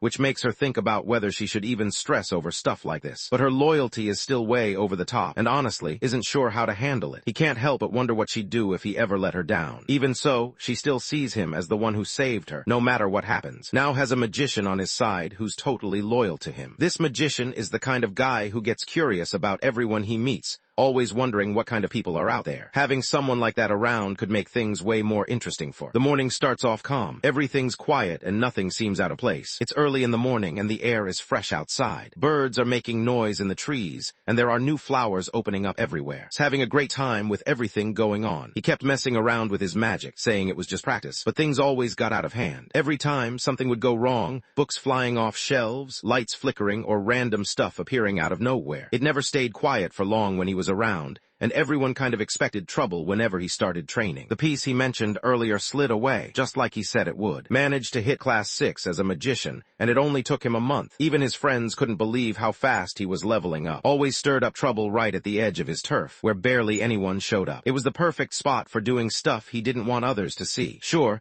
practicing there would been even better if there were monsters to fight, but honestly it was probably for the best that none showed up. Now that everything else is sorted, decides this is his chance. He's been waiting for just the right moment, and now it feels like it's finally here. He takes a breath, ready to go for it. Remembers the first time he saw Queen Elia when she was just a baby. Even back then, the way she looked at him made it clear she didn't like him at all. He tried to just let it go, but she wouldn't stop. She kept picking on him, using every chance to mess with him, even pulling that stuff in front of his mom. He floats himself over to Queen Elia's place, with his magic pretty much done with the way she's been acting. He spots an alarm barrier set up around the building. It only lets certain mana wavelengths get through. Slips right through without any trouble. None of the guards notice him sneaking in, so he's in the clear for now. He checks out his parents' place and notices it's bigger than his own house. Too bad for everyone else, because he just pulls off this huge fireball, looking like he's about to blow everything up. The fireball bursts, lighting up the whole area. Heat blasts out, making everyone jump back, their eyes wide at what just happened. Even from far away, you can feel the rush of hot air. The ground shakes a bit, and for a split second, everything goes quiet as everyone tries to process what they just saw. Suddenly, flames start falling from the sky, lighting up the whole area and making everyone scramble for cover. The heat gets intense, and guys instinctively duck down, trying to figure out what's going on as the fire keeps coming down. Some are frozen, staring at the chaos above, while others rush to find somewhere safe, hoping they won't get caught in it. At the same time, people living in the building started to notice what was happening. Everyone looked around, confused, not really sure what was going on. Some grabbed their phones, some just stared, but pretty soon, they all realized they needed to get out. People started heading for the exits, moving quickly, trying to leave the building and find somewhere safe. None of them realize is behind all of this. He's hidden himself with some magic that makes him totally invisible and silent, so nobody sees or hears him. Honestly, the way he pulls this off seems almost unfair. Keeps going and spots the Duke family's vassal again, seeing him in a new light this time. He thinks it's time to mess with him a bit, so he puts a weird curse on him. Now the guy starts feeling sick, like he's coming down with the flu or even something like COVID. That would stop him from doing anything once the invasion happened. Ariel looks around, thinking about what to bring back with him. He worked hard to get here, so grabbing a few souvenirs feels right. He walks up to the door. He smashes the door lock. He pops the box open to show everyone what's hidden inside. Peered inside and realized he'd hit the jackpot. It was the treasury. He gets ready to teleport and makes sure he's bringing all his stuff with him. He decided to leave behind a small note, hoping someone might find it and keep it as a cool little keepsake. After a long time, a few people finally manage to get out of the building. They spot a letter and can tell right away it's from the person they've been looking for. As they check it out, curiosity and a bit of tension hang in the air, everyone wondering what's inside. They spot what left behind, but none of them can figure out who actually wrote the message. Right after it happened, Elia was the first to hear about it. As soon as she found out, it was like all the energy left her. She just stood there, completely stunned. She suddenly collapses to the ground. No one lost their life in the incident, and only a handful of people ended up with small injuries. Even after everything that happened, nobody really knows who could have done something like this. The king hears what happened, and decides that someone needs to find out who's behind it. He gives the order to track down whoever did it. People guess that the attack probably came from a Class 6 magician, maybe even a whole group working together. Some thought it could also be black magicians, kind of like what happened before with. In the middle of the meeting, a guy suddenly steps in and lets everyone know that the nobles from the family are all sick. It sounds like the fire from earlier hit them harder than anyone thought. Later on, Elia discovers that her family's huge fortune is gone. Someone's taken everything they had. She tells her maid to figure out who did it, no matter what it takes. She stays alert, knowing she could be the next one in danger. Bakat finds out what's happening. She hears that the family has lost their standing. Nobody steps in to help them, though. Everyone's too scared they might be the next ones caught up in an attack. She talked through everything that happened with Kenya. Even though their family was one of the top noble houses, and they weren't about to lose everything over this, the whole situation still hit them pretty hard. The main guy, who everyone knows is behind all this, nods and says they should watch out. He points out that nobody wants to deal with something as bad as a terrorist attack. To show he cares, he offers to send a donation to the new family in town. Most people guess he's using some of the treasure he took, but he acts like it's just a way to help them out. At the Manor house is running smoothly, and now the first crops are starting to sprout. Nobody really thought they'd find anything in. Even with all the talk about the place, it just didn't seem like the kind of spot where you'd actually come across something worth the trouble. On top of that, the harvest is now twice as much as it used to be. The magicians had been staying up late, putting in extra hours to make sure the tools turned out exactly how they needed to be. Glances over at the man of the house. Right now, everything seems calm, almost like nothing could go wrong. Now that house was gone and things were finally calm, he just hoped it would stay like this. About 50 years back, After a massive war, 3 countries ended up on top. People started calling them the 3 great nations. Out of the 3, the kingdom of stood out because it wasn't as strong as the kingdom of, or the empire. Even though it was the underdog, found a way to climb up in power by making smart moves during the war. Things weren't looking so great for the kingdom of right now. They had some problems piling up, and everyone could tell things were getting tough. The king was in when he found documents that proved products were being smuggled out of. He couldn't just brush it off. The news hit him hard, and he started thinking about what this could mean for his kingdom's future. Who always had his back, stepped in and tried to help him chill out. Things weren't looking good for the kingdom. If things kept going like this, the money problems would get way worse over the next 5 years, and that was a serious problem. Before, the 3 big nations weren't all that different when it came to wealth, but now things were starting to change. Everything was normal until one day, a kid showed up, and without even trying, managed to throw the whole economy out of whack. The empire tried to complain about his way of making paper, hoping it would slow him down. But since he used a different method, their complaint didn't go anywhere. They couldn't figure out how to catch up or close the distance between them. Elle looked at the guys and gave a nod, signaling that it was time to use force. But now they're facing which is basically the strongest and most ruthless group around, kind of like the Fire Nation from those old cartoons. But he points out they'll need to team up if they want any chance, because going solo just won't cut it. The kingdom of Domanial decided it was time to team up with others, so they sent messengers out to 3 different countries, hoping to set up an alliance. Later, everyone met up in this hidden room somewhere in Domanial, the kind of place where you could tell something serious was about to go down. Steps forward and greets everyone who showed up. The people who arrived were from the Empire. The Pen Duchy showed up too, and both of them had scars, though nobody really knew why. But anyway, the other place with that name, which isn't worth repeating, is actually pretty small. Still, people know it for having a strong military reputation. The Holy Empire didn't even bother to show up. They seemed just as interested in seeing go down as the others, so there was no chance they'd rat out the meeting. The meeting kicks off, and everyone starts talking about how they need to stop. Things are changing with money and power, and nobody wants to get any stronger. It's got a lot of power, so teaming up with others is the only way they'll stand a real chance in the fight. Figures that if war breaks out, there's no way they'll get any products made. All the pressure and chaos would just shut everything down. He turns his focus to the youngest prince. Been busy coming up with new products, and already has a list of impressive achievements everyone knows about. They think that if they just let him be, he'll keep doing whatever he wants. That would end up making way too powerful to deal with. The main goal now is pretty clear. Either cause some real trouble for the kingdom or take out Errol. Both reps go along with the plan. From the beginning, they were ready to fight, and now things were finally starting to happen between them. Back in, the king hears about the meeting between the 3 countries. Right away, he gets suspicious, thinking there's more to it than just a regular gathering. He starts getting ready, knowing this next war is going to be way tougher than the last one. He makes sure every territory gets the news. Bakat checked his notifications and saw the message. He started to question himself, thinking maybe he'd pushed things further than he meant to, even though he tried to hold back. Noticed something was off. Usually he loved these walks, but now he seemed uneasy, like something was bugging him. He lets them know he's got to meet up with soon. Something's gone wrong, and they'll need to get ready for whatever's coming. Basically, is out there making cash, and Domanial's not happy about it. Domanial goes ahead and starts alliance. Even though they're not really fans of each other, they both want to beat. The meeting wraps up. Judging by how things went, it seems like they're seeing as the bad guy in all this. Finds out there's a war coming and that the Empire is teaming up with 2 other kingdoms. She gets why is involved. They've never really gotten along, but she can't figure out why the other 2 kingdoms are in on it, since she always thought was cool with them. It just doesn't add up to her. She decides to go with a classic move and plans to strike first. Actually thinks this idea isn't bad, but finding proof won't be easy since the meeting was kept under wraps. The people involved wouldn't just leave any clues lying around after something so hidden. Honestly, it's kind of surprising they even heard about it at all. Ariel always figured there would be a war eventually, but he didn't think it would show up this fast. He remembered all the lives he'd lived before, and realized that people always ended up fighting each other. No matter the time or place, it seemed like humans just couldn't avoid going to war. He thinks the whole reason behind the war is pretty pointless. Deep down,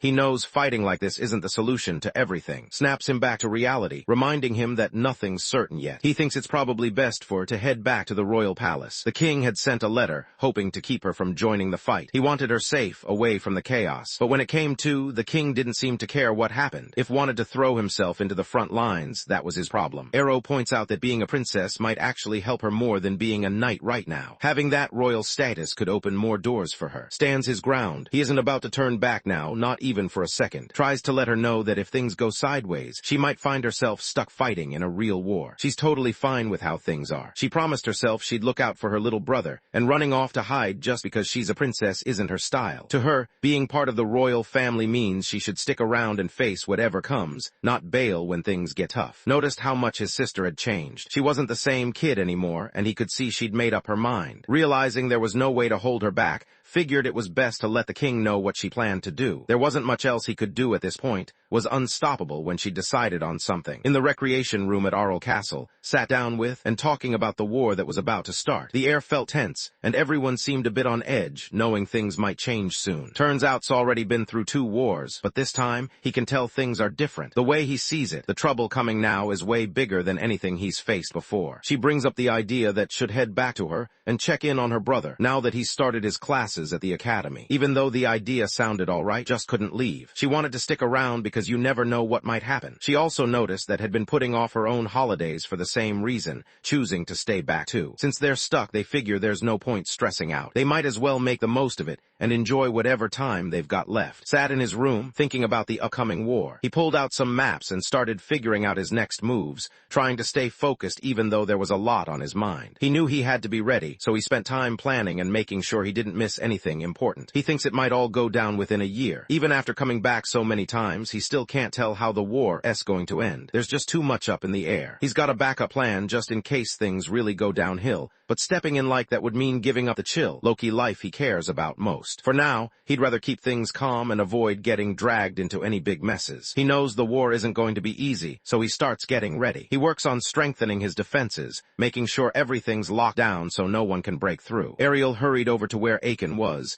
just in time to see that Aiken had nearly landed a solid hit on him with his hammer. It was a close call. Ariel could almost feel how close he'd come to getting knocked out right at the start. He notices the place has decent equipment, but the other blacksmiths don't impress him at all. After grinding away for 2 days straight with no breaks, everyone else just ends up passing out from exhaustion. Aiken isn't happy about what happened. He knows most people couldn't survive that kind of work without breaking down. Still, he's got his hands on the papers for making Damascus steel now, and he can't believe it's possible to make something so tough with just these materials. Getting the process right wouldn't be easy for. He needed to be careful and make sure everything was spot on. Getting straight to the point, told Aiken he needed some weapons made. Aiken was cool with it and said yes. Then, Aiken wanted to know how many weapons was actually asking for. Walks over to where Whisper is standing. Even Aiken couldn't believe what he was seeing. He takes off fast, not wanting to stick around now that Aiken's on his tail. Dropped a bomb on him. He was supposed to make 20,000 pieces of armor. That number hit him hard, and he could already tell this wasn't something he was cool with at all. Starts thinking he should probably be careful if he keeps this up. Next, he heads over to see the slave dealer. Looking sharper than usual, clearly spending big after all the money he's been making lately. As always, he greets his best customer with a big grin, ready for business. They get right down to business because the meeting is important, and there's no time to waste. This time was about to get the most important order he'd ever had. He's already reached out to every merchant he could think of before the meeting. Lifts his hand and asks for 50,000 slaves, way more than before, 10 times the last amount. Even was caught off guard by the number. He looked at it, not sure if he was seeing it right. He keeps saying the huge number over and over, trying to figure out if the prince is actually serious. The prince just looks at him and asks if it was too much. The slave trader realizes the prince isn't joking around. He admits that lately, more nobles have been showing up, wanting to buy slaves, usually around 2,000 or 3,000 at a time. They all claim they need them for soldiers. But when the prince mentions wanting 50,000 people, the trader just can't wrap his head around it. He wonders what on earth the prince could possibly want with that many. He wonders if the guy plans to use all of them for the same thing. The prince shook his head, letting the boy know he was wrong. Just like last time, the number he mentioned also counted the slaves and their families. Still, the prince admitted the boy's guess wasn't completely off. The slave trader grinned wide when he realized how much money he could make from this. He was already thinking about how he'd spend it, probably picturing some new clothes or accessories to show off. He noticed right away what was going on. It made sense to him.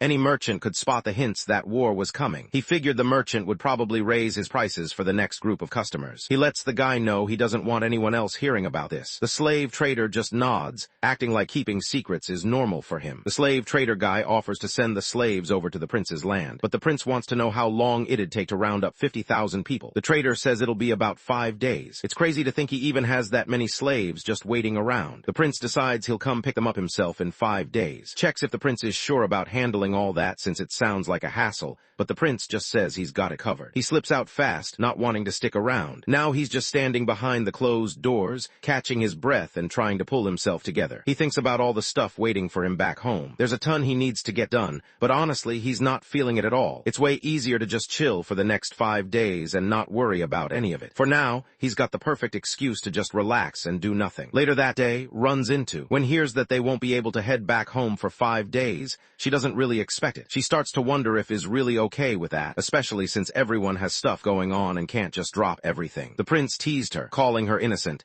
and said that hanging out and relaxing feels better when there's work to do, though wanted to check if they could just go home instead. The prince turned to her and wondered if she actually wanted to explore the capital for a bit. She stopped for a moment. Suddenly memories came rushing back to. Being a princess meant she was stuck inside the palace most days, especially after the dark sect attack. She got used to watching the outside world from behind palace walls, always curious about what was really out there. So when an offer came up to see it for herself, there was no way she could say no. She gives in and asks the prince if they can go check out the sights. Nods, letting her know it's all good. He's already handed off his main duties to other people. They've got time to hang around here for a bit. When she got back, there wouldn't even be anything waiting for her. She'd just end up as the princess with nothing to do, basically jobless. Ariel managed to get Kenya on board, but she only agreed for this one time. Even though it took some effort, Ariel pulled it off. Now, his plan could actually move forward, at least for now. Walked through the busy city streets, taking in everything around her. Compared to their quiet little village back home, this place felt massive. She couldn't help but notice how crowded it was, with people everywhere and tall buildings all around.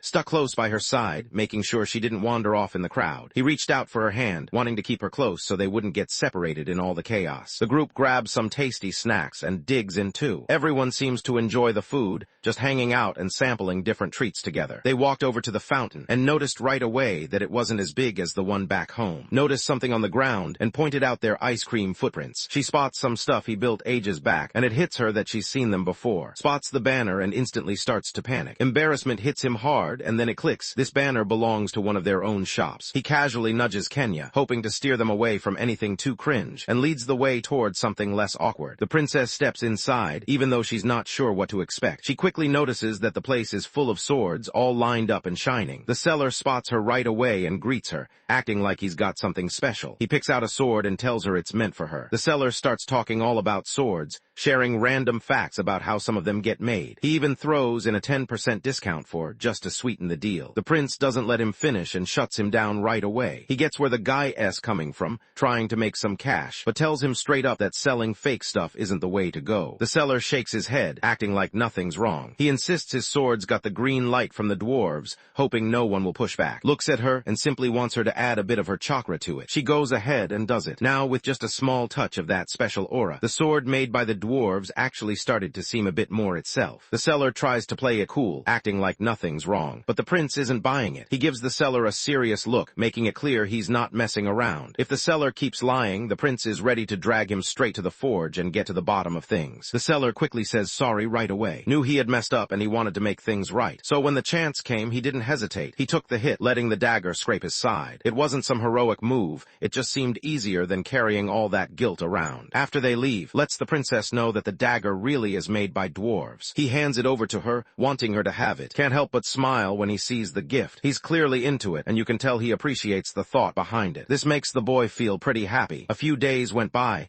and the group of slaves showed up, walking together with the prince and the princess. Thought was going a bit overboard, but just wanted her to picture what it would be like trying to lead 20,000 people all at the same time. She thinks to herself that it would actually be pretty nice. The gates swung open, and at first, everyone looked pretty excited to check out the prince. But after a moment, the mood shifted, and the crowd's excitement faded fast. The group looked around, eyes wide at how many people had shown up. It was way more than they expected, and it honestly made them nervous. Some started to wonder how they were supposed to feed everyone. Others questioned if it was smart to bring in so many new faces so fast, especially since there wasn't any real proof that a war was coming. Doubts spread through the crowd as they tried to figure out if they'd made the right call. The prince stood there, looking confident as ever. He let everyone know that war was basically a sure thing this time. He wanted them to trust his judgment, reminding them that he'd never messed up before. They paid attention to what he was saying, and he let them know he needed a hand with something. The plan was to take those slaves and turn them into top-level soldiers, the kind who'd protect the whole region. First, they pick out the guys who look like they've got the most potential and focus on training them up first. After that, those guys get put in charge of different groups, and are in charge of teaching everyone else. He wants them to run the whole thing using a simple training plan he's going to hand over. He's handing things over to Ashua, and from now on, those two are going to have their hands full. He knew they were targeting the heads of the Three Territories Alliance, and he was set on making them regret dragging him into all this trouble. Lately, I've had a strong addiction to watching manhwa and manga recap videos. Every single day, I find myself binging one after another, losing hours and days doing absolutely nothing productive. And honestly, it's getting out of hand. So, maybe we can make these viral videos too. I mean, look at the views, the growth, the community these creators are building. It looks simple, right? But that's a trap. You go down this endless rabbit hole, spending money, losing sleep, hiring editors and writers from Fiverr and Upwork, and still feel like you've been robbed. Because don't forget how emotional the YouTube algorithm can be with making videos go viral. It's unpredictable, especially when the market's saturated, competition's relentless, and somehow other creators are dropping 10-hour videos daily while you're stuck trying to finish one. That's when I realized something had to change. So, I built the solution, the Webtoon Narrative Suite, a complete one-click system that handles everything from cropping, script narration, text-to-speech, image processing, and full video generation in one smooth process. Save money, reduce hours of work, and have a tool that only gives you straight results. Click on the link down below and experience it for yourself. And if you want even more tools to supercharge your YouTube recap journey, visit my Ko-Fi and Patreon pages where I drop weekly new tools designed to keep you ahead as AI continues to steal our jobs. So tap in now before you get left behind.